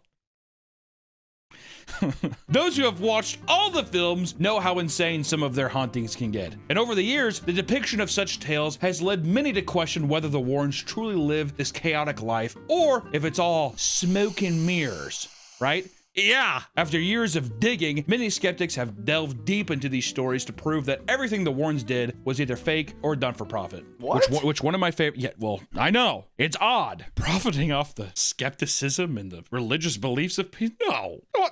No! And watching people defend the Warrens is really funny. Well, you know, like, it's always a thing of just like, they were mavericks. You just don't understand. You don't understand Ed Warren. I think he's like the Frogman or some. It's a cryptid motherfucker. So today we're gonna go over the most popular cases and see what truly went down with the Warrens. Kick it! Is that going? It's kind of like Beastie Boys. Yeah, I wasn't expecting that. Did you like it? Yeah. No. I command you in the name of Jesus Christ to reveal your identity. Go good. But before we dig too deep into the skeptic rabbit hole, we need to learn about how the Warrens began their ghost hunting career. Ed and Lorraine Warren met in 1944 at the age of 16. Ed was 46 and Lorraine was 12. No, they're both 16. You have to give Ed a little credit there. How many times have you heard that about a popular guy? In the 40s? You'd expect, I would legitimately thought Ed was like, I'm 48 and she's 11. Yeah, that's what I was thinking too. Exactly. She's a psychic. Yeah, okay. I'm gonna just pick her up and go. I mean, that's just what happened. All right. Lorraine was a full believer in the supernatural and had supposedly possessed clairvoyant powers since she was young. I'm gonna just repeat that one more time. She's had clairvoyant powers since she was young, while Ed was a skeptical, self-proclaimed demonologist. Perfect pair.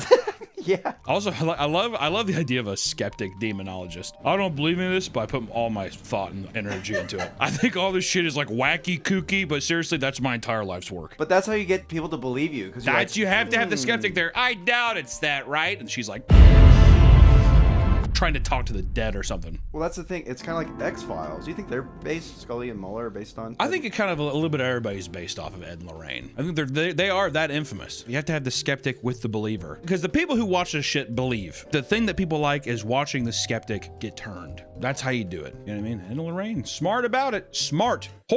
Horrible liars. Smart people, though. After getting married, Ed would attend Yale's art school, hoping to start a career. He had dropped out only 2 years later. Wondering what to do next, the couple decided to combine their interest, and shortly after Ed dropped out, they founded the New England Society for Psychic Research and began ghost hunting. I like how we kind of presented that like, if you become a failed painter, you just become a ghost hunter.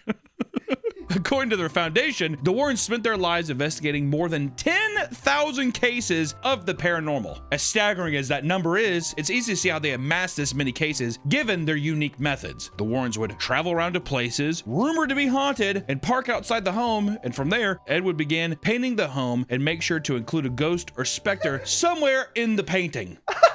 So bulletproof, dude. That's weird. Did anyone else notice this? Man, this house, there's a total spooky ghost right there. The most shitty painted ghost. Holy shit, my house is haunted. This episode is sponsored by Displate! The holidays are here, and if you're looking for the perfect gift for someone, Displate's the best place to start. Because you can capture all their passions with Displate's unique metal posters. Displate has over 2 million artworks available, ranging from original art and officially licensed designs like Marvel, Elden Ring, Warhammer, and Netflix. And these posters look stunning. The days of boring walls are over with the magic of Displate. And that's not all. One of the best things about Displate is that it's tool-free. Displates go up easy thanks to their magnet mounting system, which means no holes and no frustration, and your walls will be happier for it. All you got to do is find a place to mount your Displate and stick on the magnets. Magnets makes it easy to swap out artwork whenever you want. Now Displate has custom Displates where you can turn any image into a premium metal poster in order of minutes, like this one. Displate is celebrating Black Friday with the biggest discount ever, with up to 46%. There's no better time to grab your holiday gifts. Use the discount link in the description or use code MEAT to get 37% off when you order up to 2 Displates, or 43% off when you order up to 3 or 4 Displates, and 46% when you order 5 or more Displates. That's Displate.com/PapaMeat. Thank you, Displate, for sponsoring our video, and back to the video.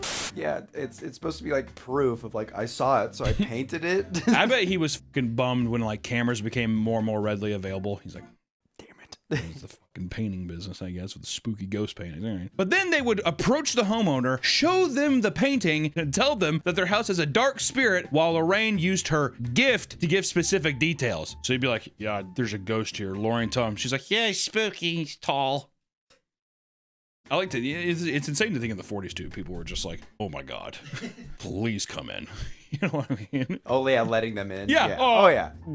Wow. Because also too, I feel like people back then, just more honest. You'd have to assume. I mean, this is a dark time too. I'm just saying that it was, people are probably just more, what was it, gullible? Maybe people were more gullible back then? Gullible and like inviting. Also, probably way more deeply religious. Yes. Yeah.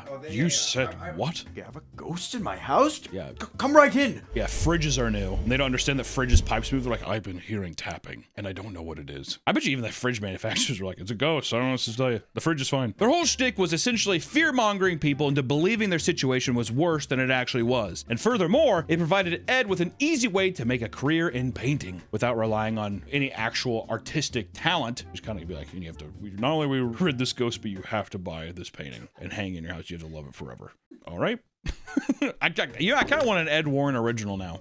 That'd be kind of nice. Would it be haunted though? Of course. If hell is real, there has to be a demon attached to every Ed Warren original. Do you think Ed's in hell? Honestly, probably not. I was gonna say, if hell is real and ghosts are real, he's probably in heaven. I guess that's true, because then everything is noble. Yeah, I guess. Like I we're still treating him like a con man. He's like, it's real. He's in hell. Yeah, like burning in hell forever. Once inside the home, Ed would document everything while Lorraine walked around the home, finding hot spots and identifying spirits. Her preferred method was to sit on the edge of the afflicted person's bed and close her eyes. She believed that this specific place was the best place to contact the other side because it's where humans go from being awake to asleep. Oh, it's a gateway. It's a gateway into the dream world. Pretty good. To achieve 10,000 cases over their career, they tackled 2 cases a day. Many of these cases were from disturbed individuals who called the Warrens seeking help. While it would be a stretch to claim that the Warrens never helped anyone they reached out to, many of their significant cases began to appear much more sketchy. So I'm not saying that, you know, I legitimately do think that the Warrens went in and they'd be like, no, this is just like a weird draft or whatever. But hey, pay me, whatever. But I feel like for some bigger cases, I think that they saw the money rolling when they're like, dude, we could milk these bitches for a long time. That's just the smartest thing. They're just like, they know it's like, there's not gonna be ghosts at everyone's place. You have to like, be like, yeah, it's a draft or it's the kitchen. If they found ghosts at every house, people would be like, really? Word? Every one of them? They also probably knew exactly like what makes a good story. They're just like, oh, okay, creaking hallway, we'll just get our, you know, fee for coming and checking it out and move on. But yeah, schizophrenic young girl, an alcoholic father. Some girl's like, Dad drinks. Are you sure it's not a demon? I feel like they were up like that. I'm telling you. He's an artist. He's making his masterpiece. Exactly. You see, the paint is just is on the surface, but the real painting is people's psyches. I paint their nightmares, and I steal from them. I mostly steal from them. If you did do this kind of con, on your deathbed, would you reveal like, hey, it was a con? Or would you just let it die? Only say that to myself. Okay.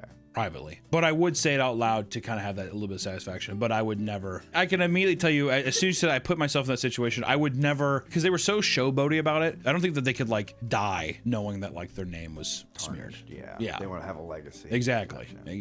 For a while, the Warrens were doing small jobs, but it wasn't until the early 70s when they would get their big break with The Curse of Annabelle. So the biggest curse of that is that all the Annabelle movies, that's what I'm telling you. Being subjected to that dumb for that long, that's the real curse, all right? In 1970, a nurse named Donna received a Raggedy Ann doll from her mother as a birthday gift. Things seemed normal with Donna and her roommate until a few weeks after the doll was brought home when strange things began to occur. At first, the doll would be found in various different positions. This would then escalate to the doll moving to a different room on its own. And after a month of this weird behavior, the girl started to find random handwritten notes with the words, "Help us," or "Help Lou," around their apartment. Not long after the notes appeared, their friend Lou was woken up by the doll, attempting to strangle him. A Raggedy Ann doll. Yeah. When he threw the doll off, he was struck by intense chest pain and discovered deep claw marks left behind. Feeling trapped, they hired a medium who told them the doll was possessed by a young girl named Annabelle. Feeling bad for her, they let the demon stay. Oh, a demon? No. They let the demon stay? What do you mean? Yeah, so the doll's actually possessed by a little girl named Annabelle. Oh, I feel bad for her. All right, demon, you can stay. Are they under the impression that Annabelle is a demon? Or are they saying that the fucking demon that Annabelle hangs out with is there? This is my friend. Fucking... Feel free to stick around, bud. If it was a little girl spirit, I'd be like, oh, I feel horrible. Of course you can stay. But demon.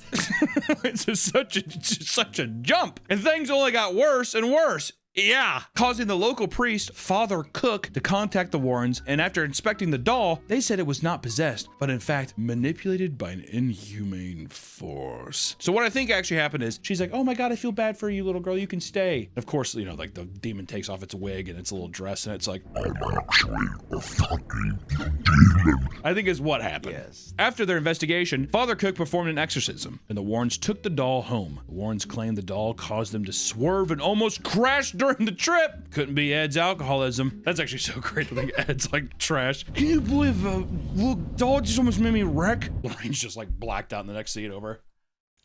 In the spirit realm. Yeah, exactly. Eyes rolling back for a head. Better have a couple before she gets back.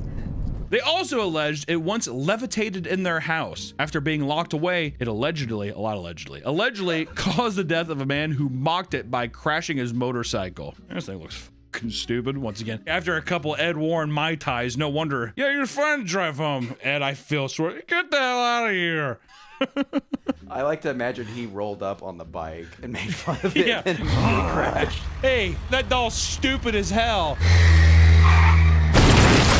Explodes. It is also thought to have killed the director of the Devils on the Run tour, which showcased the Warrens' artifacts nationwide. It all seems like alcoholism. Yeah, at this time, yeah, it's just drunk driving. It's 100% drunk driving. Gin doesn't get you drunk. It's clear. It's like water. I can't believe Annabelle killed that poor man. So, is the doll really possessed, or was it all a big hoax? Do we have to?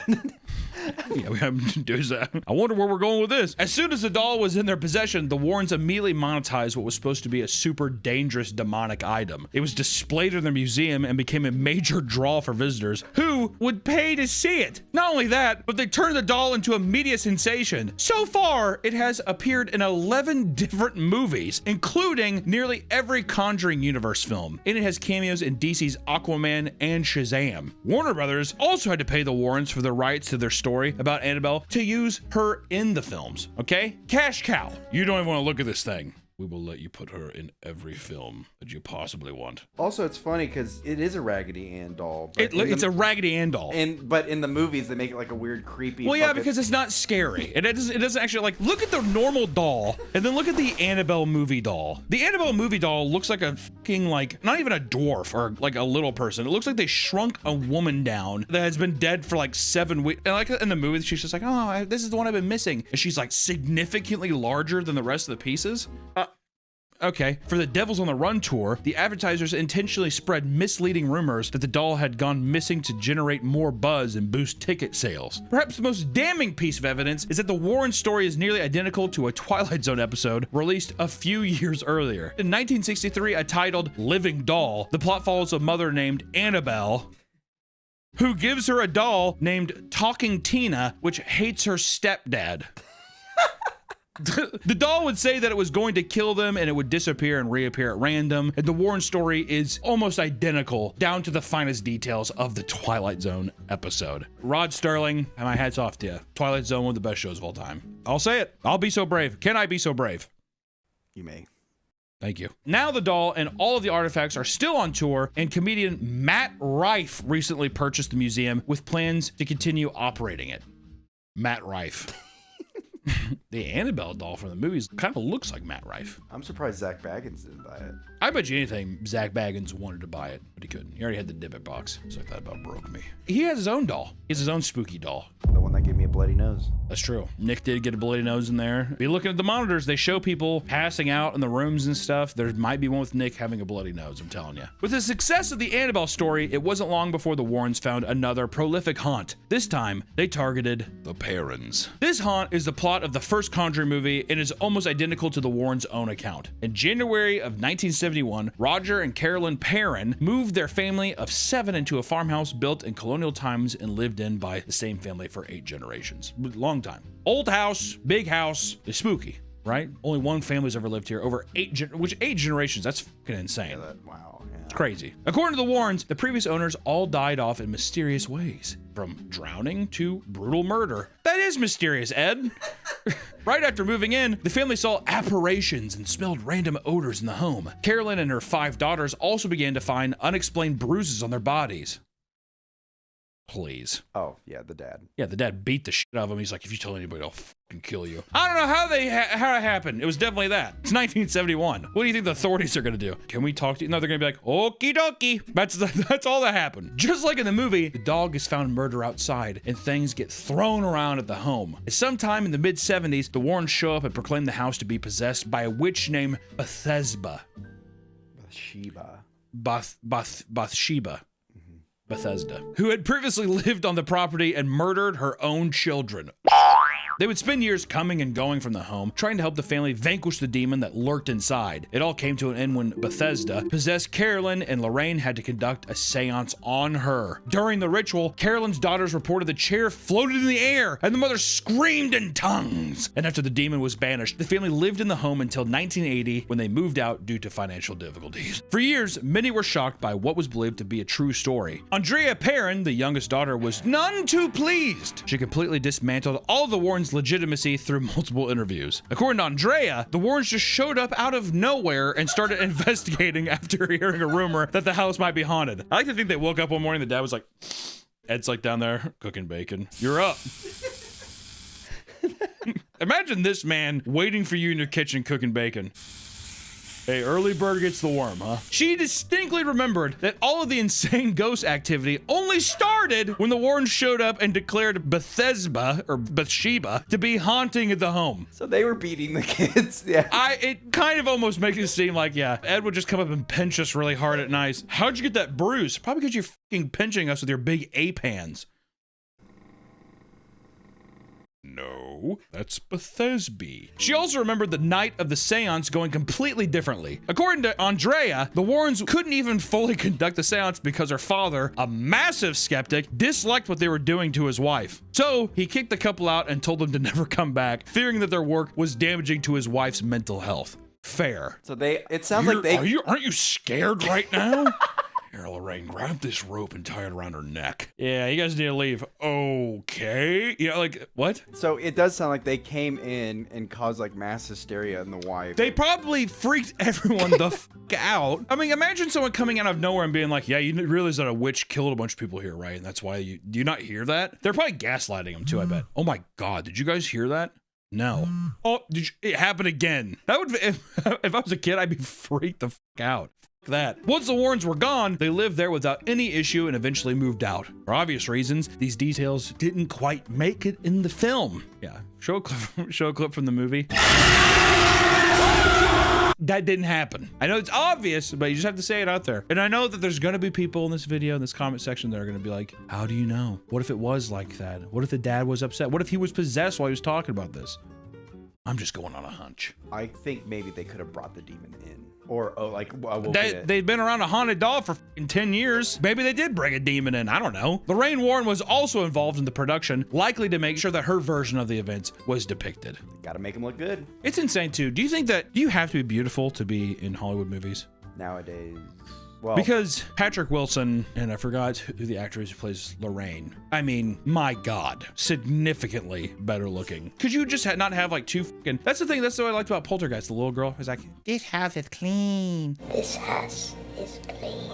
She was awesome, and it fit the movie. Patrick Wilson come and be like, I don't know, Lorraine's pregnant, and she's all weird. And Lorraine's like sitting there like looking at like a ghost hanging. She's like, Ed, this is weird. You know, she's like perfect skin. Come on. I don't believe it. I don't buy it. I think Ed like would walk up and be like, nice to meet you, Ed. Yeah, this shit's haunted. You want to help or no? We're coming in. Today, the home is a tourist location where guests can visit, and the current owner hasn't experienced anything the parents experienced on their story. No.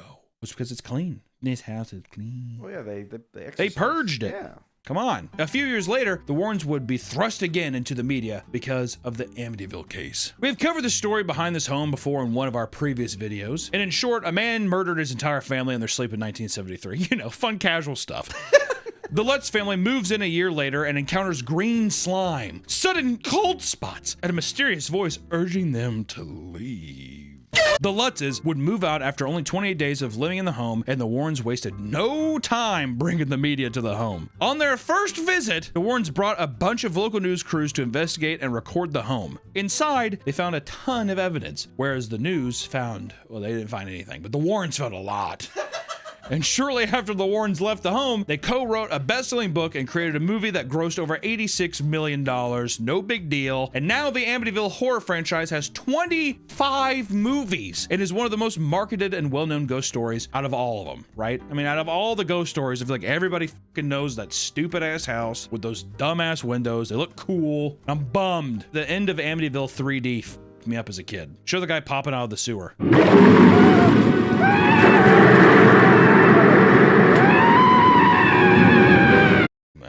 that your first horror movie? That was my first one. That's why I bought the poster. That was the first horror movie I ever saw. Me up. Terrible movie, by the way. I will say the end part when the house is like collapsing, there's no way that could have been safe for the actors. That ain't CG. That's real. Like, yeah, I don't know. All of the mystery of the Amityville horror house would crumble after the Lutz family ran into money problems with their lawyer. Uh-oh. And they started talking, didn't they? Their lawyer publicly stated numerous times that the whole story was made up over a bottle of wine and claimed that they intended to make as much money off the IP as possible. It worked. It worked. And by now, it should be obvious that every major investigation the Warrens do is somehow turned into a super profitable story. Isn't that weird, right? But this trend would only continue to get worse with the Enfield poltergeist. The Enfield poltergeist, whatever the f you want to say it, I don't know. The possession responsible for The Conjuring 2 is maybe the most debunked case the Warrens have ever covered, which I love. That's the sequel. It's like that one, like, oh, this is a good one. They're like, yeah, the story that has been debunked the most, we'll make that the sequel. It's so good. It all started at a small town in London, England, where Peggy Hodgson began hearing loud noises in her daughter's room. She would run over to find the dresser moving by itself. Ah! Terrified, she called the police and had investigators check out the home, but found nothing. This paranormal activity continued, and so did the police checkups. It wasn't until a week later that the police would watch a chair wobble and slide across the floor, and from there, the media circus would flood the home and try to capture anything it could. What drew international attention to the case, including the Warrens, was the possession of Peggy's 11-year-old daughter, Janet. Objects and toys in her room would regularly fly around and strike Janet on the head. Oh! She even claimed that her curtains wrapped around her neck and tried to hang her. Scottish there. Hang her! It grew up around me head and it hung me. However, she is most known for her audio recordings, where a low-pitched, grumbly man named Bill Wilkins would talk through her and claim to have lived there before the family. Is anybody there? No. Who's there? Doctor Who. Doctor Who?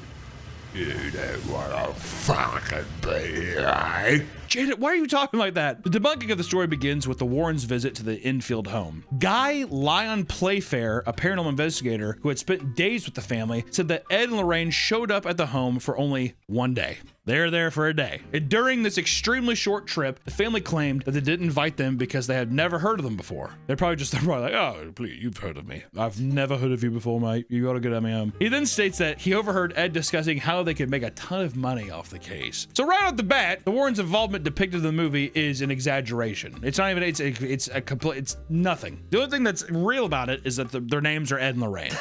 Okay? Even with the Warrens barely being involved, they still took the story back to the United States and lied about a ton of the details of the case. For starters, the countless interviews of Janet talking in her low-pitched voice were debunked by professional ventriloquists as a basic trick. The photo of Janet being levitated off her own bed, which was another famous piece of evidence, has also been debunked. The photos clearly showed her legs tucked under her body, demonstrating that she simply jumped off the bed before the photo was taken. Other clues that proved the haunting was faked include hidden cameras and catching Janet bending spoons and slamming a broomstick on the ceiling. There's also the interview with both Janet and her sister Margaret, where both the girls admit that the whole thing was faked, and the interview went as follows. How does it feel to be haunted by a poltergeist? It's not haunted. And Margaret, in a hushed tone, did, "Shut up." Shut up. Why isn't it haunted? I don't know. Does it frighten you, the things that happen here? Who would have thought that the self-proclaimed demonologist, art school dropout, and medium were really scam artists preying on the religious fears of vulnerable people? No. We'll have to do a video ranking all the Conjuring movies. We've done it with Saw, Final Destination, Paranormal Activity. We've done a lot of them. The Conjuring would be a good one. But I gotta say this. Ed and Lorraine Warren. Fuck you. Yeah, burn in hell. Burn in hell. You extremely... I was gonna say unattractive. Yeah, you ghastly, ghoulish men and whatever. Hey, Ed and Lorraine Warren, up yours. Yeah, you. And also, if you're a skeptic out there, my God, open your eyes, please. That's all I gotta say. Doesn't mean, hey, I'm not saying that ghosts aren't real. I kind of said it a little bit, but I'm just saying that these people, definitely, they're scamming you. Scammers, all right? Scammers. Also, we did a video where we ghost hunted ourselves, and we did catch a ghost, so. Oh, shit, yeah. Yeah. And then we did that for free, non-profit. Yeah, and I did that, and I didn't even make a movie out of it. So, you know, I'm one of the good ones. Okay. All right, bye. Welcome back to the Papa Meat channel. How you doing? How you doing? Come in and sit on down because today we're talking about GameStop. Nowadays, if you want to play a game, chances are you're only seconds away from being able to purchase and start playing immediately. But back in the day, however, most people had no choice but to buy physical copies of games that they wanted, usually from various stores. Even before online, you had to go outside, go to a store. It's horrible. Or buy it through the mail and wait 6 months. Yeah, you could use GameFly. Is that still a thing? Is GameFly still? There's no way GameFly is still a thing, right? Among the variety of video game retailers, the most well-known was undoubtedly GameStop. For a time, it was the biggest video game retailer in the world. But over time, what used to be a cornerstone of gaming culture has slowly faded out of relevance due to the rise of online marketplaces. But it's not like GameStop was infallible before the eventual decline. In fact, throughout the retailer's long history, there have been many reasons to criticize the company for how it's run. So today, we're gonna talk about why the GameStop is so terrible. This video is sponsored by B&B Theaters. Summertime means going to the movies. So why don't you go to the 5th largest theater chain in America, number 5. We have a theater close by the studio where we get to see all of our major releases and summer blockbusters. With 58 locations over the US, you're bound to be by a B&B theater. Plus, B&B has many ways to watch, including the grand screen, the company's own premium large format. As the name suggests, this is the theater's largest screen in the building and features cutting-edge sound and projection, creating a first-class experience. If action is what you're seeking, watch a film at B&B and MX4D. MX4D creates a totally immersive environment where you can feel the film in your seat and the theater around you with a built-in motion and sound and visual effects. We saw Mad Max in it. It was fucking awesome. And if you need more screen, try B&B's Screen X. This multi-projection 270-degree viewing experience lets you take in large landscapes and exciting scenes to their fullest. I also saw Mad Max on that one, and it was awesome! This unique viewing cannot be achieved at home, which is why you need to see Jurassic World Rebirth at B&B Theaters. Make sure you grab a friend, get some popcorn, and head to B&B and watch Scarlett Johansson run around with some dinosaurs on the largest screen you possibly can! Thank you so much to B&B Theaters for sponsoring this video. I've been going to B&B since I was a wee little lad, so it's cool that they sponsored this video. Please, if you're buy one, go support them because they supported this video. Let's get back to the video.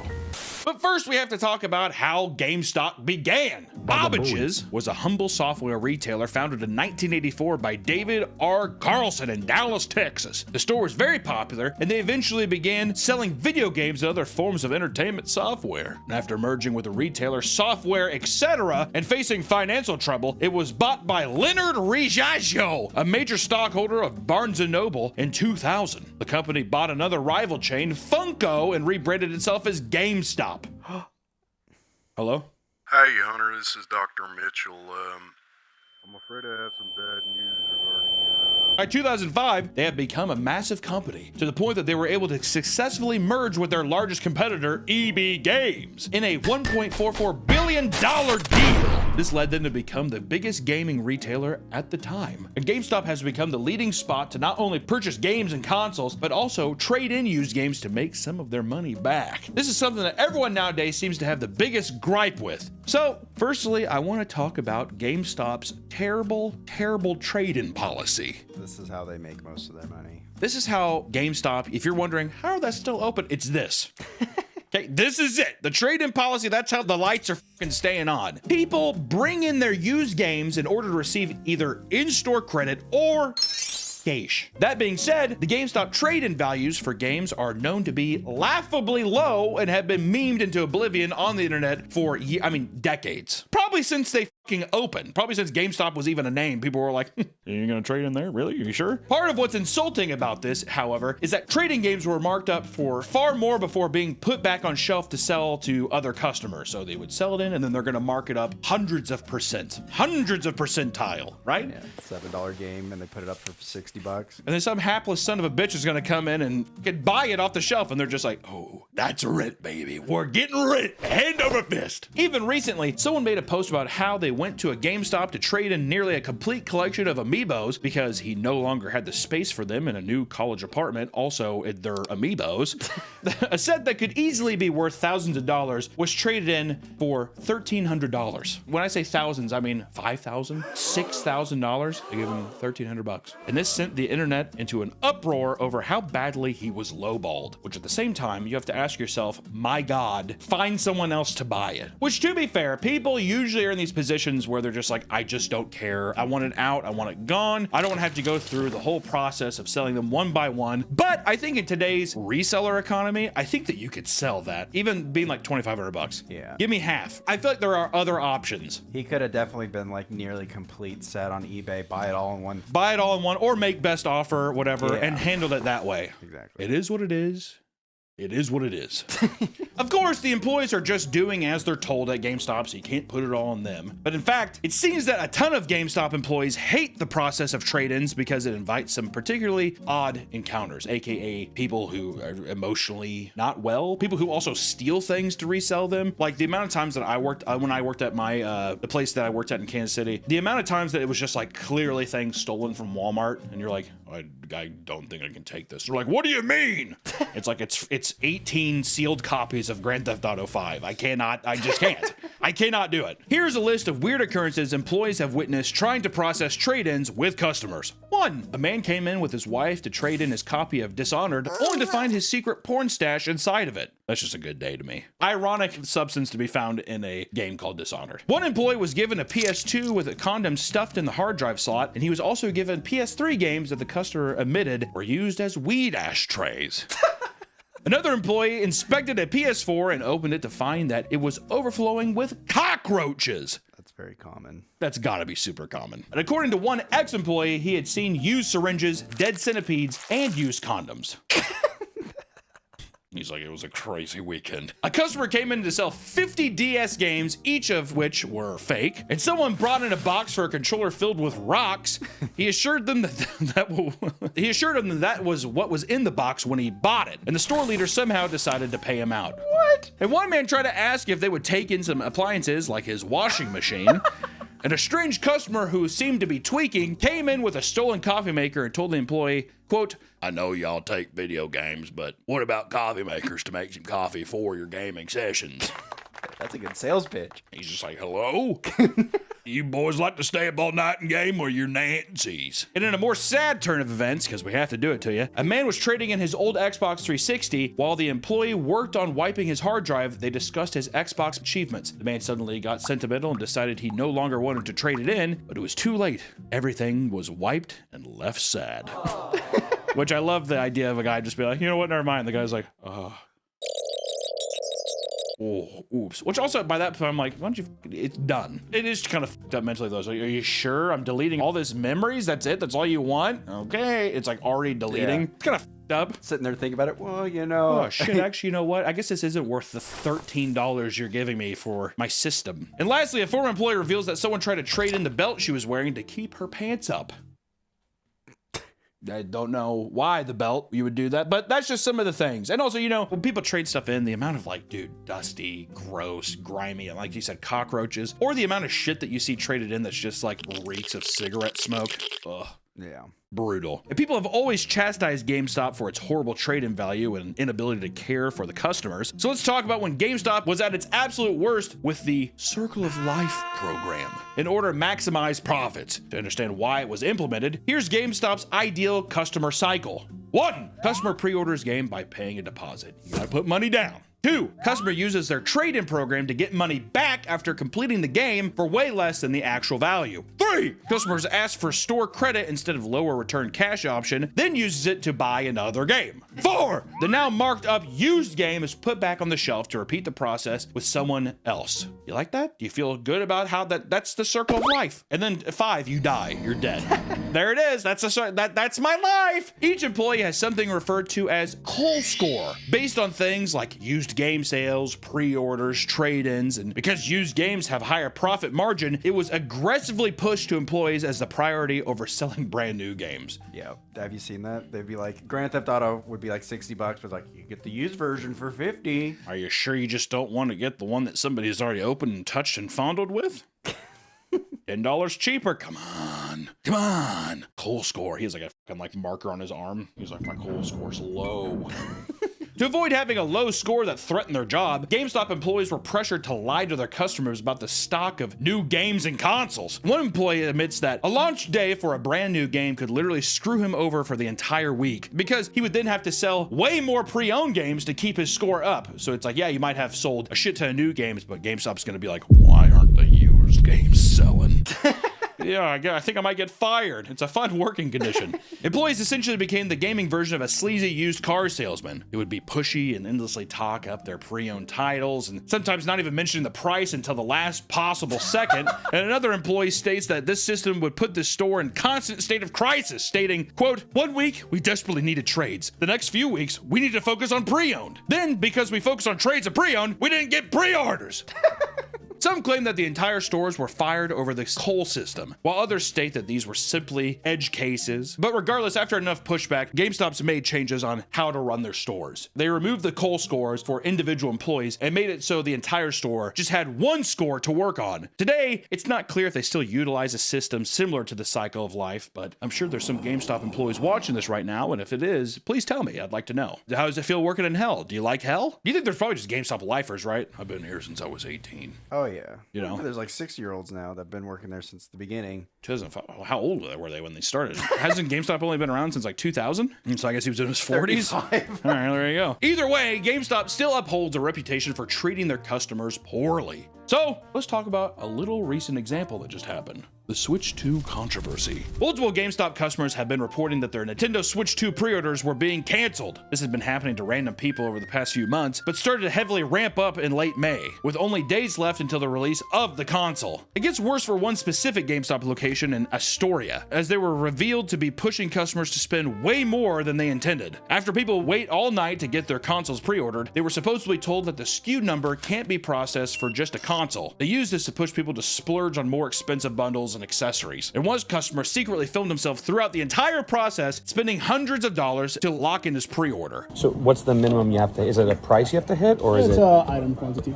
Okay, so I'll do the 1 terabyte micro SD. And then I'll do Is this like at every GameStop that they're doing this, or is it just a specific I one? don't really speak for this one. I'm pretty sure it's an all-around GameStop. Okay, interesting. Jesus. After the post went viral, GameStop responded on Twitter by saying they were actively investigating the store and offering pre-orders to anyone who were turned away. Despite them trying to make things right, it further showcases the pressure put on GameStop stores specifically to hit their quotas, even if it means massively fucking over their customers, you know, just by being like, we gotta sell controllers. If we don't sell controllers, I want to know who's the guy where it's like, you don't want Bob to come down. Like corporate, you know what I mean? Oh, yeah. Oh God, Bob's coming this week, and he's like, there's a lot of controllers in the back room. This place is shut down permanently. I've been working here since I was 35. I'm 60 now. He's like, that math adds up. By now, it should be clear that working for GameStop can be a bit of a fucking nightmare. So let's talk about why people hate working at GameStop. Many people think GameStop is a great first job, right? Because they can make money in an environment they're passionate about. I love video games. I want to work at GameStop, right? Kind of reminds me of like those commercials of people doing the tester games. I'm having so much fun testing video games. Yeah, it's so fun playing this game. I can't believe we got jobs doing this. I know. And my mom said I would never get anywhere with these games. Those that go to the massive r/GameStop subreddit to ask if it's a good idea to put an application to work there are bombarded with current or ex-employees desperately trying to chase them away. Run while you still can. I mean, one response reads, you can run. Work anywhere else. You think you want to work here, but you don't. Find a local retro game store to apply to instead. This is not a video game job. It's a sales job with zero benefits or incentives that happens to involve video games. Sometimes.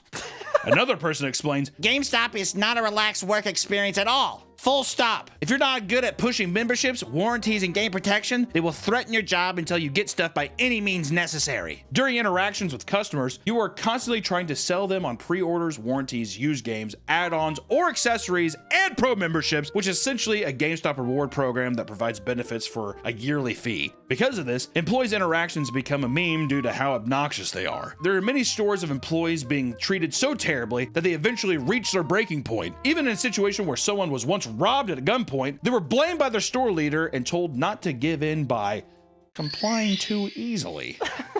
You might get shot, okay? But the Halo 3 edition, really, guys, we're gonna lose profit here. Bob's coming. You don't want to lose all that. Those The coal score. the coal, exactly. The goddamn coal score for the show, right? Or for the store. If you get shot, we'll give you a day off. Do you think they're like, do you want to take the new games instead? Yeah, instead of robbing our money, what if you just took 3 new games and like 3 pre-ordered games, and that would balance out our coal score? And the guy's just like, in another robbery that took place in Pennsylvania, $5,000 worth of PS5s were stolen after being violently threatened by 2 men. This led to a top-performing GameStop manager of 13 years being fired, as if it was his responsibility to fight off the thieves for the beautiful, delicious Japanese gaming system. Several employees quit in protest, and it wasn't the first time employees rallied together against the upper management. In 2023, a Michigan GameStop was managed so horribly that every single employee quit at the same time. It occurred on an important day, the release of Legend of Zelda: Tears of the Kingdom.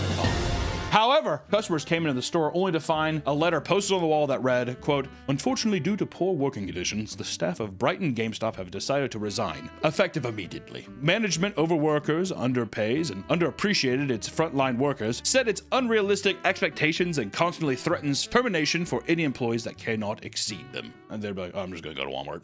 I'm just gonna go to Walmart. That's before the customers are like, "Oh, okay." And they probably just turn around and leave. There's a lot of people who've been doing that in like retail stores and fast food. They'll just put up a sign like Popeyes, be like, "Popeyes corporate hates us. There's only 3 of us today. We're just not working today." I see that. I've seen that with like Starbucks meetings of people being like, "You can't enforce this," or whatever, that kind of stuff. And it's always funny when they have like someone's there recording it and they like pan over and there's the managers who are just like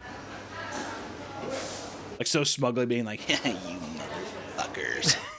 You're all dead." The same thing happened in 2022, a year prior, in Nebraska, where every employee walked out and left an angry letter on the front door. And according to one employee, they were undertrained, verbally abused, and had their jobs threatened at every turn. And employees at GameStop have to deal with way more obnoxious customers than people may realize. One employee posted about how, after fully organizing the Funko Pop wall, a mother brought along her child and let them climb all over the shelves and destroyed the entire display. 15 minutes later, after she left, they get a call about how the employees were racist for keeping an eye on her child. I don't know about that one. In one post, a customer was denied a return of a controller that had clearly been smashed to pieces. The man left after being threatened and called slurs for 30 minutes, only to run back inside and attempt jumping over the counter to attack him. He left after the employees threatened to call the police. And one employee posted a video he took in the store where a man is denied a return of his copy of Fallout 76 because he doesn't have a receipt. He becomes so infuriated that he starts destroying the entire store on his way out.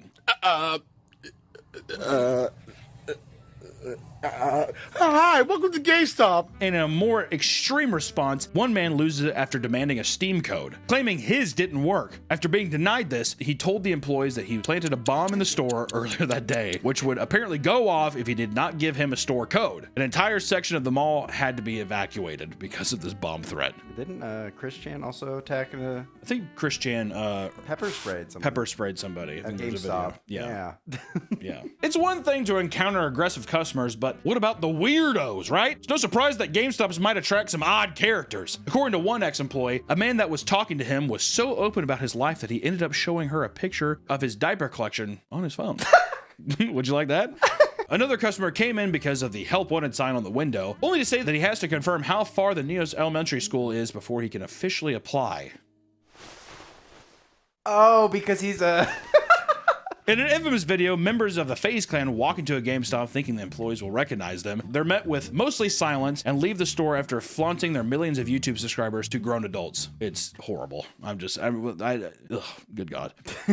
There was also a man that came in to try and trade in a bunch of Gooner games like Leisure Suit Larry, The Guy Game, and Playboy Mansion. He was asked to leave because there was all over his cases. Oh, that's just glue. It's glue. It's Elmer glue, dude. I'm a model builder. It's tapioca pudding I was eating. And I had snack pack pudding. Tapioca. It was great. According to one female employee, she had weird men wait outside the store to talk to her almost daily, to the point where she has to have her mom and boyfriend wait outside when she closed up to avoid the confrontations. And similarly to that, another woman dealt with tons of weird attention from male customers because the manager exclusively hired attractive women to create what she described as a hot GameStop. Men would drive from far away to lurk around and talk to staff. The employee was eventually fired and was told that the manager was later taken away in an ambulance after having a violent meltdown where he, quote, declared himself as a high archangel. Sounds kind of like the coffee thing. Which, well, not only that, but it sounds like he's trying, like, is he a fucking cult leader at a GameStop? All my beautiful babies will play these games. I am the Archangel. And there will be pre-orders, and there will be pre-owned games sold, and then new games sold, and accessories, all at a perfect rate, a perfect call system for Archangel. Do you think he had a pretty high Cole score then? I would assume his Cole score was very high. I would hope so, at least. He's the Archangel. Speaking of women, it turns out that GameStop once created an entire training video that teaches male employees to converse with them, right? Because they might not have done that before. The video stimulates interactions between men and different types of female shoppers, teaching you how to avoid making a woman feel stupid by throwing out a bunch of gamer jargon at her. Hi, welcome to GameStop. My name's Alex. How you doing?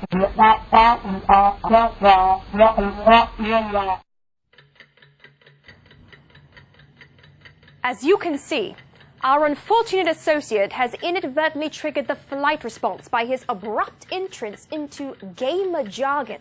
They don't know how to play, they're just here picking it up for their man. If you have to rub her back, rub her back. Calm her down. What if it was like that? Massage her shoulders. If she looks stressed, pick out a game for her. Pat her on the head and send her away. Reach out and touch her arm. Touch her arm and look her deep in the eyes. Not only is working there stressful and weird and creepy, we haven't even talked about the massive amount of GameStop robberies. GameStop is home to tons of products that are incredibly valuable and small in size, making them highly valued by thieves. Some of which, like newer next-gen consoles, have limited stock and can be resold online for insane prices. And it doesn't help that many stores are often run by just one employee at a time in an effort to cut cost and save money. And in 2023, around 30 GameStops in the US were robbed within a mere 3 months. Even as recently as this year, a group of burglars crashed their car into the GameStop in Chicago to steal games and equipment from the store. This was seemingly a part of a large-scale GameStop crime spree, with 4 GameStops being targeted for smash and grabs in just 1 month. Some burglars are not nearly as successful, like a man from Georgia that was caught trying to steal from a GameStop wearing a plastic bag over his head as a disguise. It's pretty awesome. Is that water bottle bag? I don't know what it is, but it's like, what the what are you doing, man? The St. Mary's Police Department Facebook page made a post requesting information from anyone that could identify the man. They wrote, and I quote, "You can help us catch him once you can stop laughing." He was eventually found and booked on 2 felony charges for criminal damage to property and burglary. In a particularly heartbreaking story, a GameStop smash and grab led to one immediate arrest after a young man's entire crew ditched him before he could jump into one of the 2 getaway vehicles. Peace. With all the chaos that surrounded GameStop's long history, you must be wondering, where does GameStop stand today? Because I know so many people that are watching this right now are probably thinking to themselves, oh my God, I haven't been to a GameStop in years. I haven't even thought about GameStop in years. I only think about GameStop on Black Friday, that kind of thing. I only think about GameStop when it's like a busy time of year, but even then I don't go. It's been forever since I've stepped foot in a store. I mean, GameStop's reputation has never been fully repaired, and they are surely no longer the retail titans they used to be. And after acquiring ThinkGeek, a retailer that focused on selling geek culture products, the store has slowly focused more and more on selling toys and collectibles like Pokemon cards and Funko Pops and all that bullshit. They even teamed up with PSA to start official card grading service. Why? To undersell you? To undersell you on fucking cards? Jesus Christ, bro. According to GameStop's recent earnings, GameStop's about to sell more collectible items than games. GameStop, collectible stop. Change the name. The biggest and most recent news to come out of the GameStop, however, is their decision to spend $500 million on 4,710 Bitcoins to be used as treasury reserve assets. There you go. This led to GameStop shares lowering by 10.9%, but the company states that there is a set ceiling on how much Bitcoin they will continue to purchase. We're gonna do it. We're not there yet. We're not there yet. When we get there, we'll stop. I mean, it's a fucking clown show. There's something nostalgic about walking into a video game retailer. Something that's becoming less and less possible as the years go on. You know what I mean? It's just like the brick and mortar store system is, albeit inconvenient, but it used to be a place where it was like just a place you could drive to. It was something that was tangible that you could walk into, and it was just like a place that would take your stress away, though. It was a place of excitement, you know what I mean? And I think that a lot of like independent stores have started to pop up and fill that void just because all these larger retailers that we grew up with or that have been around for a long time have slowly become, I mean, like the fucking worst. I don't think that they were ever really good, but you didn't have anything else. It's just like it's full ugly faces shown and it's horrible. So if you want to revisit that feeling, maybe find a small mom and pop shop in your area to shop at, you know, because there's so many people that aren't just scummy resellers and fucking parasites. There are people who legitimately love the culture of video games and will give you a fair price and, you know, all that other bullshit. Or, you know, you can just buy online. I don't really give a shit what you do. So. Have you ever traded anything at the GameStop? Yeah, dude. When you're young and dumb. Usually a lot of people that trade stuff to GameStop, it's just people who, one, back in the day, you didn't know what you had. So you just be like, okay, well, I just want this new game anyways. And you're just frivolous with just being like, well, I've played these. I don't know. And you sell them back and you buy something new and you're like, oh, fuck, I wish I would have kept that. It's the same with like Magic cards. How many times I like traded in Magic cards or sold Magic cards where I'm like, oh man, I really wish I would have kept that. Oh, yes. It's just that. It's a fucking horrible system. It's mostly, I think it preys on young people. That's what I think. Young, dumb people who are just like, whose attention spans can only be like, okay, I want to play that now. Okay, I want to play that now. It's that kind of vibe. GameStop sucks. What can I tell you? It's a horrible place. That's the end of the video. Wait, no, we're going to GameStop, aren't we? Bye. Welcome back to the Papa Meat channel. How you doing? How you doing? Come on in and sit on down because today we're talking about the crazy world of organ donations. If you ever had to go in for surgery, you'd know how stressful it can be. I mean, medical procedures are necessary, but often scary part of life. I always think I'm going to be in that very small case of people who go under anesthesia and they never come out of it. Oh, yeah, that scares me. That f***s me up, man. Apparently it doesn't happen a lot, but I'd be a statistic. I'm worried about my dogs never waking up. There are numerous procedures that one can undergo, but one of the most vital is organ donations. This operation has saved millions of lives since its inception and has people waiting for literal decades for a chance at getting an organ. However, not everything is as perfect as it seems. Hospitals are typically seen as a safe place, but sometimes they can be someone's worst nightmare. Today, we're going to explore the world of organ donation to see how bizarre it can really be. First up on our docket is animal organs. Typically, most organ transplants are human to human, but because there's a limited supply of human organs, doctors have resorted to animals instead, or xenotransplantation. Xenotransplantation. Xenotransplantation. You get animal stuff and you put it in a human. I feel like I was born with a pig heart or a quail heart. I feel like my heart is too small for my large frame. A little Grinch heart? I do have a little Grinch heart, and I have to be so evil to make it big. That's how I survive every day. It's just science. But xenotransplantation is the practice of taking an organ from one species and placing it in another. Which, if that's the case, then too, could I be like, I just have enough money, I'm gonna just put a human heart in my cat? This happened with an Alabama resident, Tawana Looney. Great name. Yeah. Tawana Looney. Oh, dude, call that boy Looney Tunes? Hell yeah. Who originally donated one of their kidneys to her mother in 1999 and 2 years later lost another one after a pregnancy complication. She had been on the donor wait list since 2017, and due to her high levels of antibodies, she was likely to never receive an organ donation as the likelihood of her body rejecting it were extremely high. But in 2022, she got the opportunity to skip the wait list and try out a gene-edited pig kidney, a procedure that only 4 others have ever tried at this time. Which I would say too, if that's your only chance of survival, I'd be like, fucking put a pig kidney in me, dude. I wouldn't give up. Put a skunk in me. What's weird? A whole skunk. Let him roll around in there and see if he can squirt some good juice on me. I don't know. I thought they were already doing, like, they said, like, oh, I have a pig heart, but apparently they've been doing pig valve transfers. Oh, so it isn't a full heart, it's just the valves. This is actual, yeah. Well, no, I know. The pig kidney's the full thing. Yeah, because people say, oh, I have a pig heart, but no, it's just the tubes. It's just the valve, yeah. The guinea pig tubes crawling around. And on November 25th, 2024, just of last year, the organ transfer was surprising success, and her new kidney lasted around 130 days before the body began to reject it. Which, to be fair, almost a whole year, whereas before I feel like it was instantaneous. So I would still consider that a success. I'm guessing because of that, do you think it's just gonna be like you just have to come in and keep replacing it? I mean, imagine doing open, like, God, I feel like it would just fuck you up. I don't know. Can you keep cutting the same spot over and over again? Well, I mean, would you have to continuously do new spots? You'd have to. Brutal, bro. This is a record-breaking achievement, as the other 4 patients' bodies usually rejected the pig kidneys only 60 days after receiving it. As of today, Looney had the kidney removed and is on dialysis, but her story proves that there is some potential in xenotransplantation. But not all animal transplants are successful. Some can turn deadly, like 57-year-old David Bennett, who had been diagnosed with terminal heart disease. And in an effort to save his life, doctors replaced his heart with that of a pig's. There you go, pig heart.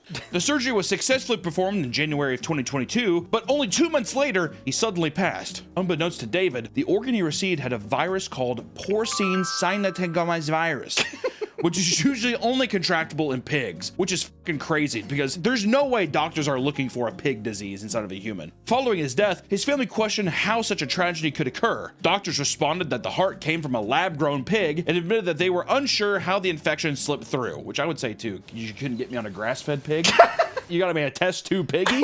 That's man. Neither the hospital nor the doctors who performed the surgery faced any legal problems because of the FDA's compassionate use rule, which allows for experimental treatments for conditions with no other options. Which, to be fair, it's like, we're gonna sue them for trying to help you out. I mean, what the Yeah, it's like a last-ditch effort. Yeah, I mean, come on. You're at the bottom of the list, buddy. Even though, to be fair, I would take the fucking test tube gub piggy and I'd be like, throw the motherfucker in a 3D printer, whatever you have to do to figure out if there's anything wrong with it, you know what I mean? I like to think it's like a black and blue. They're like, wow, they just put it in the guy. I don't know. But for decades, doctors have also explored the use of animal organs for their potential anti-aging properties, with some even experimenting with transplants in hopes of rejuvenating the body and extending human life, which I find that to be weird because animals die so much faster than humans, unless they're just like, you're gonna be the first crustacean man. And it's like a Fly movie, but you're just like all lobster and you're walking around. Why? Walking the earth forever. I want to die. Even back in 1920, French surgeon Sergei Abrahamovich Voronov began experimenting with the effects of transplanting animal testicles into human bodies for medical purposes. Sure. This idea actually came from another doctor named Charles Edward Brown Seguard. What the f are these names? Who had injected himself with ground up guinea pig and dog testicles. Ha! He was hoping to slow down the aging process. How did you come to that, Doc? Put it in a blender with the guinea pig and the testicles and I'll drink it right now. What are you talking about? Or what if that was the first collagen? Oh, yeah, putting it in Your his face looks huge. It's like swollen. He's just like, thank you. I feel great. He claimed that his urine jet stream quadrupled. I didn't read that. He claimed that his urine jet stream quadrupled. His bowels moved more regularly, and he was filled with energy. So basically, he's just like, I piss harder, I shit more, and I feel fucking on top of the moon, dude. I feel on top of the world! But unfortunately, 5 years later, Charles sadly died. Wonder why. But through Charles' work, Sergei saw inspiration and got the brilliant idea to graft thin slices of chimp and baboon testicles into his patient's scrotums, hoping to see similar effects, as one would. And surprisingly, after a few attempts, he was successful. His patients claimed having higher sex drives, better eyesight, and improved memory, and even lived longer. His practices gained so much popularity that some soccer teams in the 1940s, such as Portsmouth Football Club and Wolverhampton Wanderers, utilized its practices to improve their players' performance. However, following the 1940s, the surgery lost credibility and it fell into obscurity. I wonder why. It feels weird that it had some positive stuff. Do you think they were just like, we can't keep doing this to the baboons? It might have I was gonna say it might have been placebo effect. Man, I feel good. It probably was a placebo effect thing. They're like, you have chimp in you now. And they're like, I am stronger. They just gave them confidence, basically. Yeah. But using animal organs is just the beginning when it comes to dark and complex world of the organ donation system. There are far more weirder donation stories out there. And although organ transplanters are now considered routine surgeries, each patient's experience can vary differently, right? We all know about your routine kidney transplant or your heart transplant, but what about womb transplants? Now you could do that. I didn't. I mean, a Scottish woman by the name of Grace Davidson was born with a rare condition called Mary Rotansky's Hauser syndrome. That's pretty good. I tried. Whatever. But it causes the womb to not fully develop, meaning she couldn't have kids on her own, which probably bummed her the f out, dude. I want some little tykes running around. That's pretty good Scottish accent, I'd say. Well, she's Scottish. I'm Grace Davidson. I want some poops running around, but I can't because of the syndrome in my head. Is that good? That was really good. All right, thank you.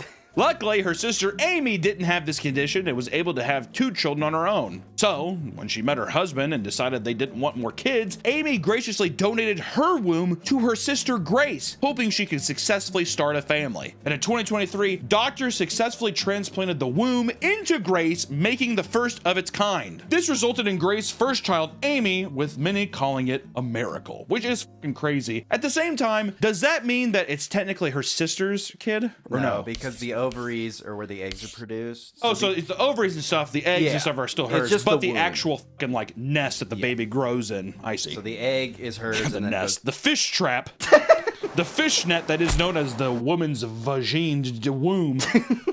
That's where it is. She's just like, take my parts, I don't need them. It's like a muffler.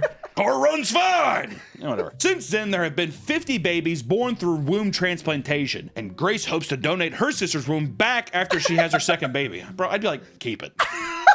You know what I mean? What the? You can keep it. I'm good. I know. I thought that was so weird. Yeah, have it back. I don't want it anymore. I had it at first, but now I don't know what the hell that I don't know what accent that was. Just as with any surgery, there is always a risk that something could go horribly wrong. It's the funniest thing about you have to go to surgery. I'm gonna die. You know how many times it's been something too, which is like it's a routine surgery, it's easy. It's like you didn't make it. How fucking horrifying that is. There's a 1% chance of happening. God, dude, my grandma too. That crazy old bitch. She's had like so many. She doesn't give a. Put me under. It's like her knees. Put me under. I don't care. It's like that old head where they're just like, doctors are doctors. They're perfect. You're like, I don't trust them. You know what I mean? I'm fucking horrified of going to the doctor. Like having a surgeon transplant a deadly cancer into your body. In 2019, a 69-year-old Arizona man went to Maya Clinic to get a liver transplant after suffering from severe liver cirrhosis, excessive drinking. My future, it's gonna be fun. And he also had liver cancer. Initially, the surgery went fine, and the organ was successfully transplanted. However, 4 months later, doctors noticed that there were 2 large masses in the new organ that they transplanted. After closer investigation, it was discovered that the donor had more advanced and aggressive forms of lung cancer that spread to his liver before the donation. This fact was never caught before the liver was put into the 69-year-old patient. And unfortunately, because the cancer had spread throughout the patient's body, he was unable to get another liver transplant and died just a few months later. So you had cancer before, we thought we removed it, but we gave you worse cancer. We goofed. But I mean, that's just the tip of the iceberg when it comes to doctors fumbling the bag. In the UK, a doctor caused multiple patients to become ill and another to die because of his medical malpractice during an organ transplant. This event took place in 2015 when a surgeon was removing organs from a deceased donor and accidentally nicked the stomach, causing its contents to spill all over the rest of its internal organs, which I want to say doesn't sound like a little nick. Sounds like he was like, and like fucking Chipotle and everything just started spewing out. He's like, ah, like curry and everything. No! He like had to start scooping it out of the stomach. And instead of following standard procedures, the surgeon didn't report the error and allowed the now slop-covered organs to be transplanted into the other patients. So imagine a giant piece of like Chipotle honey chicken and brown rice just being like, all right, and then just like you're like, fuck it. Hello? Hello. What? Just brush that off. His gloves onto it. All right. I mean, what the fuck is going on? And this resulted in dangerous consequences. No. One patient received a contaminated organ that had a fungal infection called Candida which caused him to have an aneurysm and pass away. The guy had like a piece of zebra cake on his fucking organ, and he's just like, and then just short circuited and died. Dude, it is fucking I mean, like, this is an obvious statement. Like, this is obvious. I get it. But it is frightening how fragile the human body is. Like, the brain. Like, all we have is a fucking skull. To protect it? Yeah. I'm fucked. I don't know when. I see, and I'm such a hypochondriac. Because I think about this now and see I'm already, like, my brain, it feels tense. Like, I'm like, here it comes. The aneurysm? The aneurysm, here it fucking comes. Sometimes I feel one coming. Banana. Because I'm like, think banana and say it. Banana. Banana. Banana. Banana.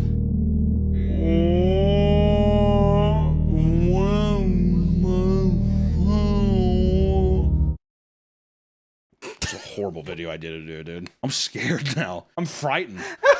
I'm frightened. It's not funny. I'm fucking freaked out. Another patient received an infected kidney that put them into a coma. Welcome back to the Papa Beach. We recording?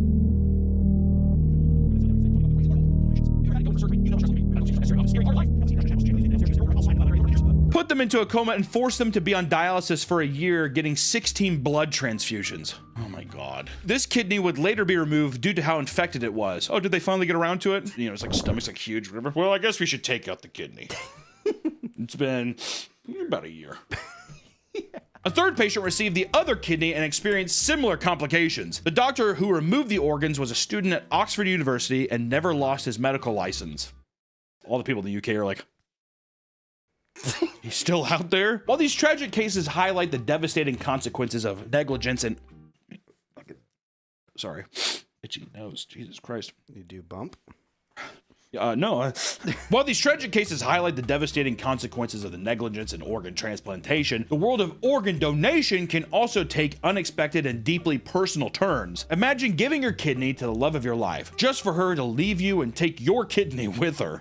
All right? That would me. I'd be like, that'd be the time where I'm like, give it back. Give it back. I'm taking it back. You get half of everything, chop the fucking kidney in half and give half of it back to me. That's what I'd say. One doctor lived this exact tale and fought to recover his kidney. Good man. Dr. Richard Batista gave his kidney to his wife in 2001 after her kidneys began to fail. Once he found out he was a match, he gave her one without question. But 4 years later, he found out that his wife was cheating on him and filed for a divorce. I save your life, and this is what you do. I give you a fucking kidney!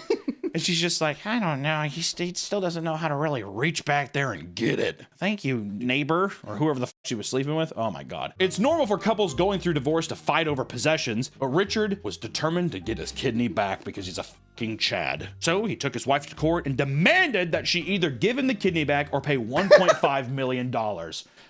Yes! The story was so ridiculous that the news outlets picked it up and provided coverage for everyone to watch. And it wasn't until 4 years after the initial divorce had been filed that a Supreme Court judge denied his request. Boo! Stating that the kidney was a gift and therefore he could not get it back. Okay, was it a gift or was he just being like, you're gonna die, I'm gonna help you out? Are you fucking kidding me? That's bullshit. I'd be like, pay up, pay the piper, bitch. You know what I mean? She probably has like some like little fucking buck-toothed kid now from this new guy. Yeah. Do that, and I'm like, also, you have to drown your child in a river. I know, I take the kid's kidney. That's such a good idea. Oh my God. Drown the kid or give me his kidney. So that's only fair, because either let him die or give me his kidney. And then when he does die, you still get his kidneys. Grabbing that little motherfucker, reeling him in, cutting that bitch open myself. That's only fair, Nick. He's a doctor. All right, keep the money. I don't need money. That's fine. I want my fucking kidney, though. And I'm getting it from you. The kid's like, guess what? Mommy's a whore. That's what I'd say. Mommy's a fucking little slut. The new guy's like, yeah, she is. I love you, girl. She's like, I feel great with this kidney. She's probably flaunting it too and shit. Yeah. Oh my God. I wouldn't be able to sleep at night. I bet he's thinking about his kidney getting by that guy. Oh my God. It's the guy's fucking jisms and spit, all kinds of stuff, just swimming past, being like, you know what I mean? Doing little drive-bys, whatever. That would fuck me up, dude. Also, your kidney, like, fueling that new guy's baby. Oh my God. Do you think he's done back shots on the kidney scar? Oh, absolutely. Slapped and shit and all that kind of stuff. Yeah. Fucking like ripping out. She's like, stop. He's like, yeah, I don't fucking care. New handle. God. But we need to make patron saints for the channel. I don't want to say right now, Dr. Richard Batista is a patron saint of this channel. What? Am I wrong? He got fucked. Here. I would fucking happily. You know what? Next time something happens, I'm flying to that motherfucker. Take my fucking kidney. Take it. I'm fat as shit and I drink a lot. I don't know how valuable it is, but still you can have it. Put it in a glass jar. I don't give a fuck what you do with it. What are we talking about? Then there's the story of one man's life hitting rock bottom after losing his penis. Not just one time, but twice. In 2005, a 45-year-old Chinese man lost his penis in an undisclosed accident that, according to his surgeons, quote, left him with a small stump. Unable to urinate or have sex normally. I'd kill myself. At the request of both the man and his wife, doctors performed a penis transplant using the organ from a 22-year-old man deceased donor. Awesome. That young dick, too. Good for him, man. He's just like, look at him now. Slapping against his thighs. Yeah, between his legs, he's like, take me down to Kokomo. The surgery was a huge success. See? Huge success. As it was the first ever transplanted penis. 2005 was the first ever transplanted penis. Man. I was learning a lot. I was like, that's I thought insane. We already did this. Wow, you would think that they'd been doing that forever. All right. Doctors reported that there was no signs of rejection and that everything functioned normally. However, after the man returned home, his wife began to psychologically reject the new organ and insisted it be removed. Do you think it was too big, a different shade of color, or weird looking? I don't care. How often are you actually like mean mugging that motherfucker, like looking at it? Lights usually off, you're underneath the cover. I mean, how would you psychologically reject? Do you think it winked at her? I'm gonna give this Chinese guy, we might have 2 patron saints back to back.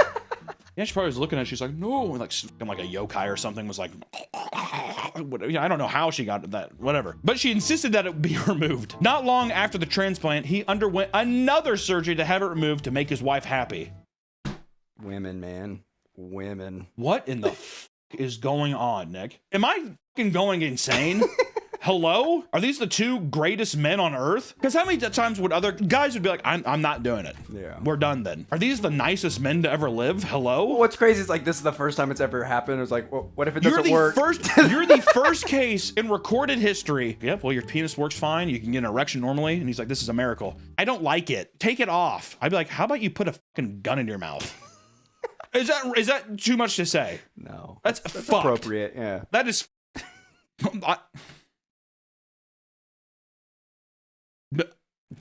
This has made me, I'm sad. Like, I'm scared, I'm sad.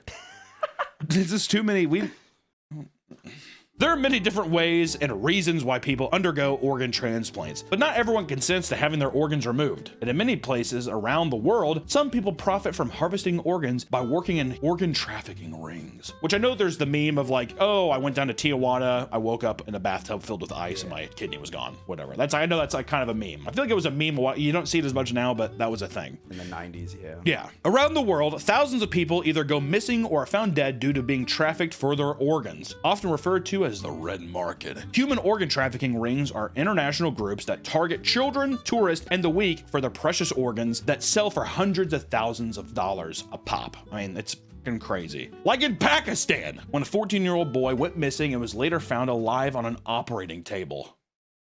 I feel like I've seen this in like 24 or something. Something like that. Well, I feel like a lot of these stories, these are real stories, and then just like shows steal them for premises. You know? Yeah. Pakistani police raided an underground lab suspecting an operating organ trafficking ring and found a boy who had been missing alive without his kidney. And according to reports, this ring would lure in young children with this prospect of a good paying job, only to drug them and take them to an underground lab to take their organs. They were selling these organs for around 900,000 rupees, or approximately $4,000 a piece. And following the raid, 6 men were arrested, and police believe some doctors who worked for the ring are still at large today. How fucking sad is that too? 14-year-old kid for a good paying job, he's like, I just want to work. Gets lured in and this fucking kidney gets taken. That's fucked. At that young of an age, to be that like forward going and like, oh, I want a good paying job, whatever. It's just, ugh.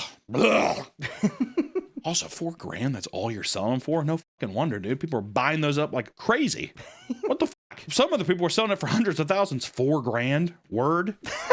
Almost 1 million fucking rupees? God damn, man. That's in Nepal and Mozambique, a group of Catholic nuns had been dealing with human traffickers for years. The traffickers repeatedly tried to abduct children from the nuns' orphanage and even ambush them after they worked with police to expose the group. The nuns believed that the traffickers were taking these children and harvesting their reproductive organs for powerful magical charms. And so they went to the police to try to stop it. Before the group made progress, 53-year-old nun Dorothy Danger was found strangled and beaten outside her home. Her fellow nuns knew it was the work of a trafficking group, yet police and government officials did absolutely nothing. And to this day, nobody has been arrested for the death of Miss Danger, with many believing her death was part of a cover-up, and organ trafficking remains a big problem in Mozambique. Which I just want to say this too, actual saint. Yeah. 3 fucking saints in one video, by the way. That's, I mean, my God. Organized crime rings can be scary, but in the world of organ donors, things can get much, much darker. Here are some of the most macabre tales of organ donations. One of the most common fears for people going into surgeries is waking up in the middle of it. For one man, this was a reality. In October of 2021, TJ Hoover was rushed to the local hospital after a drug overdose. Believing he was brain dead, surgeons at the hospital rushed his body into the intensive care to begin inspecting his organs for donation. His sister Donna, who took him to the hospital, watched helplessly as her brother was wheeled past her. She saw his eyes darting back and forth and tears streaming down his face as he was taken into the operating room. She quickly reported this to the staff, but was told it was a common reflex. But That was far from the truth. TJ was laid and sedated on the operating table, only to wake up and begin thrashing and screaming while in the middle of a cardiac catheterization, which is a simple, non-invasive procedure. As soon as they realized that he was alive, all work stopped and he was removed from the room for re-examination. Following the event, multiple staff who were in the room either quit or requested therapy due to how traumatic the event was, which I could see. That would,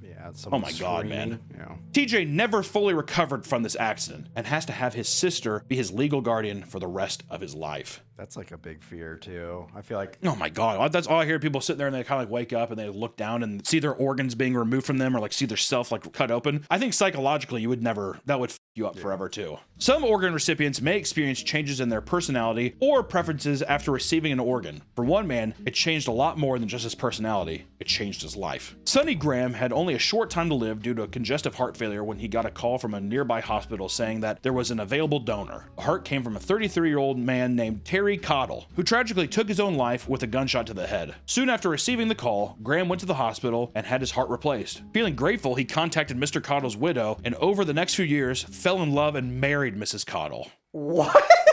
There is some devious organ donor shit in this deal. This is crazy. I mean, all seemed well until April 1st of 2008. Sonny Graham took his own life by shooting himself in the head, just like his heart donor did. Friends and family said that he showed no signs of depression and were taken off guard by this tragic event, especially Mrs. Graham, who had now widowed the exact same way for the second time. That's actually a little suspicious.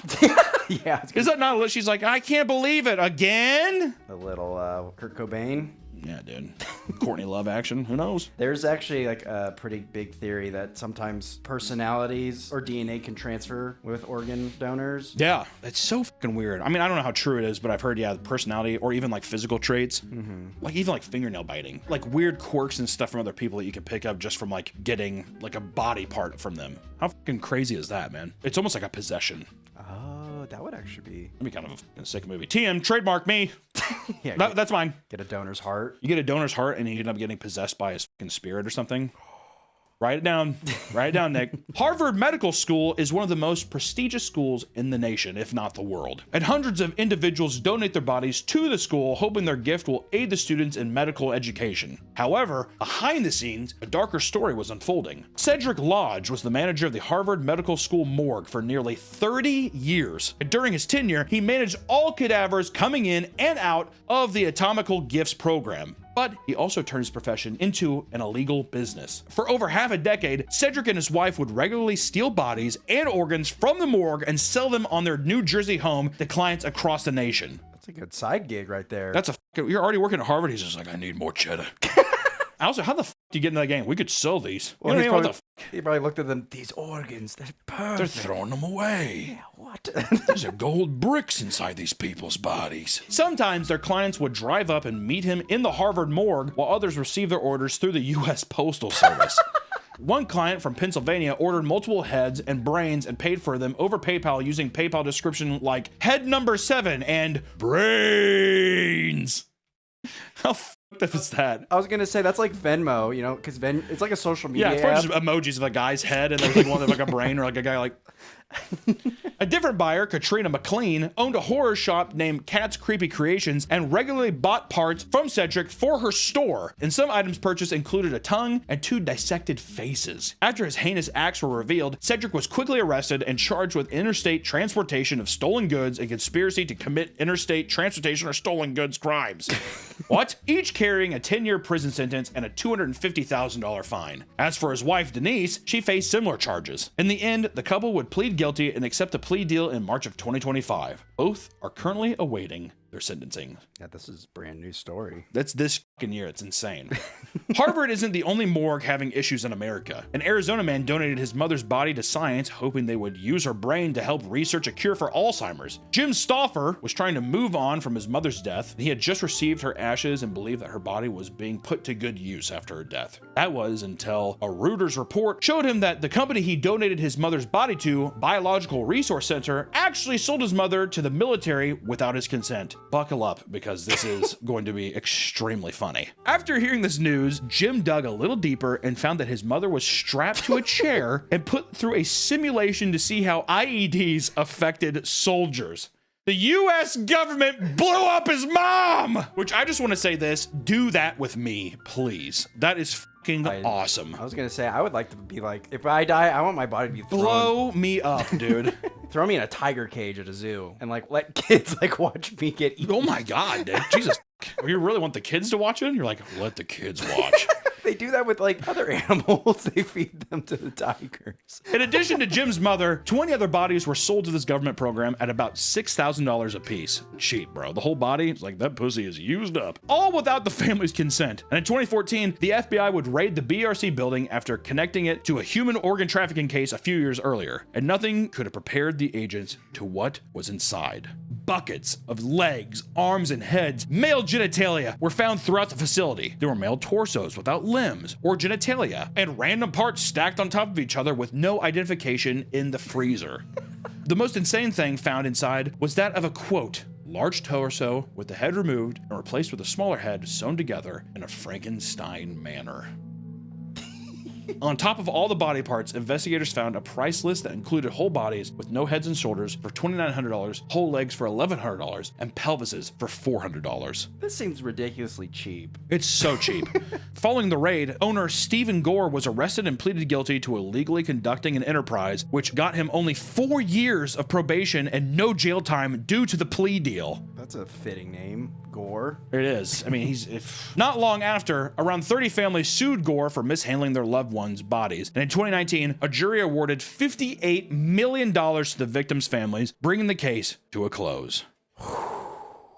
What a fucking video. What a fucking crazy day, man. My God. I just, I got my license and I put myself as an organ donor. So. I do too. Oh, blow me up. I don't fucking know. Most people would have never guessed that organ donations could be such a dangerous and lucrative business. It's a necessary procedure that saves millions of lives and has millions of people waiting for a second chance at life. Yet you never know what will happen or who will be performing your surgery after death. So next time you go into a hospital, maybe think about what's going on behind closed doors, because it might be more sinister than you could have ever imagined. Thank you so much for watching the video today, guys. We'll see you in the next one. Bye-bye.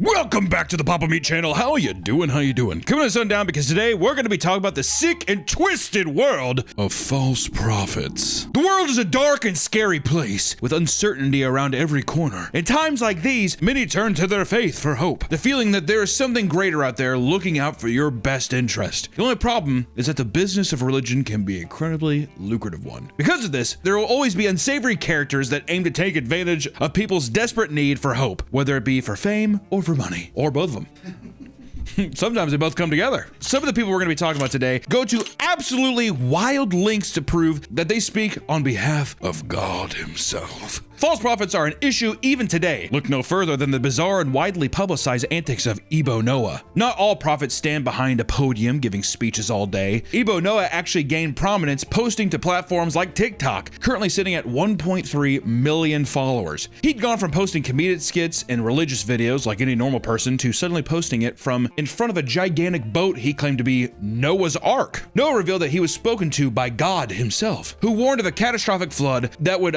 commence on December 25th, 2025, on Christmas Day. We're still here, so you know how that went. This was supposed to be due to several years of non-stop pouring rain. He was then instructed by God to build several wooden arks that would bring humans as well as animals aboard. His building progress videos would start to rake in views, with some people starting to get genuinely worried about their safety in the case that he was telling the truth. And out of nowhere, Noah decided to update his fashion from casual clothes to tattered up sackcloth outfits. And you gotta sell the part, you know what I mean? I've discarded my earthly possessions and now I'm in a potato sack. And I built a boat. According to Noah, just one of the arks would be able to somehow hold 600 million people. It's a big boat. The story began to go viral, with more and more people believing that they would have to actually travel to the ark sites for salvation, which is exactly what thousands of them did. He'd film a random crowd of people and claim that they were coming specifically to join his vessel. As silly as this seems, it is believed that some people actually did take his claim serious enough to travel to Ghana, and one man in particular actually flew from Liberia to Ghana, only to realize he completely wasted his time and money getting there. Many even quit their jobs, prompting Noah to rush to his phone to claim he never once told people to do that. Don't do that! What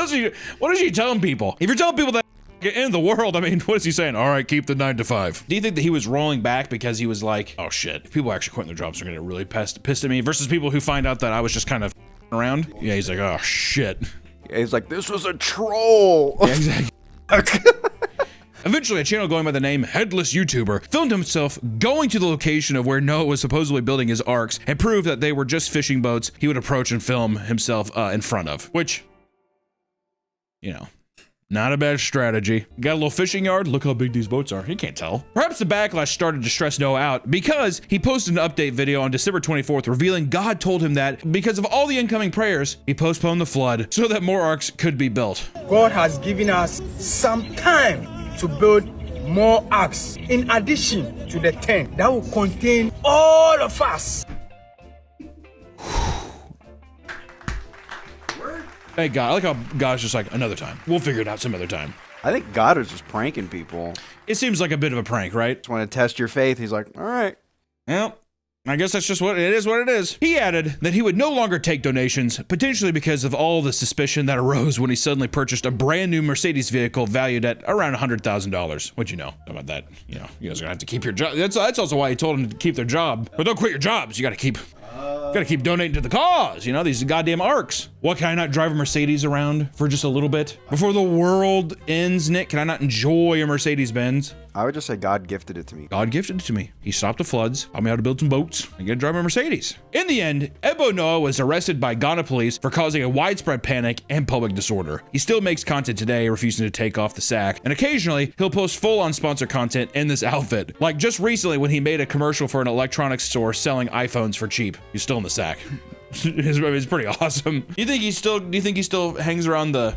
I like to think that he made some friends over at the shipyard. He'll be all right. Hey, we want to give a quick shout out to our favorite sponsor, GamerSupps, which we have amazing energy drink called Raw Meat. You need to pick that shit up right now. It is summer in a shaker, or hopefully one day a can, because they're starting to do cans in places, and it's delicious. Raw Meat, my flavor is a beautiful cantaloupe watermelon mix that's just oh, it's absolutely beautiful. We drink the caffeine-free version all the time. When it gets too late, because GamerSupps gives you a little pep in your step. Pep, pep, pep. Also, if you like big tittied anime women, they have little tub shakers that have big beautiful tittied anime women on it. So if you like that, they have shakers. Pick up a big tittied anime shaker thing. They like that. You like that? I know I do. If you head over to GamerSupps right now, you can get signed up for some free samples. They're all good flavors. There's not a single bad flavor. They're all muy caliente. They're beautiful. They're so tasty. So please head over to GamerSupps and use promo code PAPAMeat at checkout and tell them that we sent you. All right? You're gonna get a little goodie with it. I think you'll like it. Back to the video. One man, however, could not let the whole thing go. In particular, a man who had moved his entire family to the Ark location only to find out it was all a grift. Allegedly, he set fire to a random wooden boat thinking that it was one of his arks. In reality, it was just a random fishing boat. He's fought that. I'll tell you what, Ebo better watch his ass. That moved your entire family there?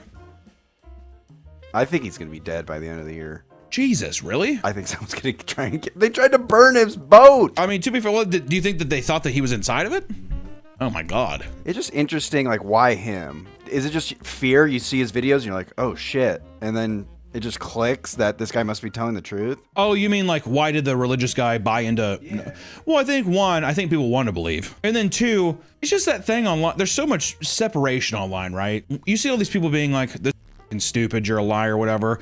And all it takes is one neuron in your brain for you to fully believe, like, well, what if? Well, no wonder. Why would people believe this? This is God testing me. It's shit like that. I don't think it's actually that hard to conceive that somebody would fall in line with this. If someone's lying to you, but you're just believing, I mean, like, you have nothing but trust in this person. You know what I mean? I don't trust anything online. That's probably the best bet. Except that I'm 6'6", right? I am 6'6", I'm 23 years old, and I can deadlift a truck. All right, but you've seen that, so you guys don't need to. I don't need to post a video about it, but we've seen it. Yeah, I'm a witness. Yeah, you can trust me. For what?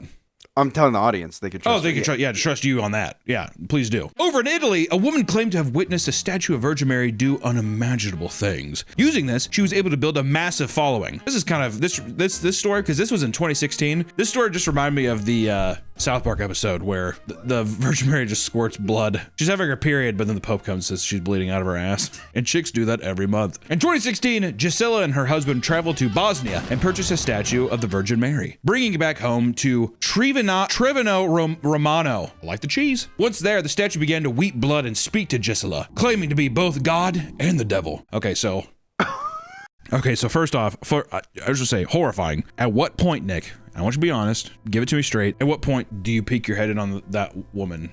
You hear that's what she says, and you say, I'll be right back. And you leave. Is it the first time you hear that, or is it a couple times? If my wife told me I have a statue of the Virgin Mary, she's bleeding, and she says she's the God and the devil, not even joking, this is me being completely transparent, I'd say, oh my God. I'd say, hold on, and I would dead sprint downstairs, I'd get in my car, and I would never look back. That would be enough for me. Because you know what happens? You let it slide one time, you're dead. You're gone. Talking about a statue crying and bleeding, God the devil. You're not gonna wake up with your foot missing. Yeah, the statue. It needed a sacrifice. That kind of thing. Well, that's the thing. Either Allison's killing you or the statue is possessed, and it's just a win-win. Dude, knowing my wife, she is going to use it as like, I was possessed. That's why I stabbed him 75 times. It's a perfect crime. It's true. Insanity. You get away with it. Exactly. Well, she thought that she was the Virgin Mary, and she just gives you the judge one of these. And then you're just in a psych ward playing chess forever. And then I'm in 6 feet underground. You're in heaven or hell. Hopefully. You know what I always been scared of is if the afterlife is real shit, if I'm in purgatory. Would you rather be in purgatory, or would you rather be a spirit stuck on earth? Isn't that the same thing? Isn't that purgatory? I thought purgatory was just like it was like a place, it's like a no man's place. I think there's different interpretations, but I always assumed purgatory was like stuck on earth. That's one form of purgatory. What would be worse? Would be being stuck on earth as a ghost, where like no one even knows can't really enjoy anything, or hell? I'd probably be ghost, because at least I think I'm alive. Come on, listen to me. I feel like that would drive me crazy. Versus you want some? When I was younger, I had this dream that I was in hell because my grandma told me. One second. My fucking back. My grandma told me, because I said, "What is hell like?" And she said, "What's your greatest fear?" And I said, "Claustrophobia and clowns." I was a child. I was like, I'm claustrophobic and I'm afraid of clowns. She was like, hell would be you're in like a black void and you would be stuck in a glass box and a clown would just be like crawling over it. And then as a kid, I'm like, first off, that gave me nightmares. And I had like, I think that's why I had like my first panic attack. But then after a while too, I was like, what? I mean, if you were there forever, you know what really frightened me? Boredom. Yeah, if that's what that was. Can you imagine me sitting, like, can you imagine just sitting in a glass box till the end of time?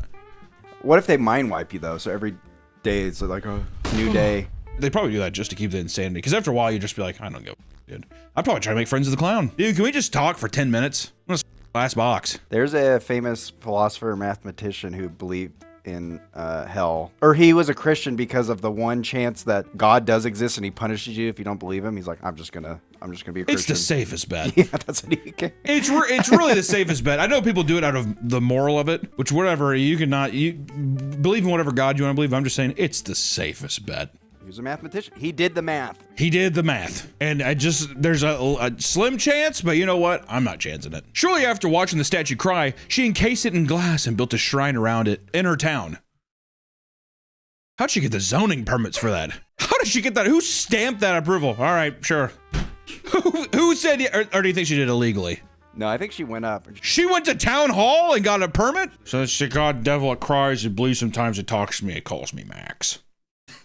Like, alrighty. Approved. Her claims drew hundreds of pilgrims each year, and this also evolved into her somehow gaining prophetic powers. It's natural, dude. Come on. If I'm doing this whole thing, I'm not just gonna say, yeah, it's attached to me. You know, come on, it's my statue. The statue would warn her of things like a deadly virus in China and tell her to alert her followers to engage in prayer. You're trying to tell me this chick and she prophesied coronavirus? What? As her following grew, she allegedly woke up one day with the same crucifixion wounds as Jesus Christ on her hands and feet. Oh, see, that's where she got it wrong, dude. It's the wrist. People always think it's the hands, it's the wrist. Google. Boot up Ask Jeeves and just do a quick research, dude. You know? If it's, I think they said if it's through his hands, it would do. I'm pretty sure that's why they did it in here. This led her to start performing miracles and giving prophetic predictions herself. And one day, she claimed an earthquake would destroy Rome and the Catholic Church would be completely taken over by communists. It's a big lightning, thunder and lightning. Can you imagine that? Communists taking over. Whoa. She watched Red Dawn the night before. She was like, oh my God. Her followers claim that she would regularly perform miracles similar to when Jesus multiplied loaves of bread and fish. She sounds like a world-class magician if this is the case. If I was there, I was like, how the f did she do that? You know, they're talking about some, like the, what's that Christopher Nolan movie? The Prestige? She's pulling a Prestige, dude. How do we know she doesn't have a twin? On more than one occasion, she has shown up to her sermons with a single box of pizza or plate of gnocchi. The f is gnocchi? She stated, and I quote, "It was a pizza for 4, and 25 of us ate from it. It never got any smaller." She sounds like an amazing illusionist. Or do you think is she actually blessed, Nick? I think so. Maybe. The corona thing fucking... The corona thing, I'm not gonna lie, the COVID, it hit. It did hit. In 2016, come on. Though Gisela may seem saintly, she has not been completely honest with her followers. By 2023, the church began to notice Gisela growing more and more popular and sent someone out to officially investigate the claims to the statue Weeping Blood. A sample was taken, only to prove that it was not the blood of a human, it was pig's blood the entire time. Not long after the findings were published, Gisela and her husband hid themselves from the public, giving in occasionally to make small appearances. And to this day, she sends out one message a month to her following using an AI voice to spread her message. Here is the message from the Queen of the Rosary given to Gisela, September 3rd, 2025. Even worse, the couple had earned nearly $500,000 from pilgrims and followers' donations, and they believed the money would be sent to a children's hospital. And as it turns out, the couple used the money to buy more land around the shrine, renovate their house, and purchase a brand new $40,000 car. This is not Gisela's first fraud, right? This is where I was like, are you kidding me? This is not Gisela's first fraud charge. Just 3 years before she bought the statue, she was convicted of fraudulent bankruptcy after creating a charity to help sick people and take the money for herself. Now Gisela and her husband are set to go into trial April of 2026 for faking miracles and misusing donation money. What a crazy turn of events. Growing up in the Midwest, you see it everywhere. It's people that work in shitty jobs. All anyone wants to do in life, Nick, they just want to have a good time and fucking be at peace, do whatever. And sometimes you draw up the shortest stick when you're bored, and you're just trapped in this hell pit, this hell cycle where you work a dead-end job like your family did, blah, blah, blah. And now all you can do is have the faith that there's going to be something better after this is done, right? It's sad. It's sad because people just are so parasitic and will leech onto anything. They don't give a And then they make their lives worse. They make their lives worse, and that's why I think that Gisela, I don't know, they should take that statue and they should bust out her front teeth with it. Some proclaimed prophets will want to stand out from all the other grifters out there, and in some cases, this can lead to some absolutely insane headlines. South African pastor farts on congregation to heal and cure them. Photo goes viral. You know, whatever parasitic news journalist was just like, perfect. Fart. Oh, God, this is gonna get all the clicks. Chris Penelope is a pastor from Christ. Oh my, is his name Christ? Yeah, Christ Penelope. We have a Noah and we have a Christ. We have a Noah, we have a Christ. We need a Virgin Mary next. God, dude, my back is killing me. Christ Penelope is a pastor from South Africa that became widely known for a time after a series of photos were released from inside his congregation. In them, Penelope is seen sitting directly on the faces of his congregation, and apparently, he was able to convince people that his farts were holy, allowing him to fart in their faces to get the Spirit of God inside of them. You know, so, you know that motherfucker was there. And he was like, smell it. I want you to smell it. That's gotta be a fetish. Or the guy's like, all right, I smell it. No, huff it. I need you to huff it. What's it smell like? I got another one coming. I got the one more. What is that one like? Do not throw up. When pressed about why he would willingly fart on his devout followers, he simply snapped back with, I don't fart on people. I heal people. In other photos, he is seen standing on top of his followers, claiming that they feel no pain because the Holy Spirit has taken control and made it so. Isn't that right? No pain. Somebody, just get off. During a sermon in 2018, it was discovered that Pastor Penelope was anointing his followers with condom oil. Dude, just get the red wine and crackers and call it a day. These snakes venom.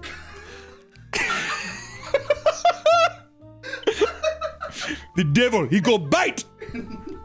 Reportedly, he'd smear a wet condom all over a chair, ask congregants to sit on it, and then watch them supposedly fall to the ground due to the raw power of the Holy Spirit. The mother set up a Three Stooges prank. It's what I do think people get off on being like, I bet you I could do something so ridiculous and I could still get away with it. That's where I think it comes in. Well, that's what I mean. It's like a power trip of being like, I could say anything and I'd still have a following. You know what I mean? Perhaps he learned this behavior from his mentor, Professor Daniel of Rabboni Center Ministries. This man also, what kind of Rabboni? My boy Daniel of Rabboni. You can't have a name like Daniel. He needs to be like, what's like a magical name? Also needs like a wizard's name. Professor Corlox of Rabboni. My name's Corlox, Professor Corlox of Rabboni. Center Ministries, yes. What you want to do is you want to take this mason jar, put it up against your hole, and you're going to blow a fart. You're going to cap it, and then when someone feels sick, you let them smell it. That was my, I was going to sell Etsy. Stop. What? No more. I'm gonna allow myself every video. I'm gonna allow myself 2 Nick stops. Okay. So that I'm throwing. That's 1 flag thrown. That's 1 Nick stop thrown. Because all I said before that was putting a glass jar up to my asshole and then smelling it. I don't need to know where you're going with that. This man was also seen as unorthodox and controversial, as he would push his followers to do absurd things like eat bugs and drink petrol oil. Gas? This goes good in my Camry. Is this just gas? Drink it! One of the biggest religious events people look forward to is the eventual return of Jesus Christ. As it turns out, he is already here in Russia. Sergei Torpos, or Vissarion. Oh my God, what a name! That's like a unicorn, dude. Who are you? Vissarion. First of my name. That's what his followers call him. He is the founder of the Church of the Last Testament. Oh my God. If he doesn't have a sword, I'm gonna be pissed, you know what I mean? Vissarion, leader of the Church of the Last Testament. I legitimately believe this guy, even if he's not a false prophet, he could beat the devil in a fight. 1,000,000%. It all started back in the 90s when he was fired from his job as a traffic cop and began having prophetic visions that convinced him he was the reincarnation of Jesus Christ. Or might have been alcoholism, not sure. In less than a year, he founded his church and began his teachings. If you were part of his church, you were forbidden from eating meat, smoking, drinking alcohol, or using profanity. They lived in multiple towns with names like City of the Sun or Adobe of Dawn. Thousands of miles deep into Siberia, some which contain over 5,000 residents. God damn. Abode of Dawn. I'm gonna just keep it Adobe. Everyone wears white robes, and a core belief of his followers is that a great flood will wipe out the world, and those who live in the promised land will survive and rebuild it. Kind of tired of the flood meme. That's just the lore. That's Noah. That's every That's a lot of different religions too. Even outside of Christianity, there's a lot of flood shit. It's all about like a reset, where if people think like the world's going to shit. I'm just saying, why can't it just be a thing where it's like a giant, and I'm going to be honest, guys, this is me. I'm Vissarion. Guys, I'm going to be really straightforward with you. Or no profanity. I'm gonna be really, really freaking straightforward with you. A Cyclops is coming. He's gonna what? I don't know. You big old Cyclops. And he's gonna destroy all the worlds because he's gonna duplicate. So we have to live up high. The Cyclopses are, and they try to get my father to it, and they say, they have one eye. Yes, but are afraid of heights. They said that. Oh. And you're like, everyone's like, why? You're out. Get out. What would the Cyclops be named? If your name is Vissarion, you gotta have a badass Cyclops name. Grelix, the World Breaker. Skrillex. I like that. Can he burst through the core of the earth? Yeah, dude. Exactly. That's his heart, by the way. So we have to love him at the same time, but we have to be afraid of him. And then we become sky people and we live in the air. Yeah.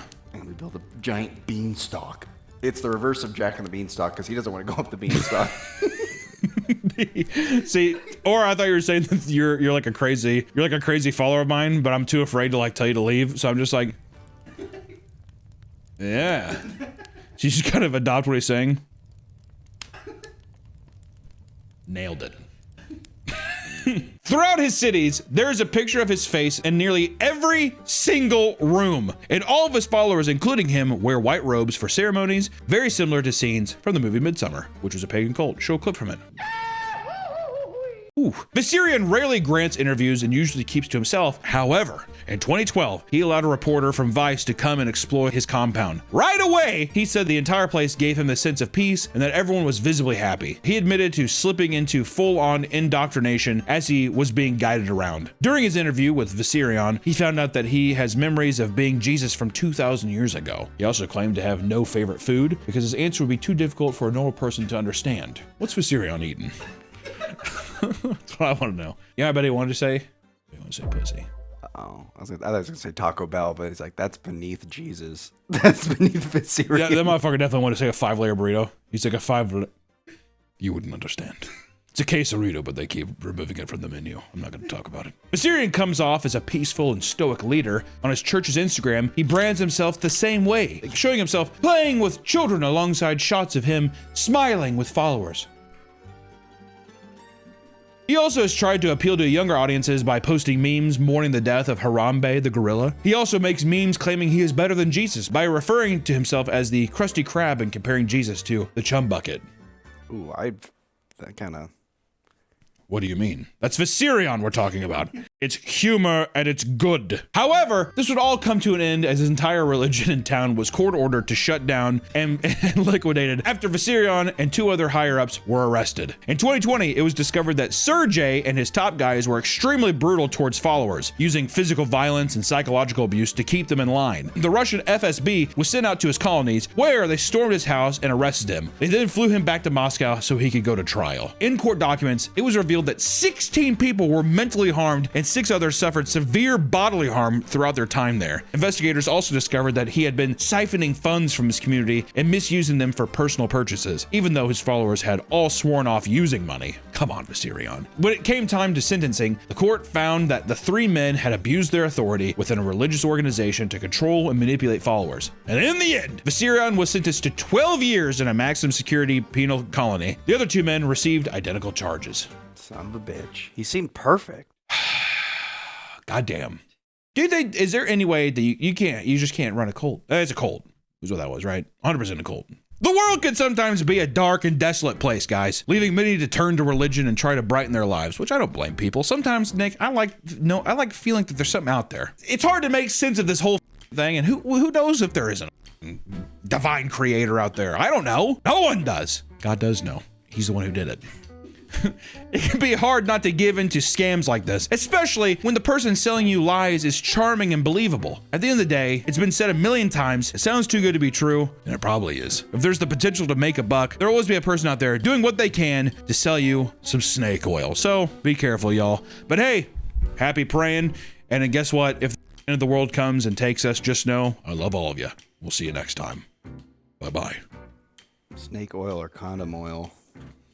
Dude, I would take the condom oil. Snake oil can be venomous, right? Yeah, if it's... I'm pretty sure you can drink condom oil. You can drink snake venom. You can drink snake venom? Yeah, as long as you don't have any cuts or ulcers. This is the Nick 2 number card. I'm using it now at the end of the video.